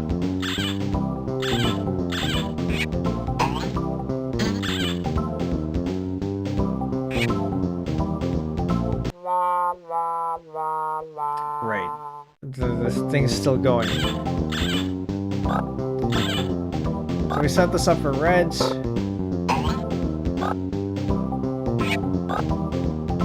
I'll actually take your time with this one. So yellow can now go.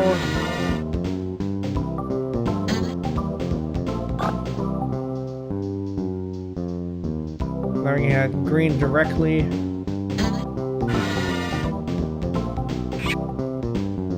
Then we can have blue. And there we go.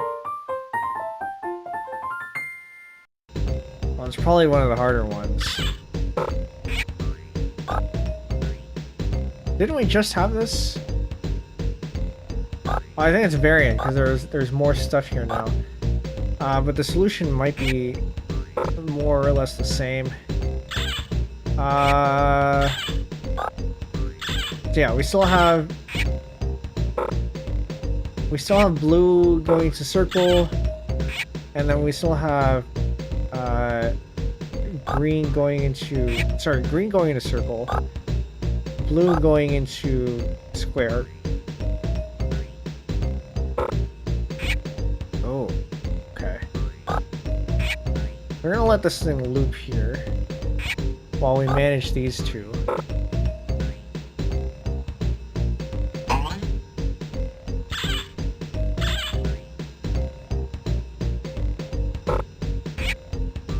So I'm gonna turn this off once that goes. Then we can let these two run until the end, because they're now in their respective bins. And then we just need to swap the yellow and the red. We're gonna have the reds go out here.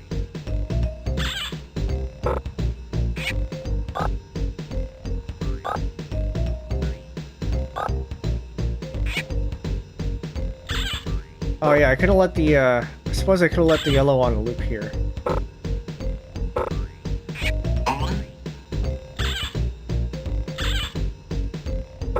The yellow one, I can actually let loose now, probably. It needs to go up to the diamond up there. Means this gets that. That gets that. We no longer have this on. Whoa! That's what's tricky about this one, okay. Right, because it has a path to that now.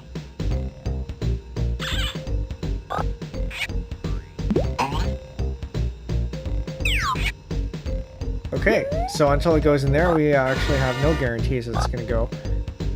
So then this one can go there. That one can go there. This one goes up here. That one goes there, and I think we just let this thing run. I hope I have everything correct.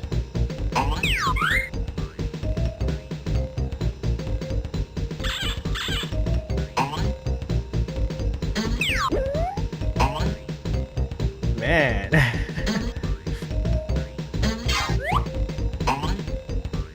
This really doesn't want to go in its bin, does it? There we go. Level 80, we have about 20 more levels to go. Okay. What are we looking at? The blue and yellow over here. We have the red one over here. We're gonna have to manage with this one. The yellow and blue both go in here. So at least let blue through.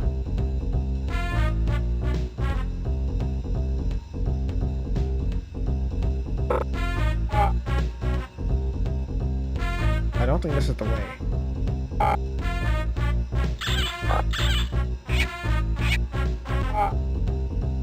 How do you get that in there? Okay. Alright, because we have the pusher.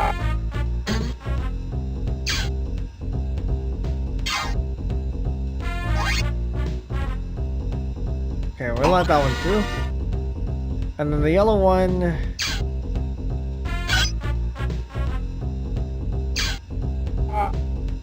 we let in like this. And now we don't have to deal with that. Now we just deal with these two. Which means we can just deactivate the pusher.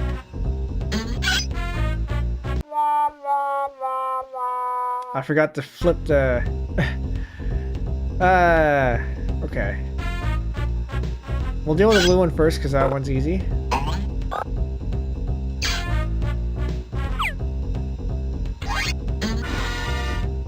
We flip this.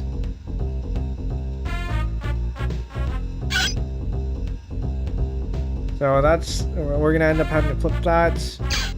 Let that go. Let that go. Swing this. Alright, now we deactivate the pusher. Let that go in there. That's pretty straightforward. And then this should also be pretty straightforward. We'll move this over here. That goes there. That goes there. Alright.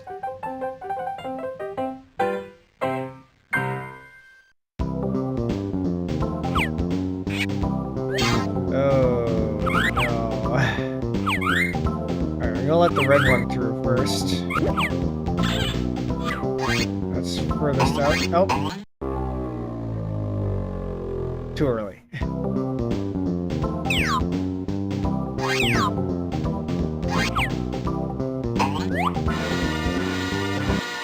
That was easier than I thought. I overthought that one.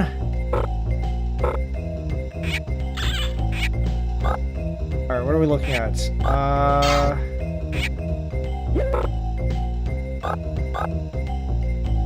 Thanks.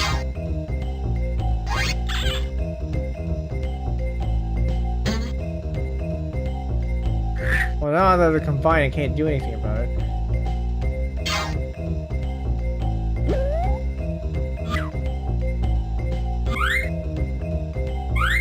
I don't actually know where this one goes. This goes over here. It eventually makes it to the green, which we don't want.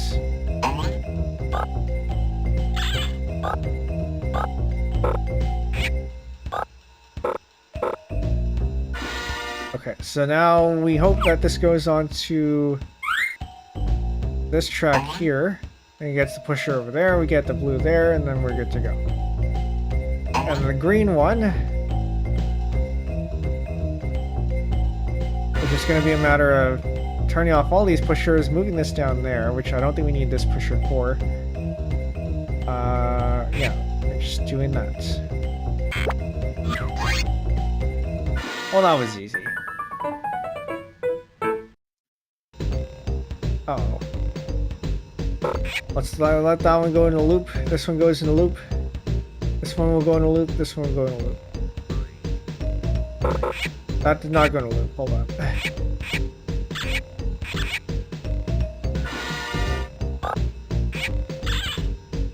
That did not go in a loop like I thought it would.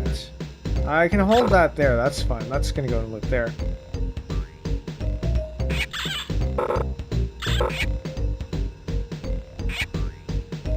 Okay, so that one should go fine. And this green one will make a path this way. Down here, and that should go there.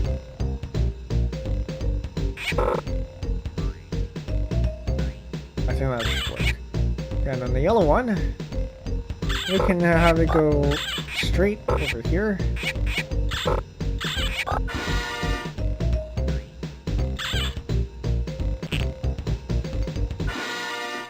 Very good.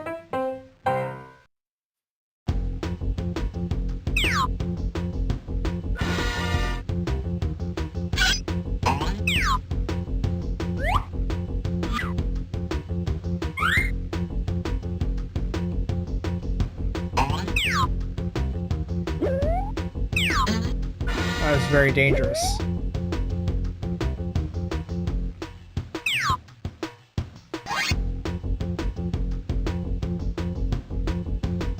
So I'm hoping that,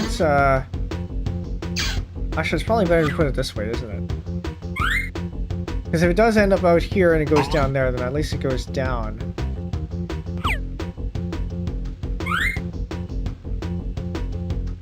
And I think now we're just waiting. So we need this to go, either up, left, or the right. We got 3 and 4 chance and we still aren't getting it. There we go.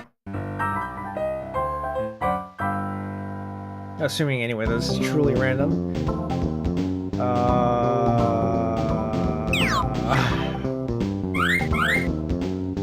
think we are micromanaging. I'm gonna let this one loop. Actually, it's kind of dangerous to let it loop.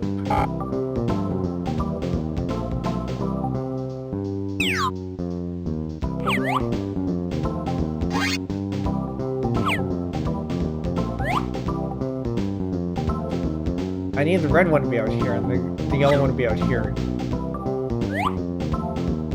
That's not where you're gonna go.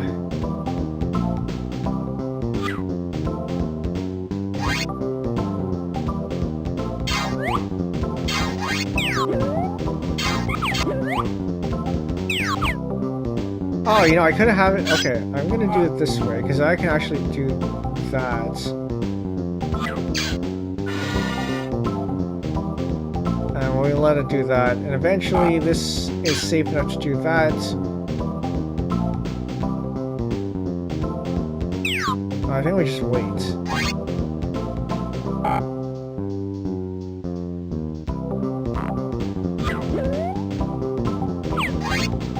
There we go. We're almost done. Once again, this is 100 levels.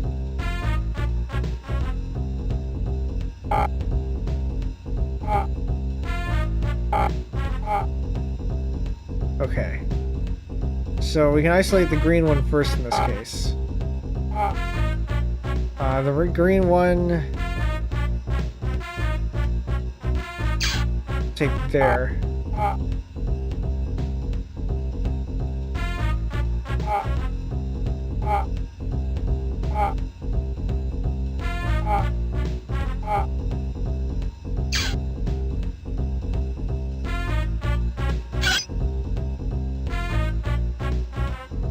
Wait a minute, hold up. It needs to go all the way over here. So that needs to go here, that needs to go here, that goes over here, we turn this in this way, that goes there. And I think that's the only way that goes.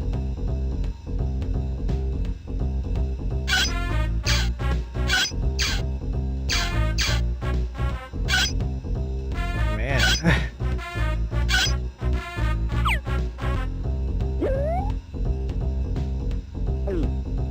Use the yellow deflectors to change the way the luggage is moving. Didn't mean to click on that one, but okay. So now that we have red, we'll reset all these deflectors this way, and the red now goes this way.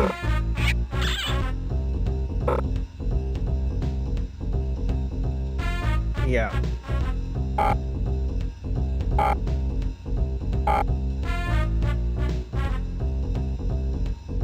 Unfortunately, we can't do it two at a time. I mean, we probably can do two at a time. It means I'd have to go faster.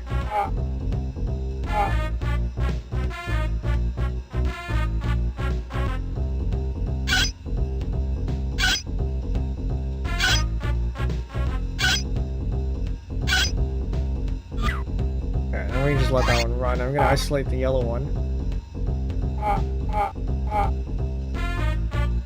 So we're gonna need the yellow one here, that goes there. So to get here, we need to move this over here like that, and this eventually goes there.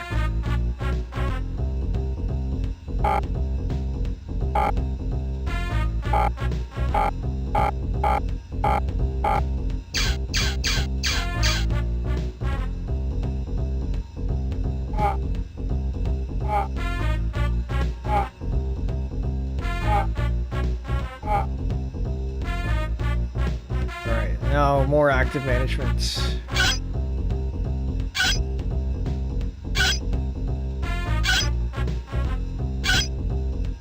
I think whoever designed this luggage system will need to rethink their design.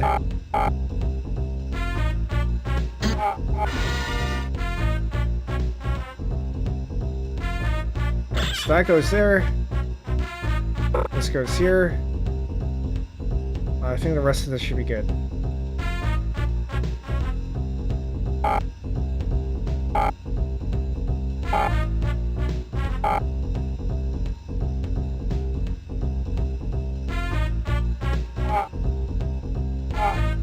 wonder if I'm able to turn on turbo mode and still be able to manage these deflectors. Oh, this is the last one anyway. Doesn't matter.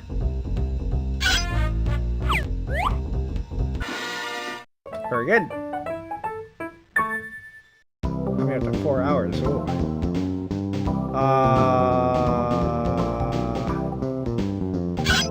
I gotta close this one off because I don't know where this is going.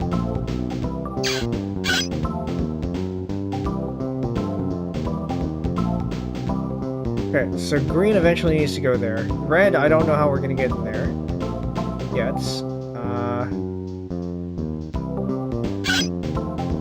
We're gonna let green do its thing. We're gonna close that off now. Red eventually needs to go down there. We're gonna let this one through. And figure out how it's going to do that. Like that.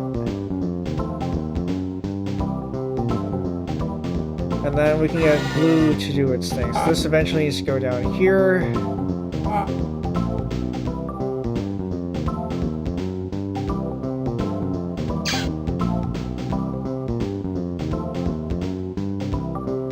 somehow it gets over there. Or you know, we could have done this instead.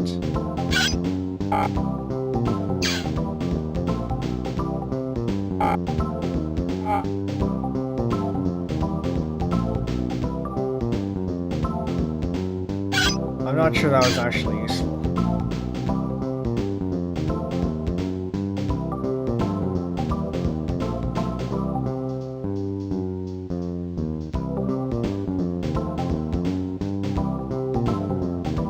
How do we get that in there? Hold on. Ah, we go this way, right. Okay. So now that it goes this direction, we can have it deflect down here, and then we'll go down here over here.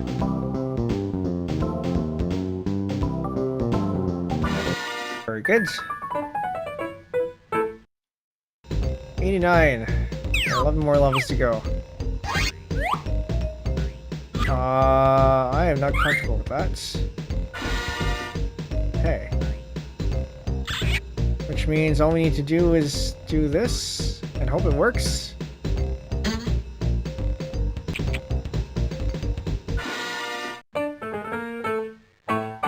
It's a bit of a bad sign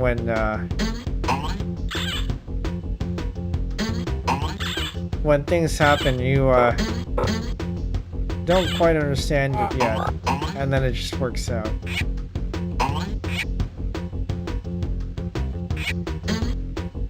Okay, this is gonna be... Oh, no, I need to go the other way.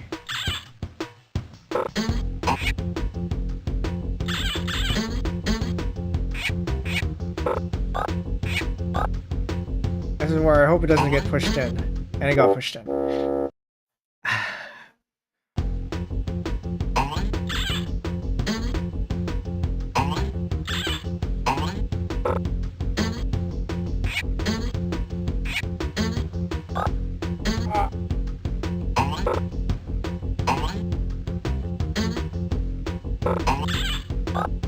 I don't know if we have enough time to get that to move.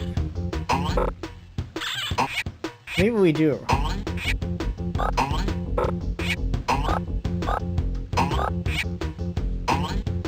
I think we do. Which means we can move this over here. Get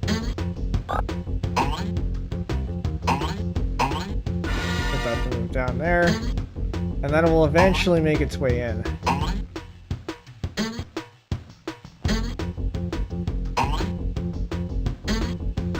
Very good.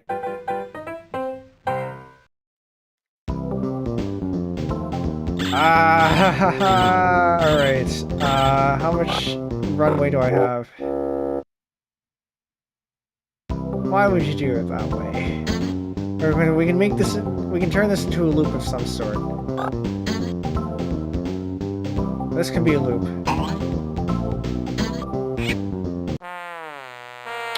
Oh, that's the wrong direction. I guess you can't turn that into a loop then.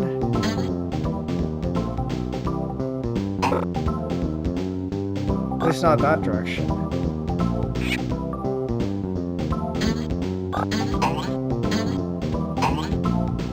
I mean, I guess I can just keep pushing it this way. That's fine.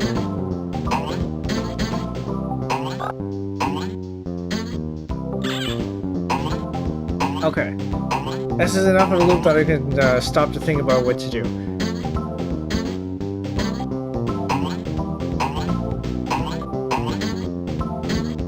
It's probably easiest to start with the blue because it's out here.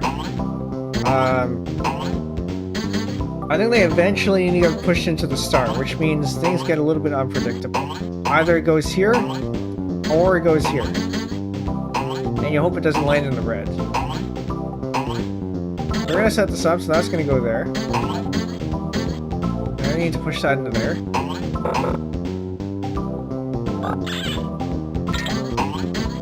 And then we're gonna have that pushed there and hope it works. More likely, we'll have more of a chance to catch it when it goes down here. And it goes over there. Okay, now we're gonna have to rethink this. We're gonna go with green, because that's the next one.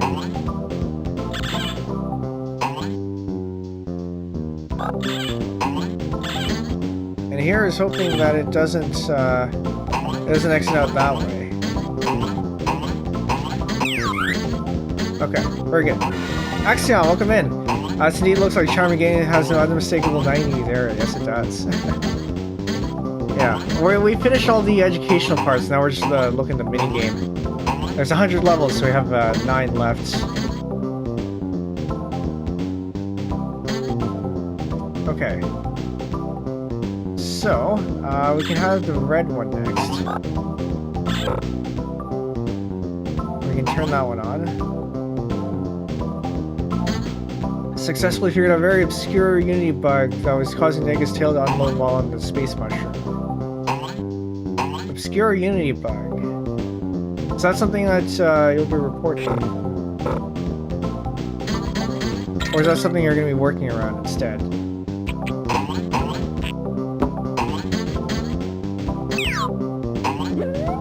And it went back out there, okay. I had the red one already, so I'm just gonna... Nope. And I made it even worse. Okay, we're gonna have to figure out a way to separate that.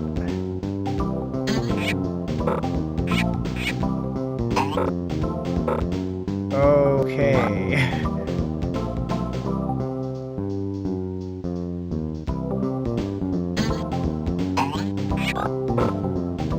Yeah, that's gonna be problematic because they're now together.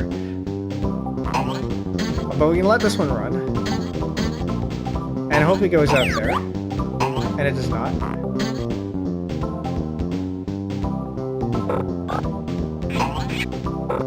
I don't think we can separate that. Okay, we're gonna have to restart because that's now inseparable.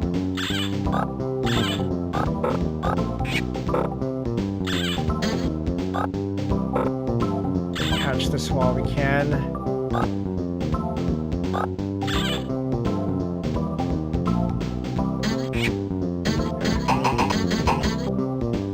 So once again, we'll take the blue here and hope it goes. Once you turn on a pusher, it will automatically hit the luggage. Not what I meant to press. And I put it in the wrong way. Okay, we'll make sure that's going the right direction. Alright, we'll move this over here. Move this over here. We should have enough time to deal with everything here. Now I separate these a little bit. Should be enough. And once again, we'll turn that on.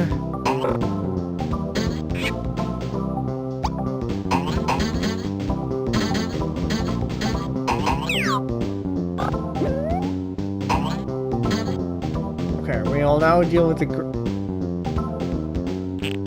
We can't separate that. This game, man.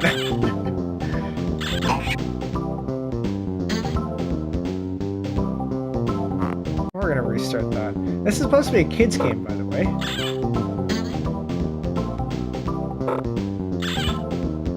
They do make this hard at the upper levels.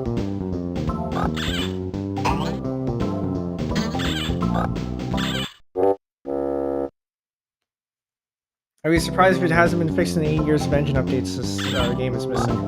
Ah, so you're saying it's using an old version.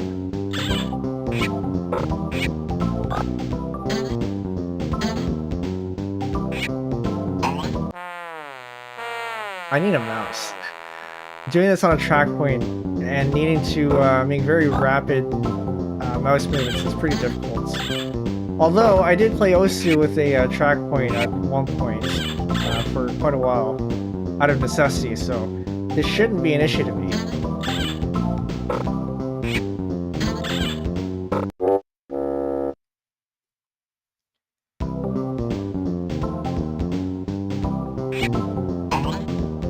Come on.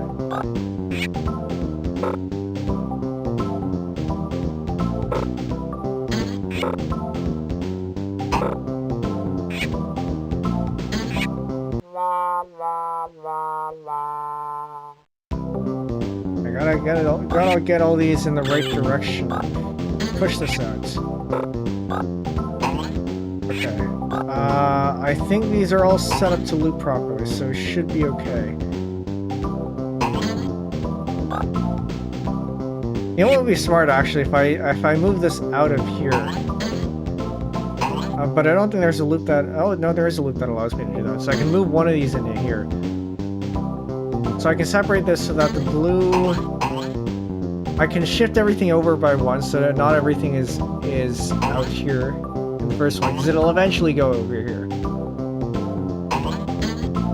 So yeah, I'll have the blue move over here first.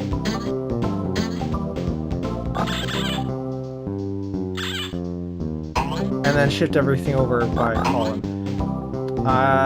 Generally, when you're making a Pig Engine version of Pin, especially post-launch, especially if you're a big AA company or a AAA company and can't be bothered to properly support your thing post-launch. But of course, if that weren't the case, I wouldn't be doing any of this. Fair enough. But yeah, I understand the pain of updates, so that makes sense.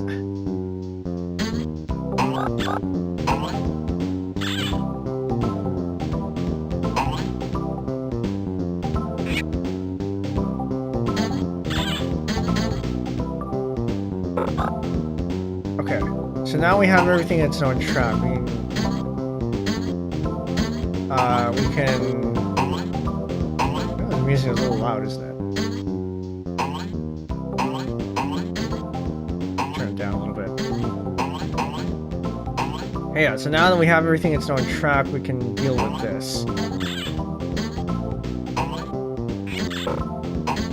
If it does happen to go here, we can just advance everything over. I'll actually start advancing things over now.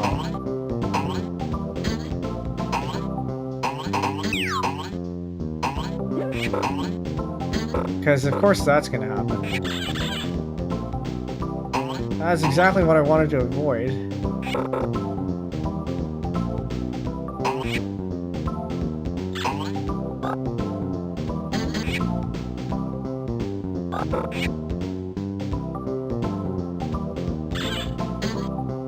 So that should be fine. So now we have the green one. We can move the green one down there.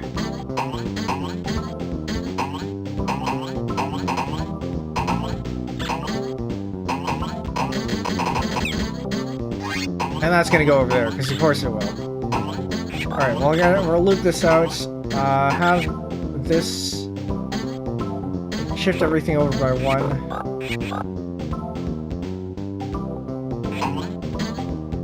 Let this advance to the next column. Now we're dealing with the yellow one.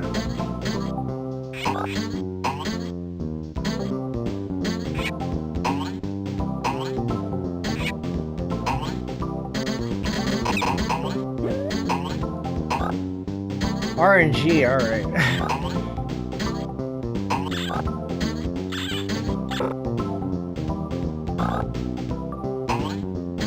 But yeah, I think this is actually a much better way of managing this, so we'll do that.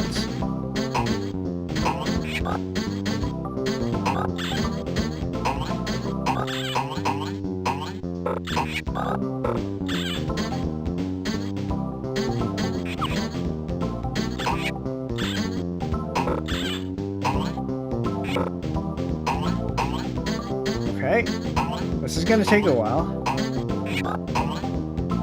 But this is how the game is planning on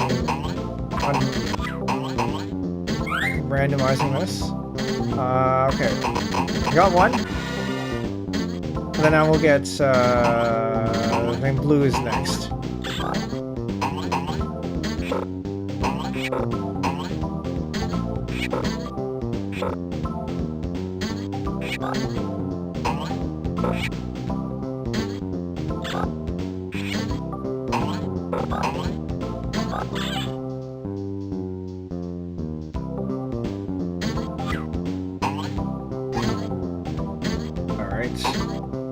Yellow is next then.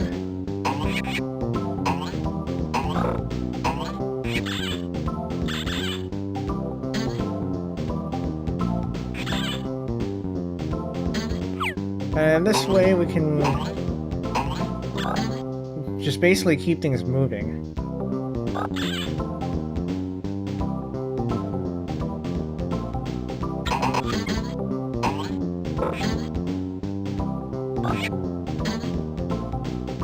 I just hope I manage this correctly.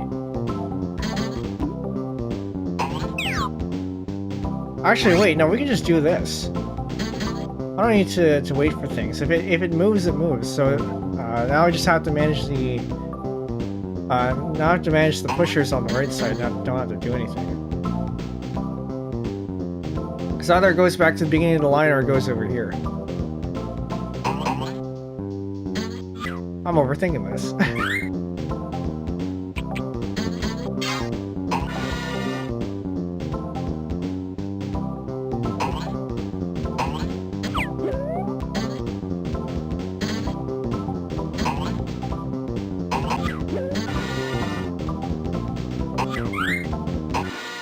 There we go.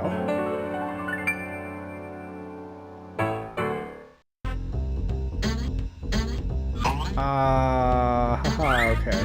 So we can let this loop. That can go in a loop. This can get stuck there. That's fine. Alright, so we can deal with the yellow one first because it is the one that's currently in motion. So that can go there. I think we'll need this pusher over here. So I think we'll just wait for this to go over here. It gets pushed over there. And eventually it should land in the bin. There's a chance it gets pushed down there, but I guess not. Okay. So, now that's done, we can move on to the green one. The red one's pretty safe, so that's fine. The blue one... I don't know where the blue one's over here. Blue one's a little bit more difficult. So green one is over here, so then we can just do this. We'll need to find a way to get the green one to a circle shoot. We're gonna do this, we're gonna do that, we're gonna do this, we're gonna move that over here, move this way. Eventually it should get there.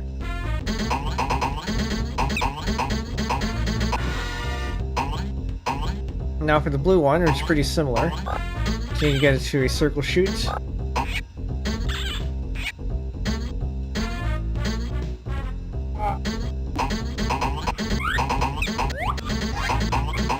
I hope I didn't miss anything. Okay, so now we deal with the reds. We can move this out. That gets moved into there.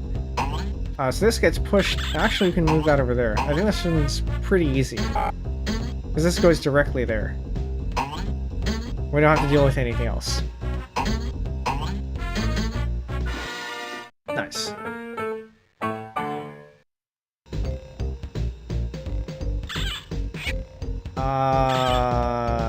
Okay. So, a lot of these are going to reds. This one actually, I think, goes to the green if I push this... Push that. That should go up there.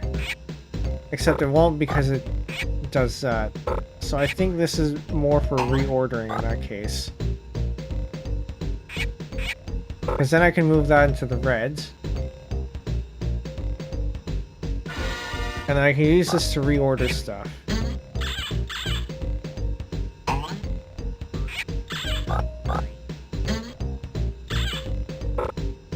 And I'm just gonna hope these two go in different directions. Which they do. Conveniently.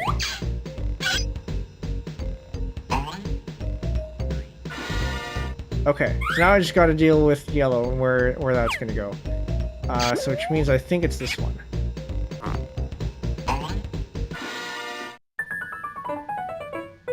Six more levels? 7 more levels? I have it off by one error there somewhere. Okay, I think these will loop.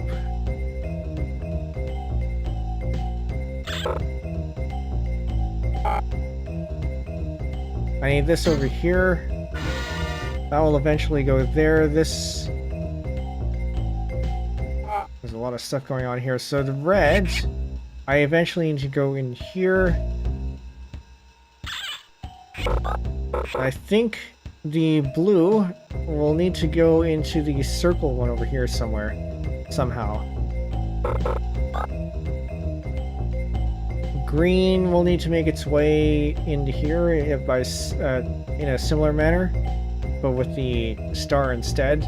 So I think red might be the easiest one to deal with so far.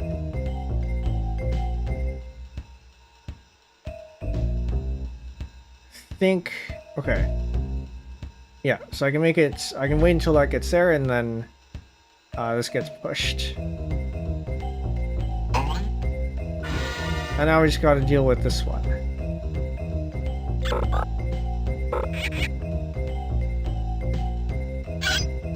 I think blue will get there first, so we're gonna do that. Or not, actually.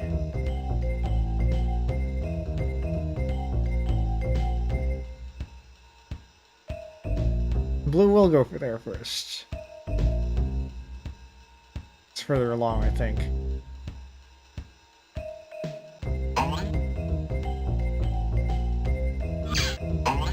Now we move this over here. And then that should make its way in there. Very good.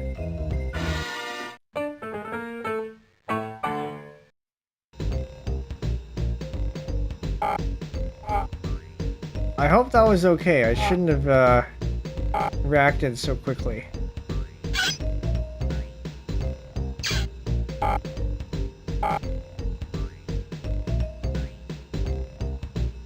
Okay, hold on. What are we looking at? How do we get over here? I think we put it into a circle. Into a circle shoot somehow. But I think we might have to do that by going into here. Actually, I think the diamond shoot is probably our best bet.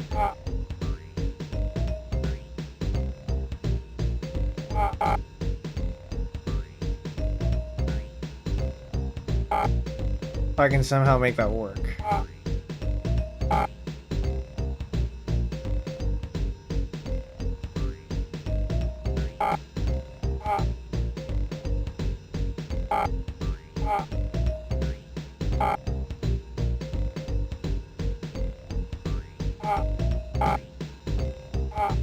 Chase this down.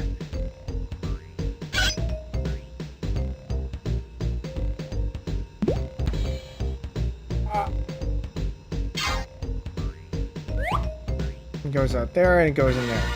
Okay. And then figure out how to deal with the blue one. So this eventually does have to go to the diamond chute. No, it doesn't go to the diamond chute. Can't do that.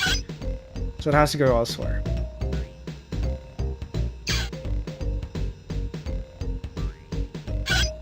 I think we should be able to do something similar here. Because we did manage to get it in there.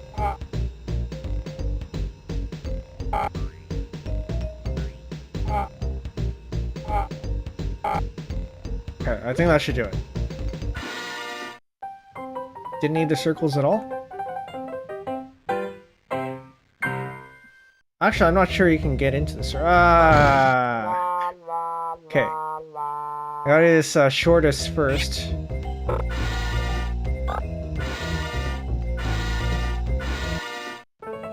Is this allowed?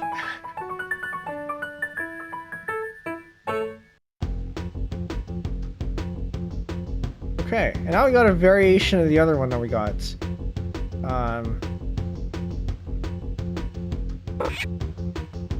So we need the blue into the circle and hope that it doesn't,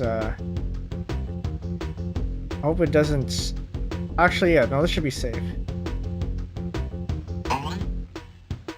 If it goes into the star, which it probably will, it just has to make sure it goes over there. So we'll have the yellow one first, because this one's pretty easy. We'll have the red one next. And then now we just have to deal with these two. Get the blue one first, because I'm already set up to do the blue. And hope it goes to the right side. And we can now set up for the green one. I was not set up for blue. Alright, we'll do that again.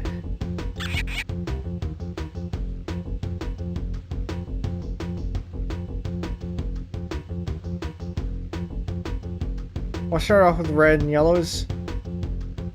We can do those at the same time.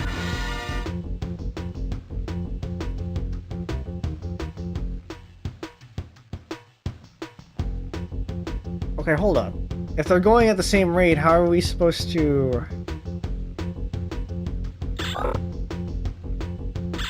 By doing this, that's how. We push them all both at the same time, hope they go in different places, and then... eventually they'll separate. Okay, this works out. We'll do that.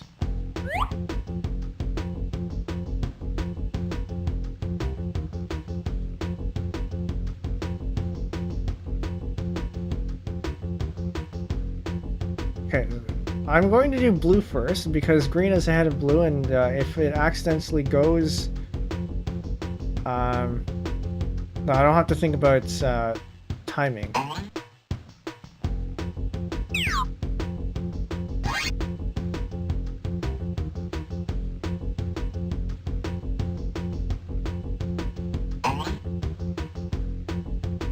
Okay, so blue is now good. We can now go for green. And we should leave this on the entire time.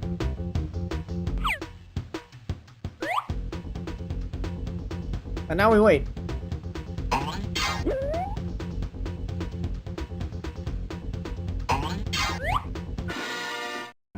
Alright, just a few more levels to go.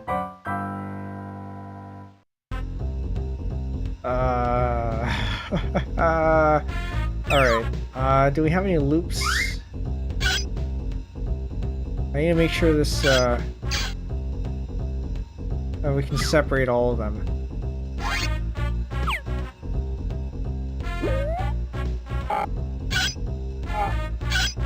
Okay. Now that these are all locked in, I can think about where these are supposed to go. Green. We can manage this way.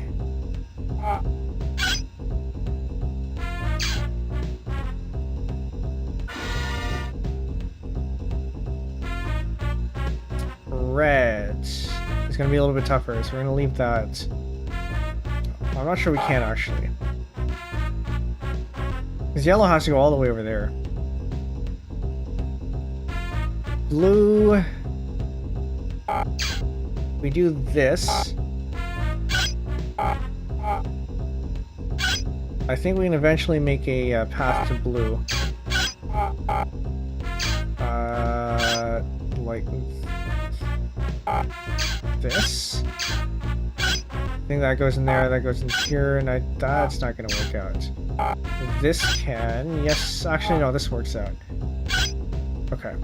So now I just got to figure out a way to get that over there. That's going to go over there.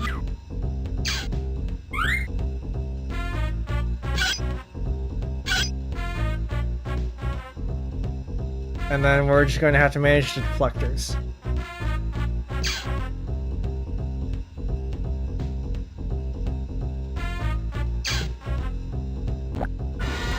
Okay, that's good. Now I just got to deal with these two. I don't know why it's always the red and the yellow ones that are the hardest ones to place. So yellow one, I think we can pass through the chute and have it go over there. So that's one flip of the deflector, and then now the red.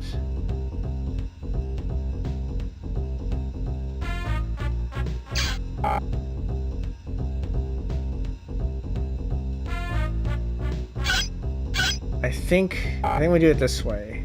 I have a deflector there, we have a deflector here, and we actually need to have it go this way, so that's going to go there. No need for the chute.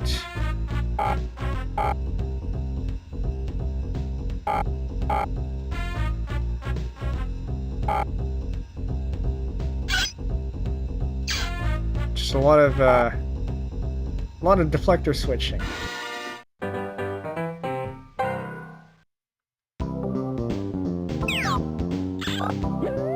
I do not trust this.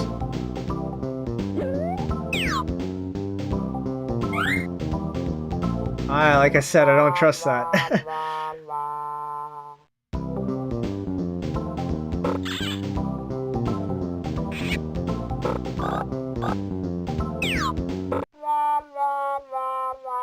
Right, down there.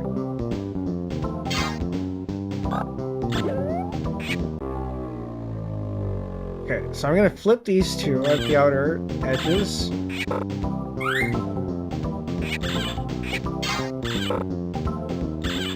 I'm gonna trap that one in there, and then I hope we can get the red one in here. Okay, now that they're stationary, we can think about what to do.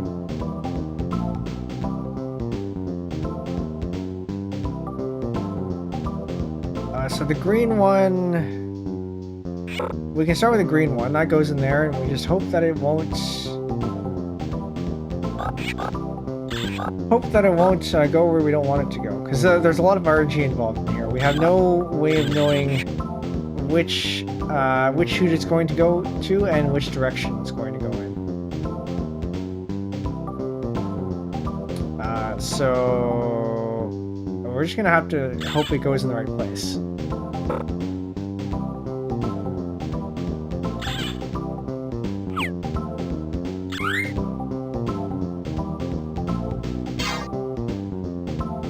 I think it should be okay. Okay.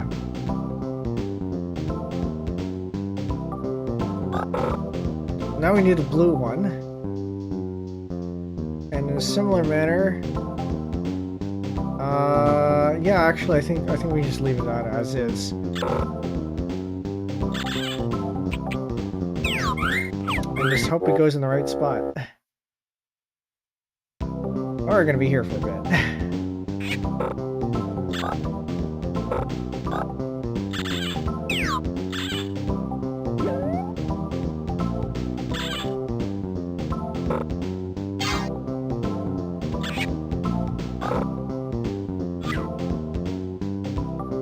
Oh, we can actually, hold on, wait, we can make this deterministic. Well, not deterministic, but we can better influence where this goes.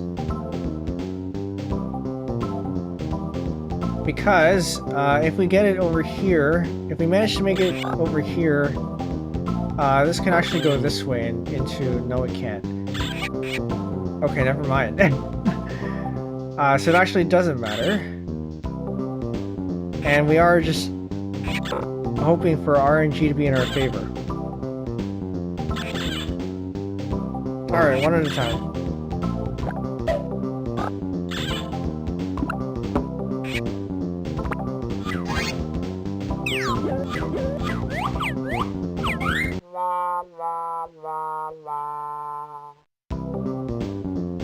Are you supposed to be able to beat this?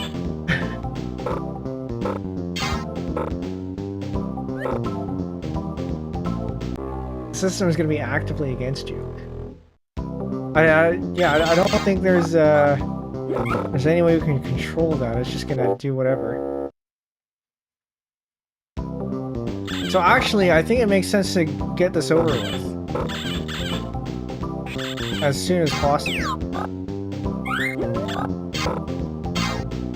Because if it doesn't matter, if it's going to be RNG anyway, we may as well just put everything into the system all at once.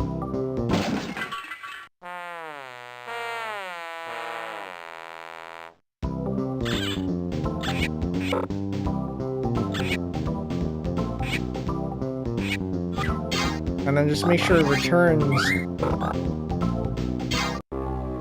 quickly.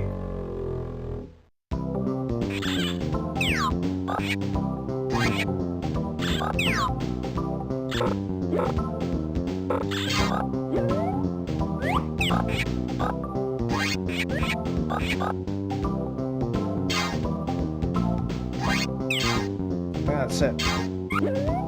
Just gotta wait and hope everything goes. And we do this again.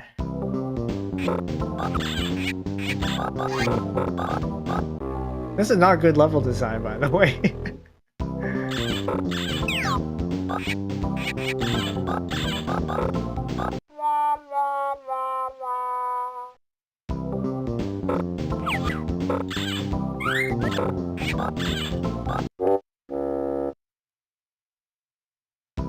There's a whole ton of stuff I need to turn.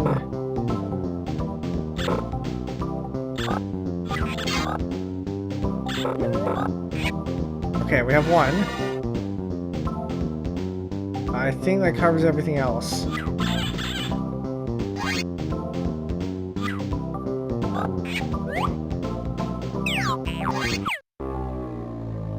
Well, okay, what's the minimum number of things I need to turn to get this thing to work?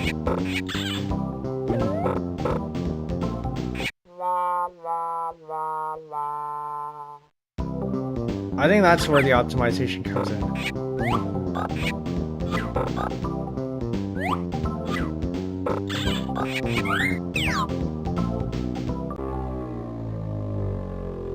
So really, actually, I only need to turn this, and turn that,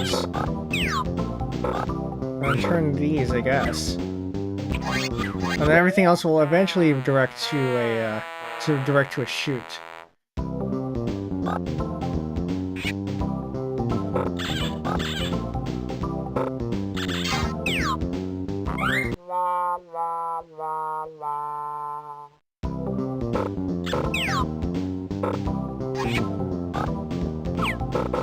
And that's gone.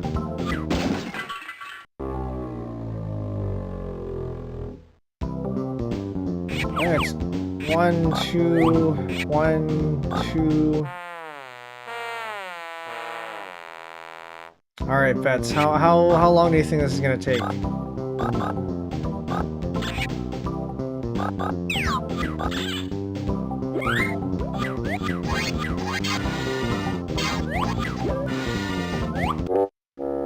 Almost. We're at 2 out of 4.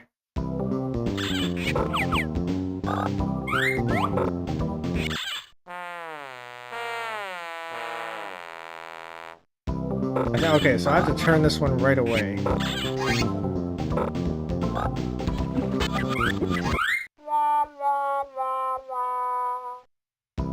One, 2, 3,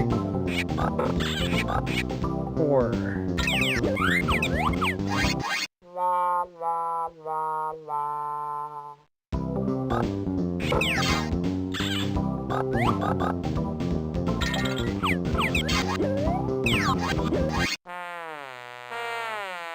I should have a counter going. Somebody keep count.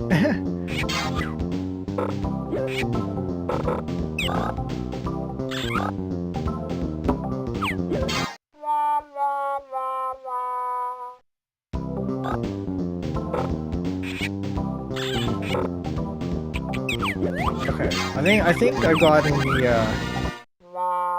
I think I gotten it pat down. So turn this, and then these two.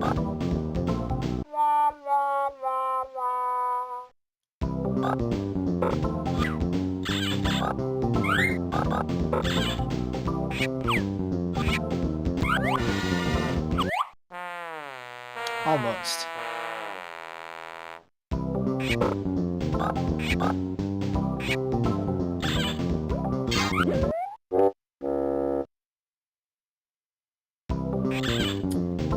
Keep going.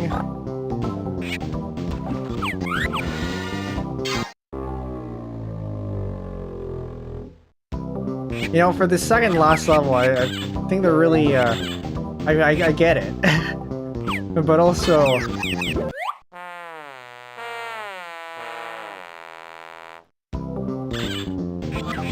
Actually, I wonder if this is the last level, because they don't...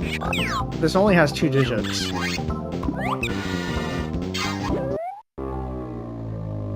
But there was no level 0.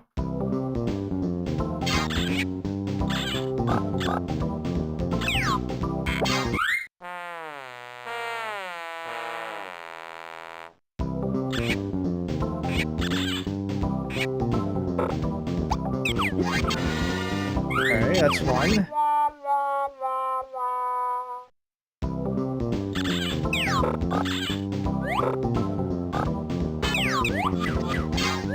So this is the level that will trip speedrunners up because it's relies solely on RNG here.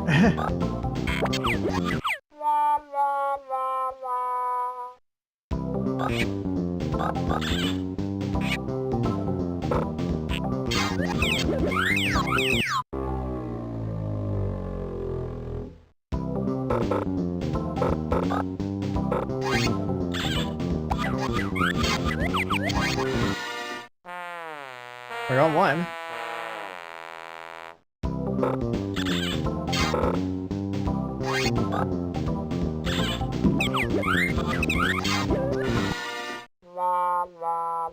So actually, we can calculate the odds of this of every of all of the ones going in the correct spot, which I think is 4 to the power of 4, or 1 in 4 to the power of 4. If I'm looking at this right.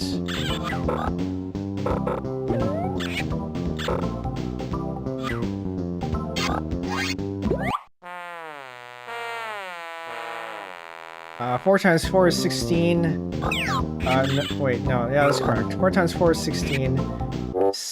16 times 16. I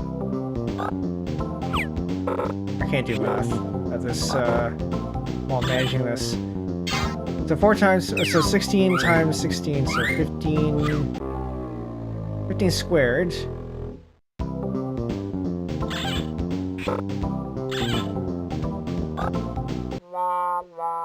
Actually, maybe it's easier to go the other way. 20 squared. $20 squared is 400. 20 squared is 400 minus 16. 84. Or 384. Is that right? That seems about right.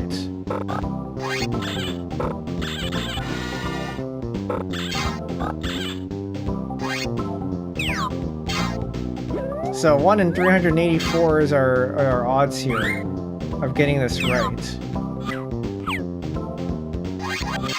So, who thought this was a good idea?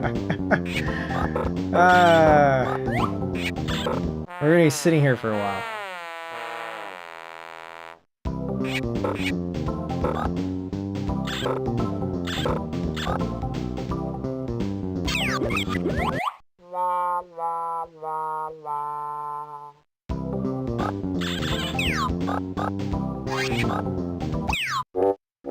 Of course, it doesn't count. Okay, hold on. I gotta do these in the right order. We do this first, we do that, and then that.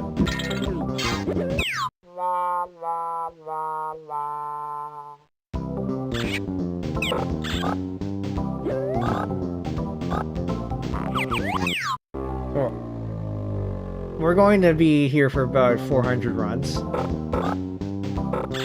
Hopefully less. But at this point, I feel like we should just keep going until we get it.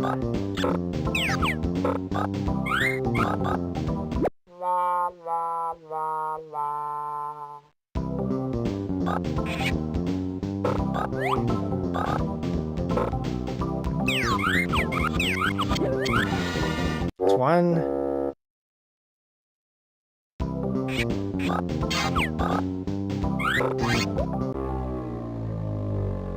And the sooner it fails, the better.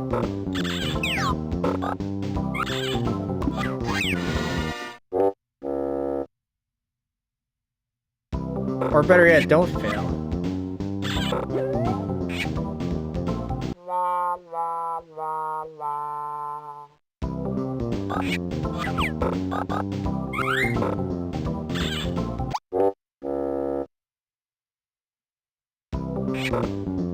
I think I'm gonna wear it with my track point like this.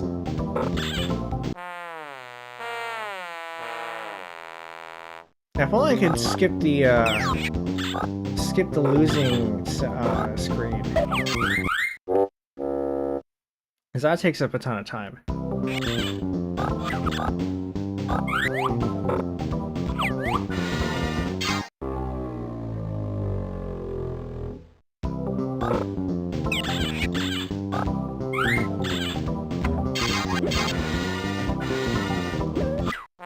Oh, there's two of them.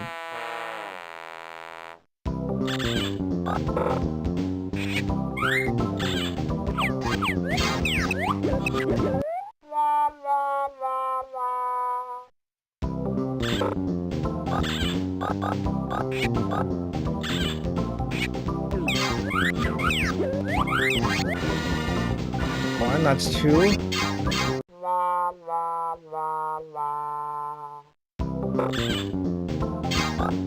Now, I doubt there's any way to force this.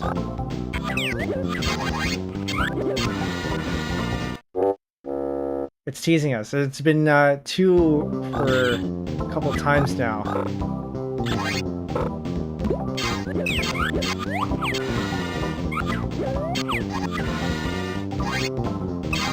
It's two.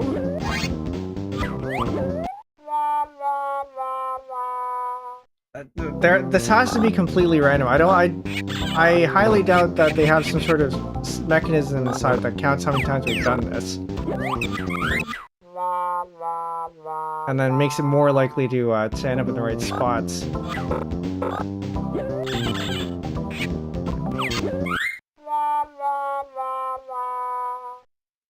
It'd be nice if it did, but I don't think that's the way this is programmed.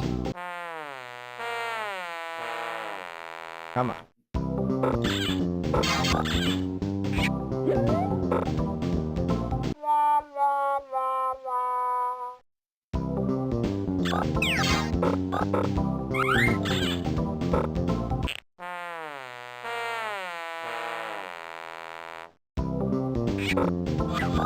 It's a good thing I left this one for last. We're gonna be stuck here.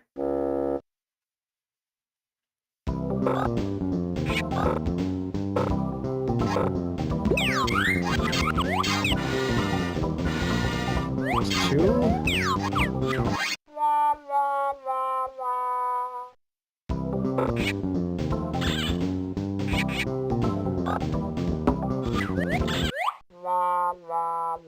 Oh, that one was my fault. So what are the odds of two of them being in the right bins?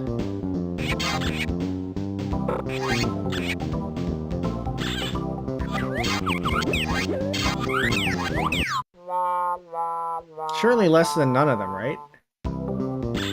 But I'm surprised we haven't seen a lot of ones where it's just the one correct. Because I would expect one correct to be more likely than two.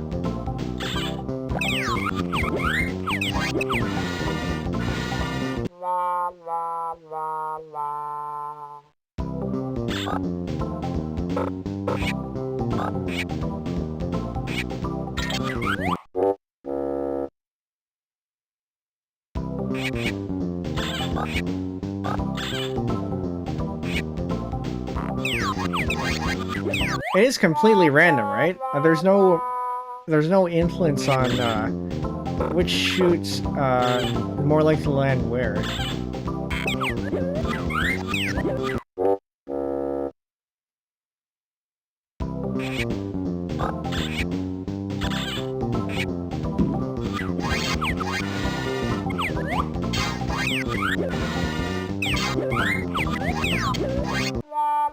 Still two. I don't think we got into three yet.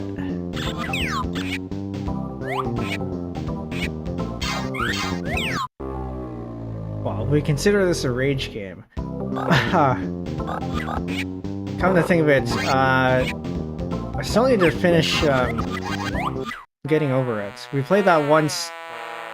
Was it a couple years ago? A couple years ago now, or was it just 2024? I think it was 2024 or something.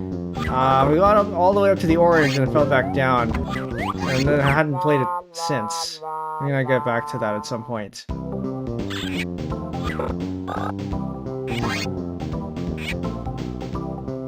What platform do you have getting over it on? Linux.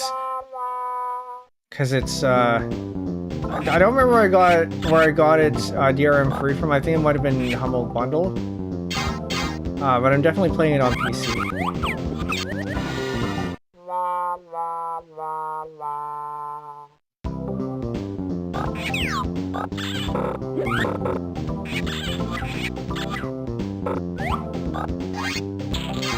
Actually, is it even available on any other platform? Although I suppose you're asking that because it would be a question of where else other than Steam.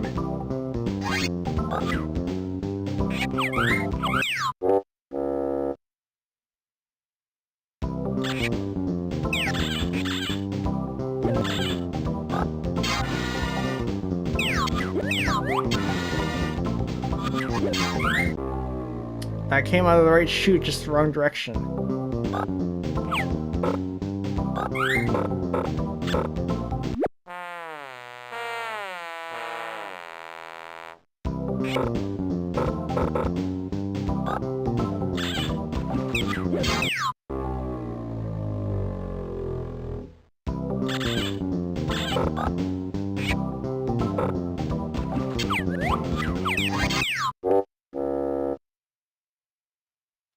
Maybe I should pin a comment saying we're stuck in an RNG level. Yeah, let's go do that. I don't know who's coming in here, but 1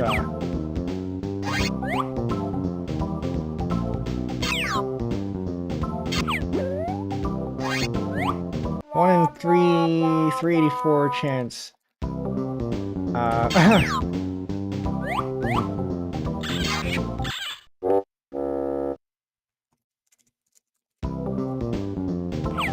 I think we can do that. Hold on. Let me go ahead and pin this.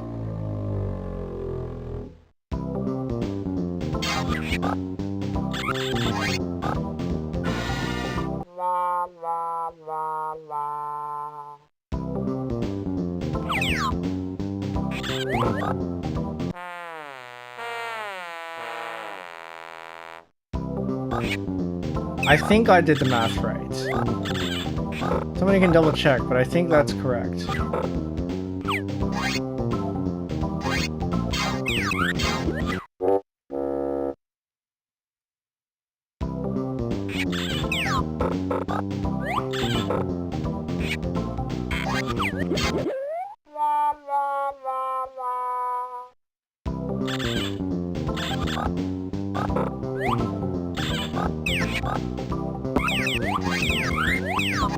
That was close.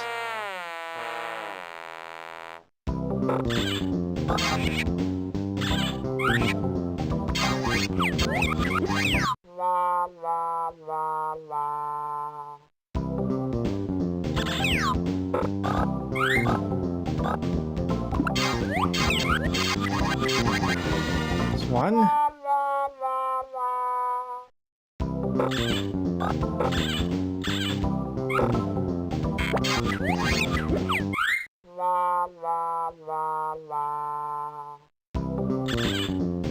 I'm definitely gonna have to add timestamps to this when the VOD is over. It's gonna be the game levels 1 to 98 and level 99.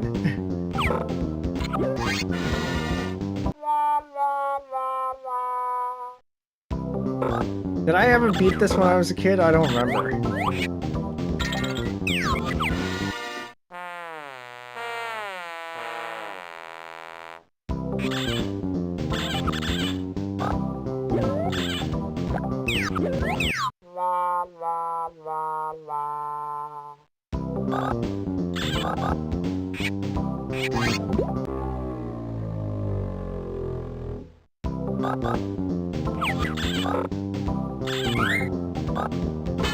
I'm trying to think of it. Have I even had dinner yet today? I don't think so. It's already past midnight.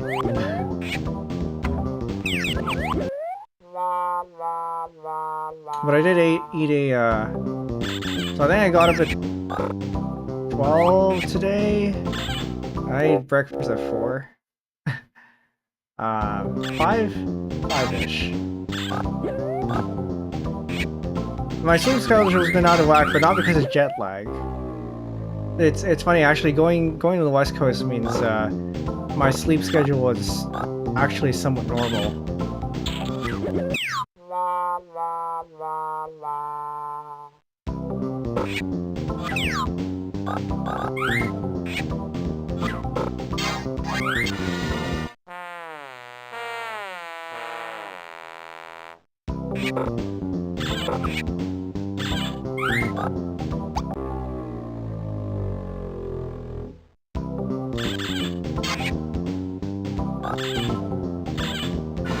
That's one.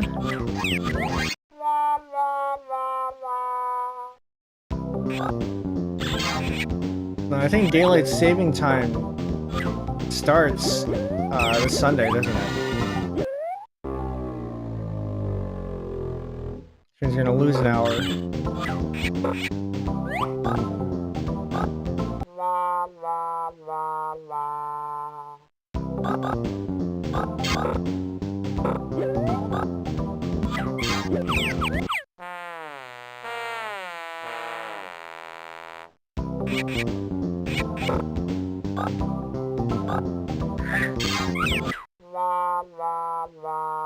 But you know, daylight savings time doesn't really matter to to anyone who doesn't have good sleep schedules anyway.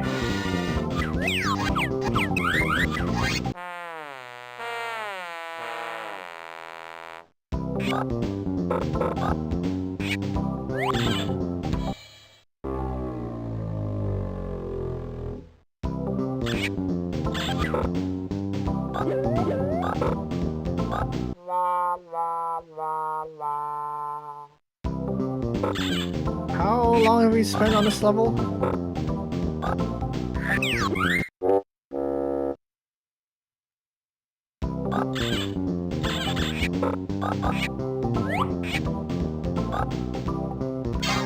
Master Respect for saying this level indeed looks brutal. Yep.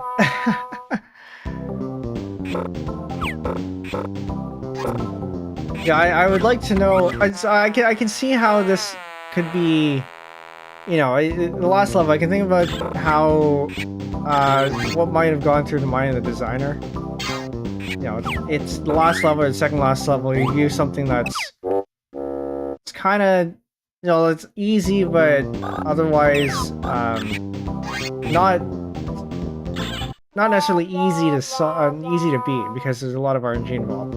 But I think it's also very easy to not think about what the odds are of beating it, because the mechanisms are all very simple. But when you actually calculate the odds, you know.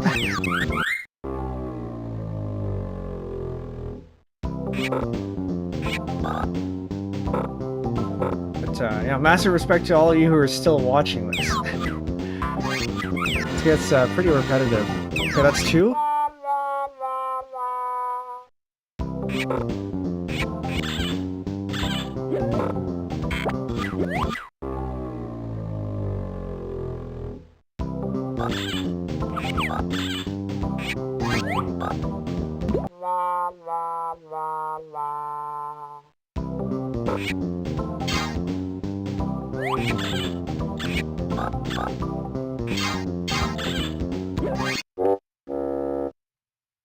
I gotta do these turns a lot more efficiently. I'm wasting time here.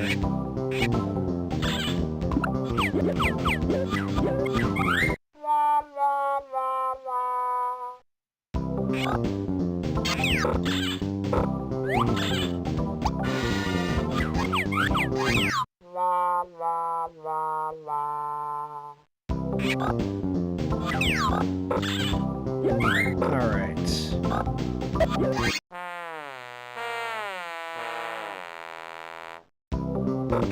Do the pushers even do anything? So there are 4 pushers here. I don't think they influence anything. Right? We can't use them to our advantage? I don't think so. Because the only way to get to the bins is through the chutes. something fall? I think something fell.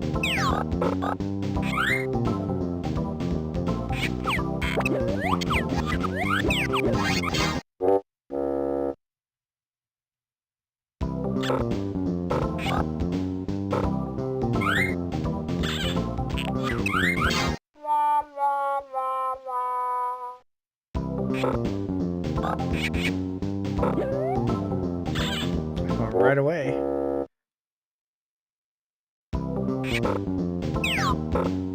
Okay, so now we can look for, is there any way to get this to fail early? Which I also don't think is the case, because... Actually, hold on. I think there is. Because if I see something going in the wrong... No, but it's too short. I can press restart level, and I think we save time on the lose screen.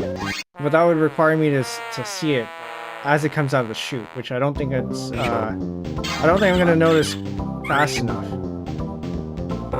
If it's this slow, I probably could, but then that means the rest of it is going slower, so it's not worth it.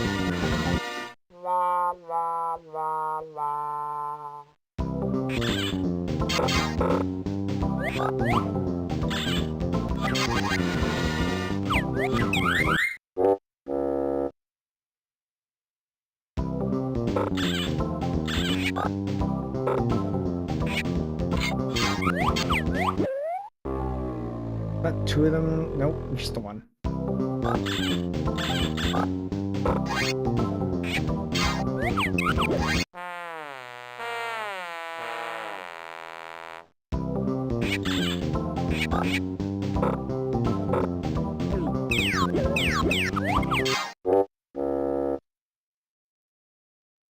Humongous Entertainment does like to troll its players sometimes.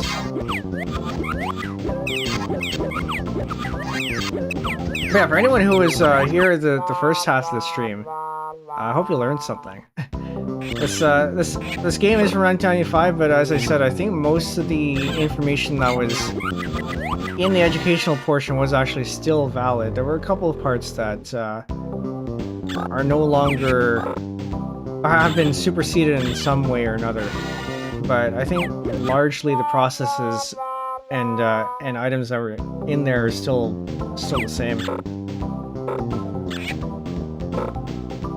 30 years later.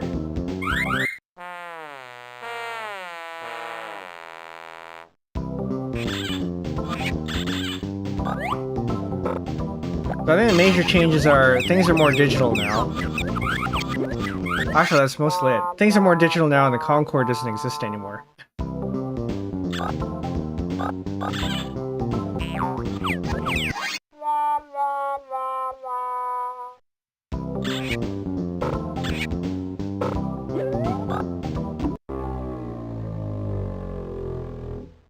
But everything else is more or less the same.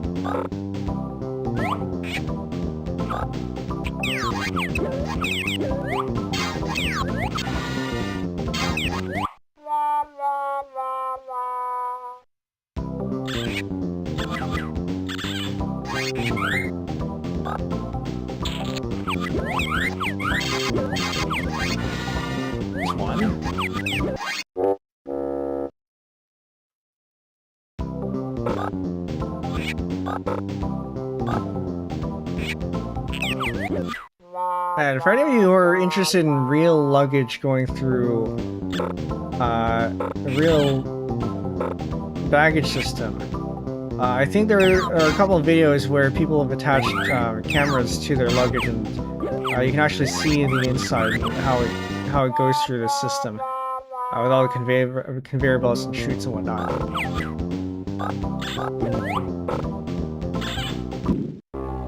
It's certainly a lot more deterministic than this.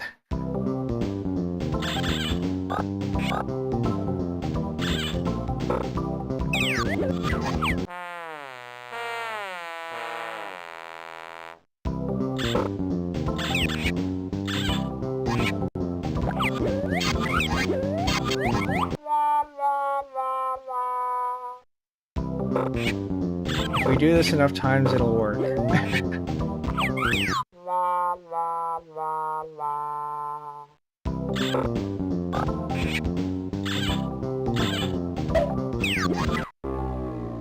So on the one hand, the definition of insanity is doing the same thing over and over again, expecting different results. But on the other, that assumes a deterministic, that assumes a system is deterministic. In this case, it's not. So doing it over and over again actually does change, or can change the results. Whether it's sane to do so is another matter. This might still be insane to do.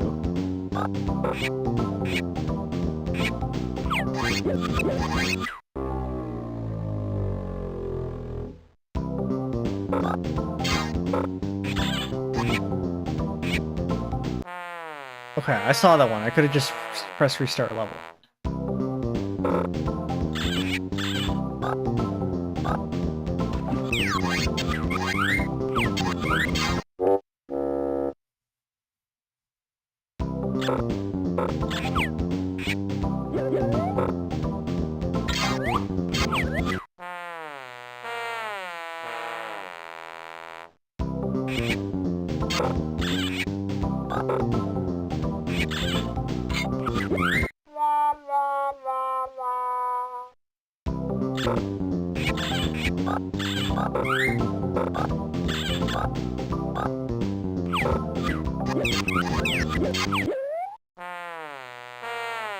Being a little bit less efficient with the conveyor turns here.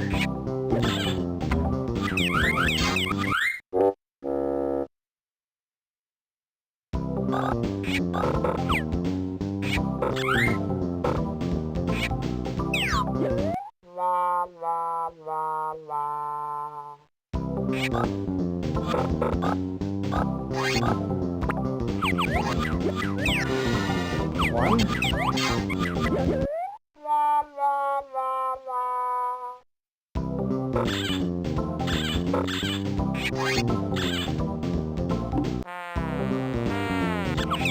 I caught that one.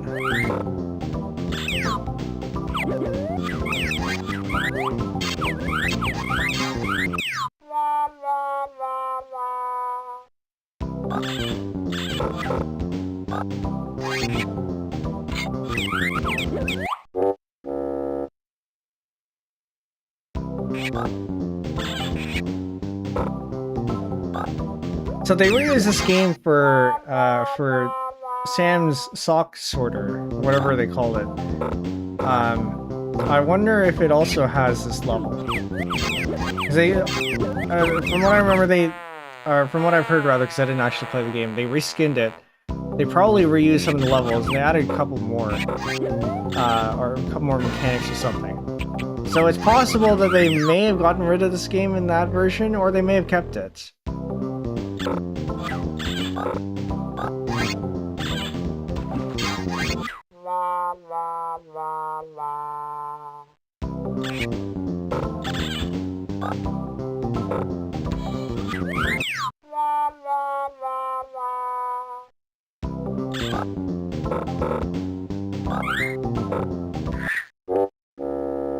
All right.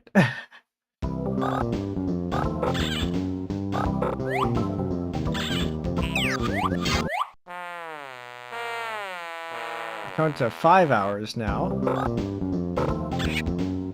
Longer than the photo editing stream from yesterday. Photo editing stream only ended up being 4.5 hours, which is actually longer than I expected to go for. But also in that stream, kind of like this one, we spent a lot more time tiling muscles than I expected to.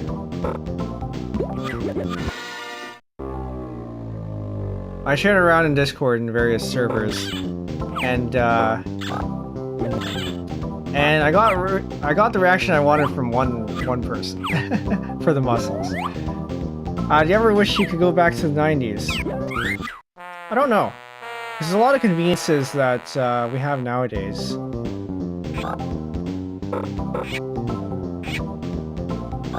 I can't say So I grew up in the 2000s. I was born in the 90s, but obviously when you're that young, you don't really remember much.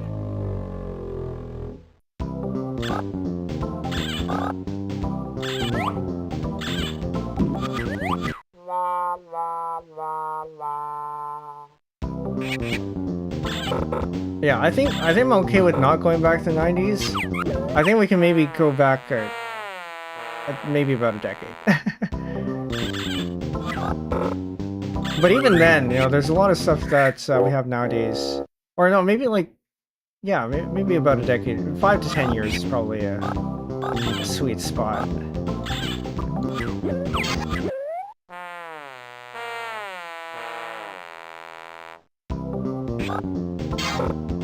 I think, actually, you're probably a few years older than I am, from what I understand. Oh, that's bad. What about you? Would you wish to go back to the 90s?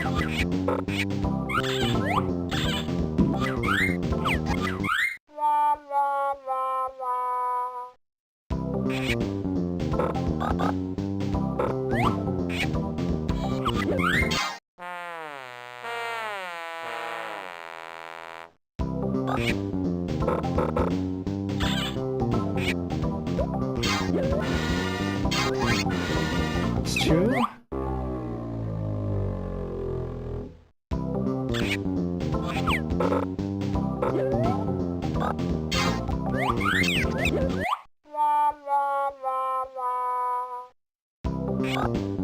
I think when I was a teenager, I may have actually wanted to to go back to the 90s, or possibly the 80s, even though I hadn't lived the 80s. But yeah, I don't think anymore. I don't think I share that opinion anymore. I was born in late 89 and definitely go back to 90s if I could remember it being a good time atmosphere, but I guess I probably would miss some of the conveniences from now. Yeah, that's understandable.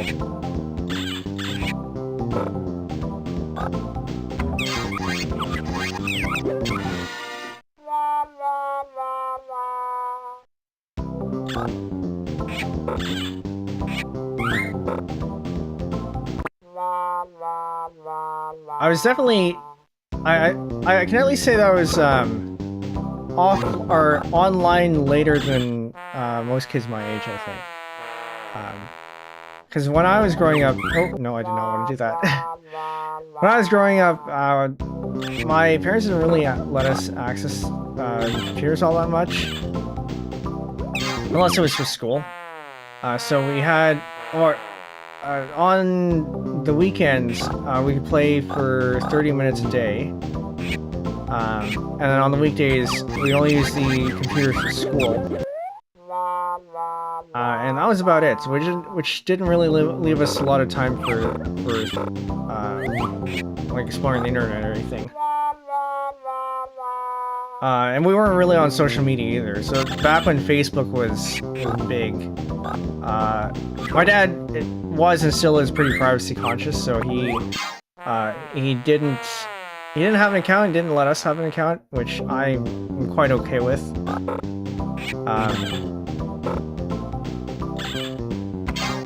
Yeah, I was online a little bit later than most my age.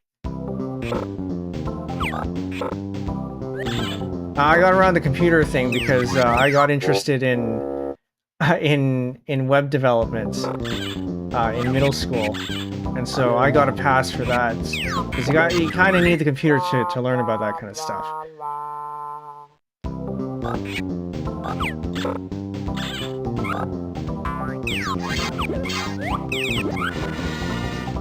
That's 3. Oh, come on.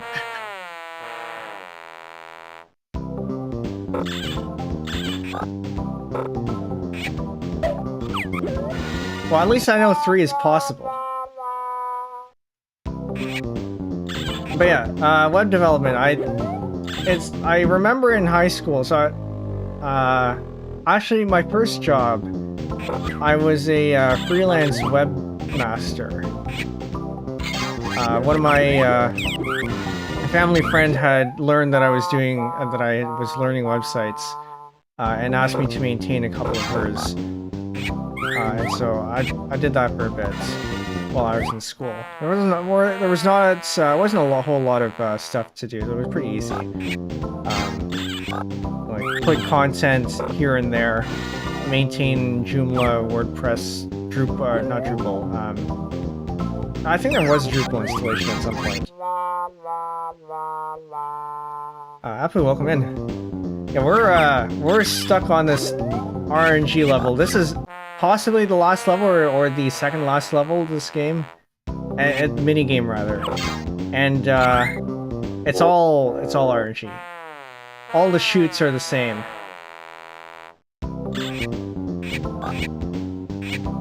And it's about a we're gonna round into 1 in 400 chance of getting it all in. But yeah, as a freelance webmaster, and then I figured in high school that web development was probably just going to be a hobby for me, and then after graduation I ended up working in web tech, or in web dev, so didn't end up working that way. It turned into an actual job.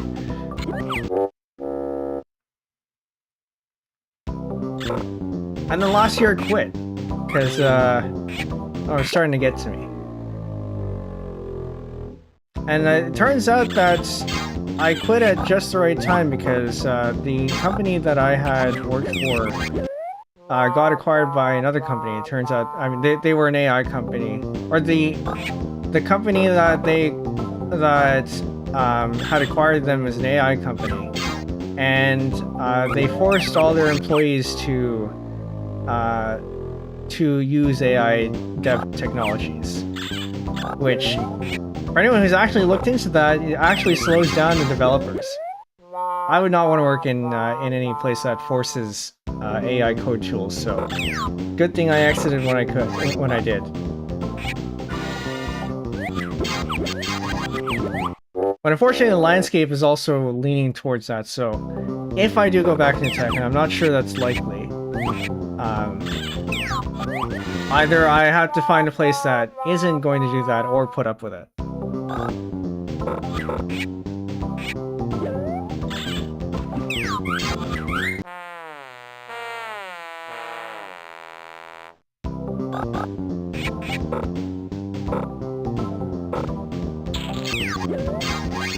I remember hearing something like that from chat as well. I wonder if it's the new tendency. Yeah, so corporations will do things in the interest of money, and a lot of people who don't understand the low-level details of AI coding tools just see that you can get things done faster, even though you actually don't get things done faster because... Oh, what?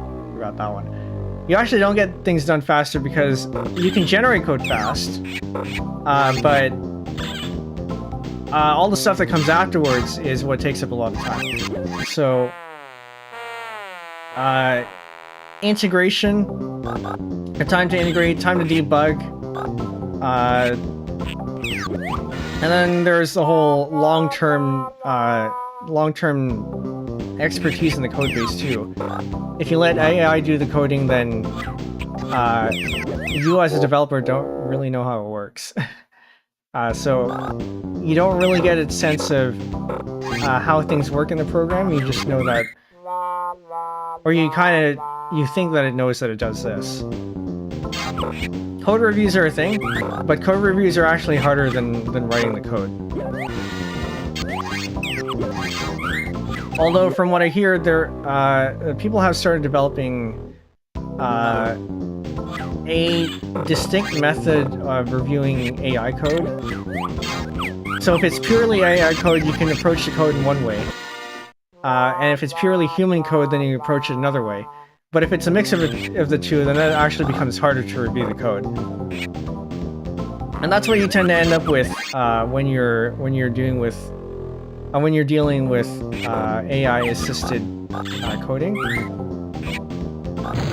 Right. Oops. I'm gonna turn the sound down here so you can hear me talking. Yeah, that's what you end up with when you're doing AI-assisted coding, because you as a developer are probably going to have to fix some of the issues that it comes up with. Either So the proper way, I think, would be to prompt it away, but then that has other issues.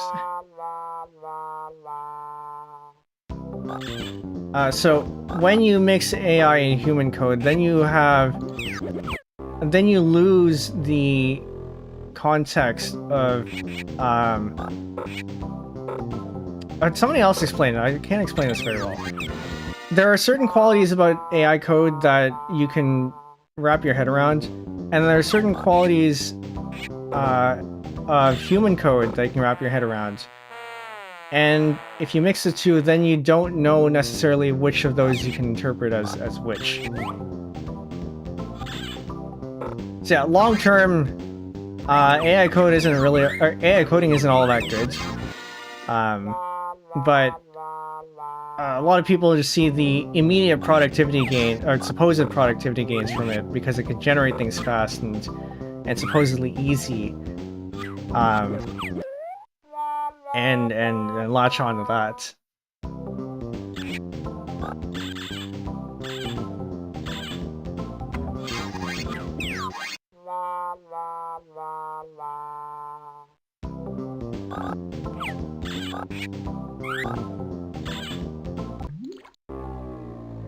Oh, that's a new sound.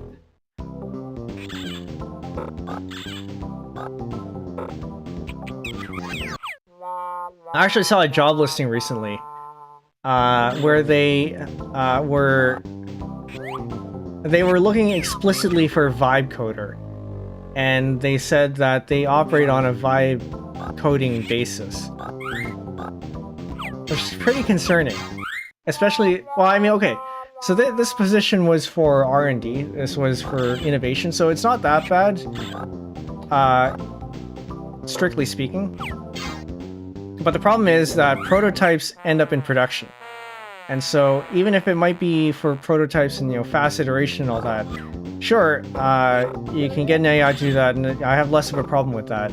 The problem is that when you have a working prototype, that tends to be used as the base for the real thing. Which means even if it's a prototype, you should be approaching it with the thought in mind that it'll be used as the base of the actual product. And if you're going fast and reckless with AI just to get something to work, which is fine if you're going to throw that code away, but if you're not, then you're on shaky grounds.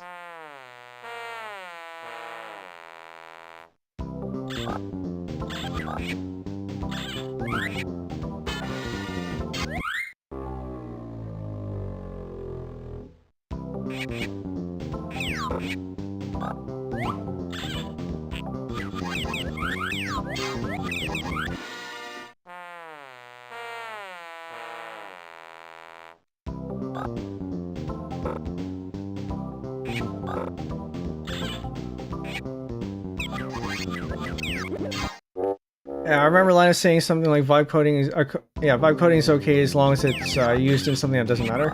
Yeah, I think I agree with that. If it's something that's either, you know, a personal project where it's only you that's going to use it, or it's something you're going to throw away, or, you know, maybe for a joke or something, fine.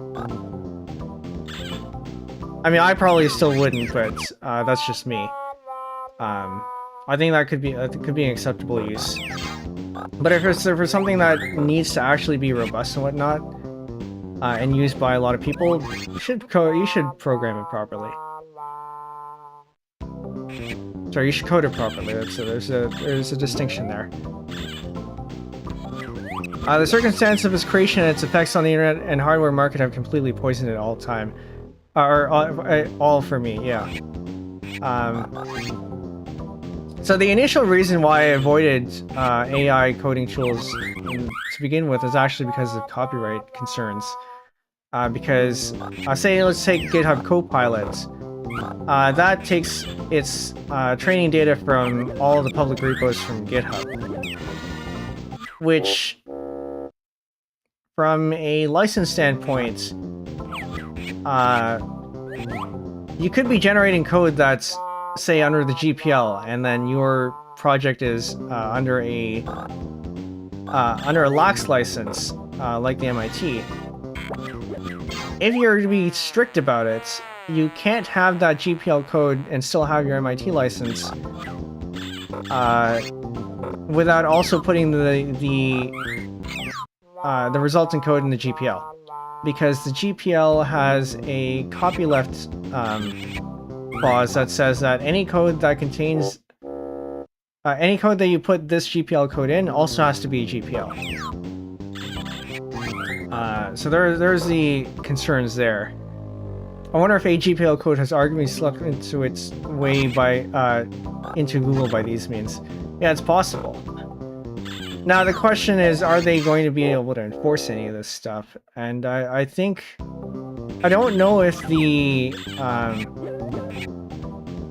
I think somebody has ruled that AI code generation is not copyrightable or something like that, which is kind of iffy.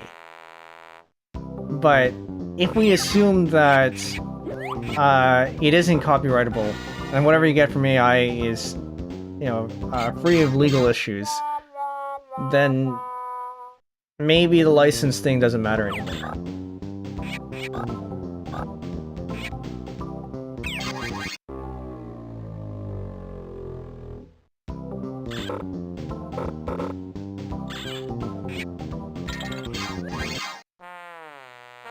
And if any of you are interested in me talking about code licenses, it is one of the presentations I plan to get to eventually. Because I want to talk about that stuff. It just takes time to prepare a presentation. It's 3, come on.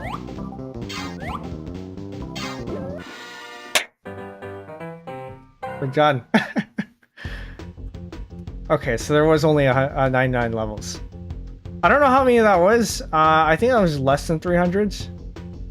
But, you know, I get it. For the last level, you can have a little bit of fun with that. GG. Hey, yeah, level 99. That's all it was. Right. Yeah, we did the other ones, but on a different account here. Okay. Do you want to play another game? No, I think we're good for now. Where do we leave off here? I think we visited everything here because we did the find it. Actually, yeah. You know what? Well, how about this? We can do, for the people who haven't seen the Knowledge buddy, let's play a game. For the people who haven't seen the main portion of this game, we can go with find it. How hard do you want the game to be? So we can explore some of the spaces. Then we'll keep it here. It's a good way to wind down, I think. Let's see if you can find it. Okay, so that's over in the control tower. Down below is a picture of now. So you get a control tower through here. And then you just gotta do this.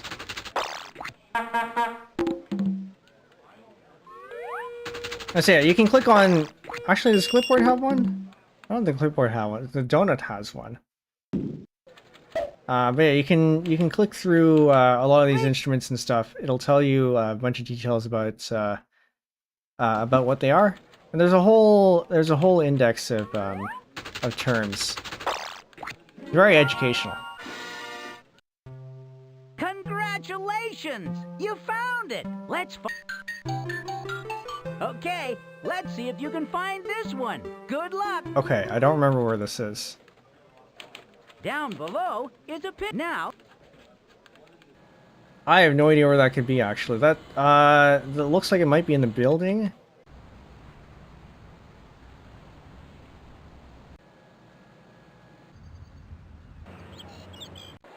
In the building somewhere? Maybe in the gates? There it is. Way to go! You found it! Okay, let's see if you can find this one. Good luck! I think that was by the X-ray. So yeah, if any of you want to play this Take a game, picture of the item now. I have a copy of this because I had the CDs, but I think this is available on Steam. Unfortunately, I don't think it's available outside of Steam. You found it. Actually, Let's it might find be. another. It might be available on the consoles. Okay, let's see if you can find this one. Good luck. Who is this?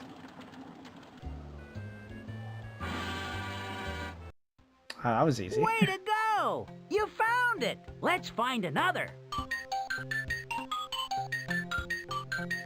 Okay, good luck. Oh, we got this one earlier. That's it's also in the control tower.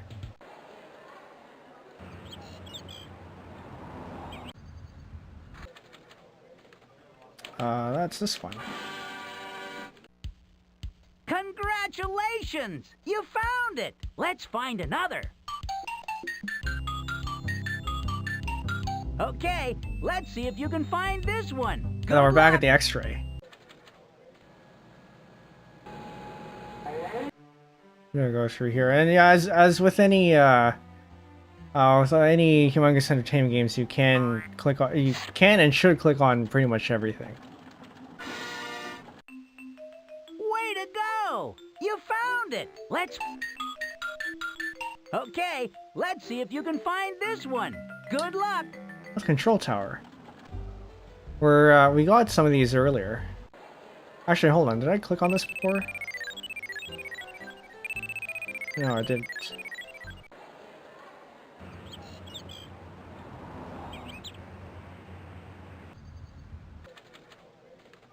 That's this one. I'm gonna click on this one first.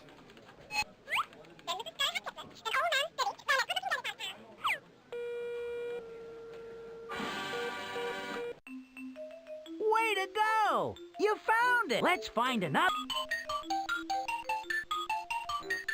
Okay, let's see if you can find this one. Good luck. I vaguely remember this guy.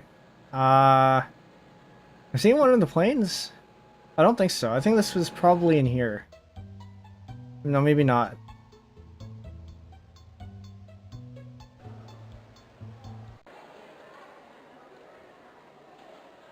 Oh, wait, no. No, this guy. Sure you don't want to go to Bury in Washington? Hang on 1 minute, my eyes hurt. Oh, there it is. We didn't click on this guy much, actually. Way to go! You found it. Let's find another.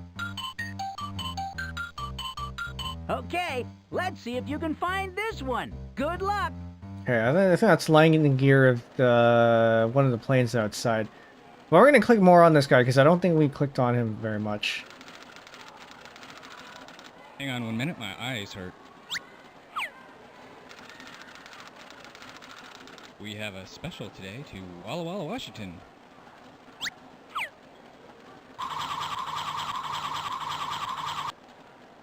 Like my tie? Huh? You sure you don't want to go to Bury in Washington?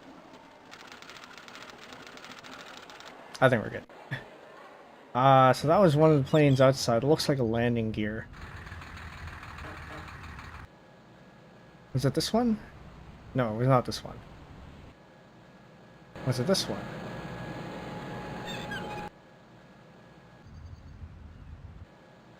Navigation can be a bit tough sometimes. I'm trying to get to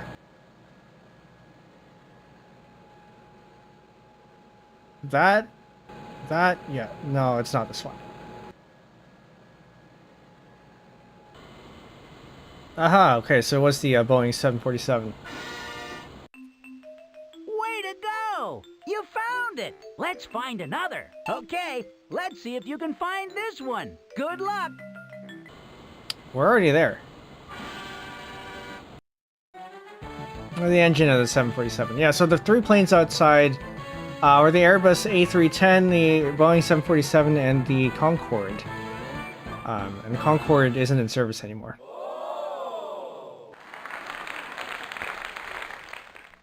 Excellent! You found them all! Let's find more!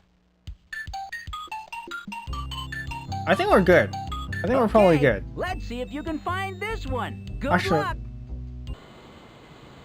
Okay, I'm kind of interested in seeing where this one is, because I don't remember that one. I think this might be on the baggage cart.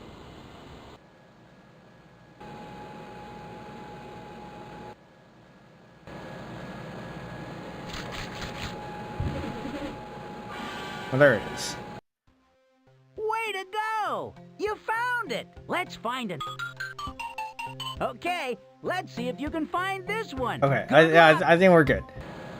So that was the airport.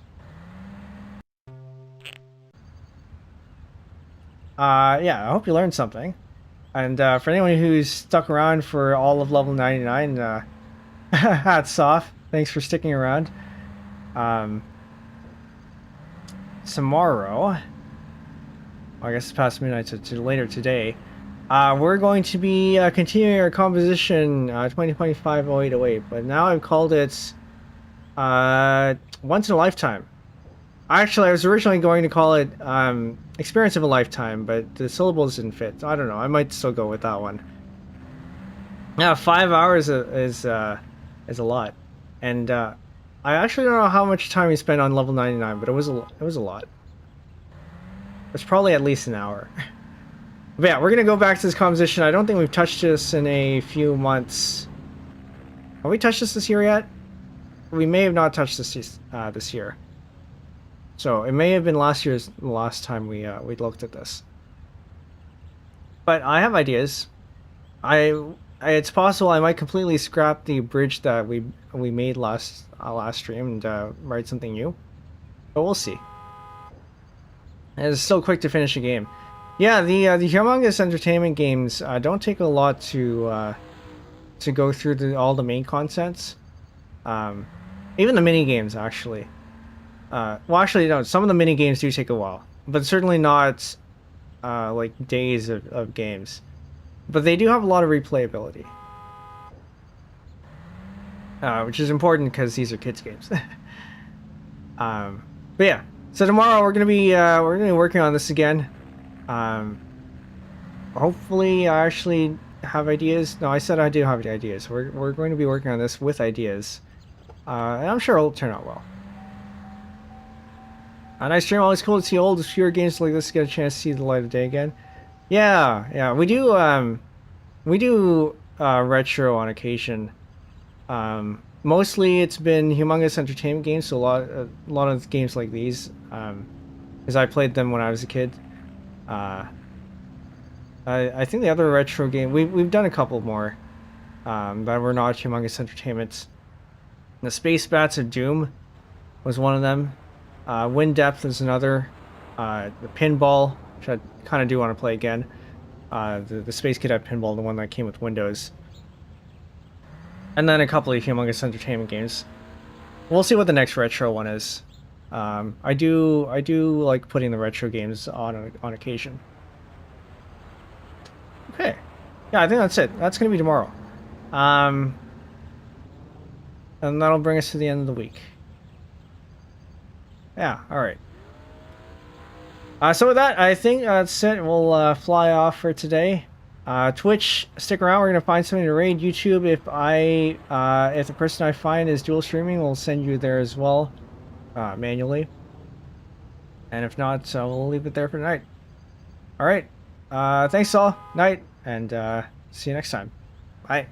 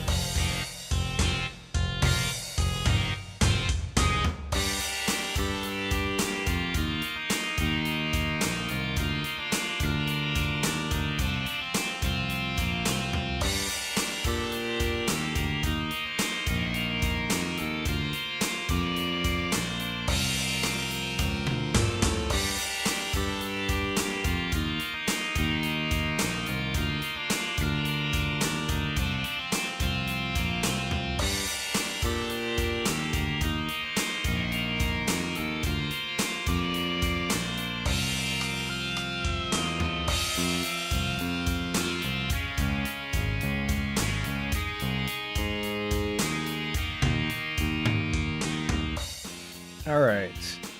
I highly doubt I'm going to find anyone who's playing this game or any other Humongous Entertainment games. I checked Pajama Sam. There's nobody there.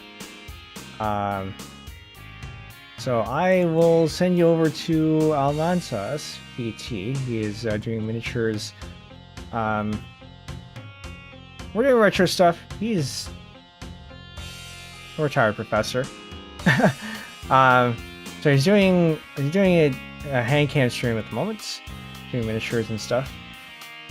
So if you'd like to go check that out, you can go there. YouTube, I don't think he streams on YouTube. I haven't seen him stream on YouTube. So just gonna double check that he isn't. Yeah, it doesn't look like it. Alright. So yeah, I guess we'll say goodnight to YouTube and then Twitch. This is the raid message. I must skip the raid message there as I'm doing a lurker bit. Fair enough. I am probably going to raid and run. It is 1 AM. But he is currently in his Be Right Back stream, so I'll probably at least stick around until after he comes back. We'll leave it there then. Alright, yeah, thanks for coming, and I'll see you next time. Good night. Bye.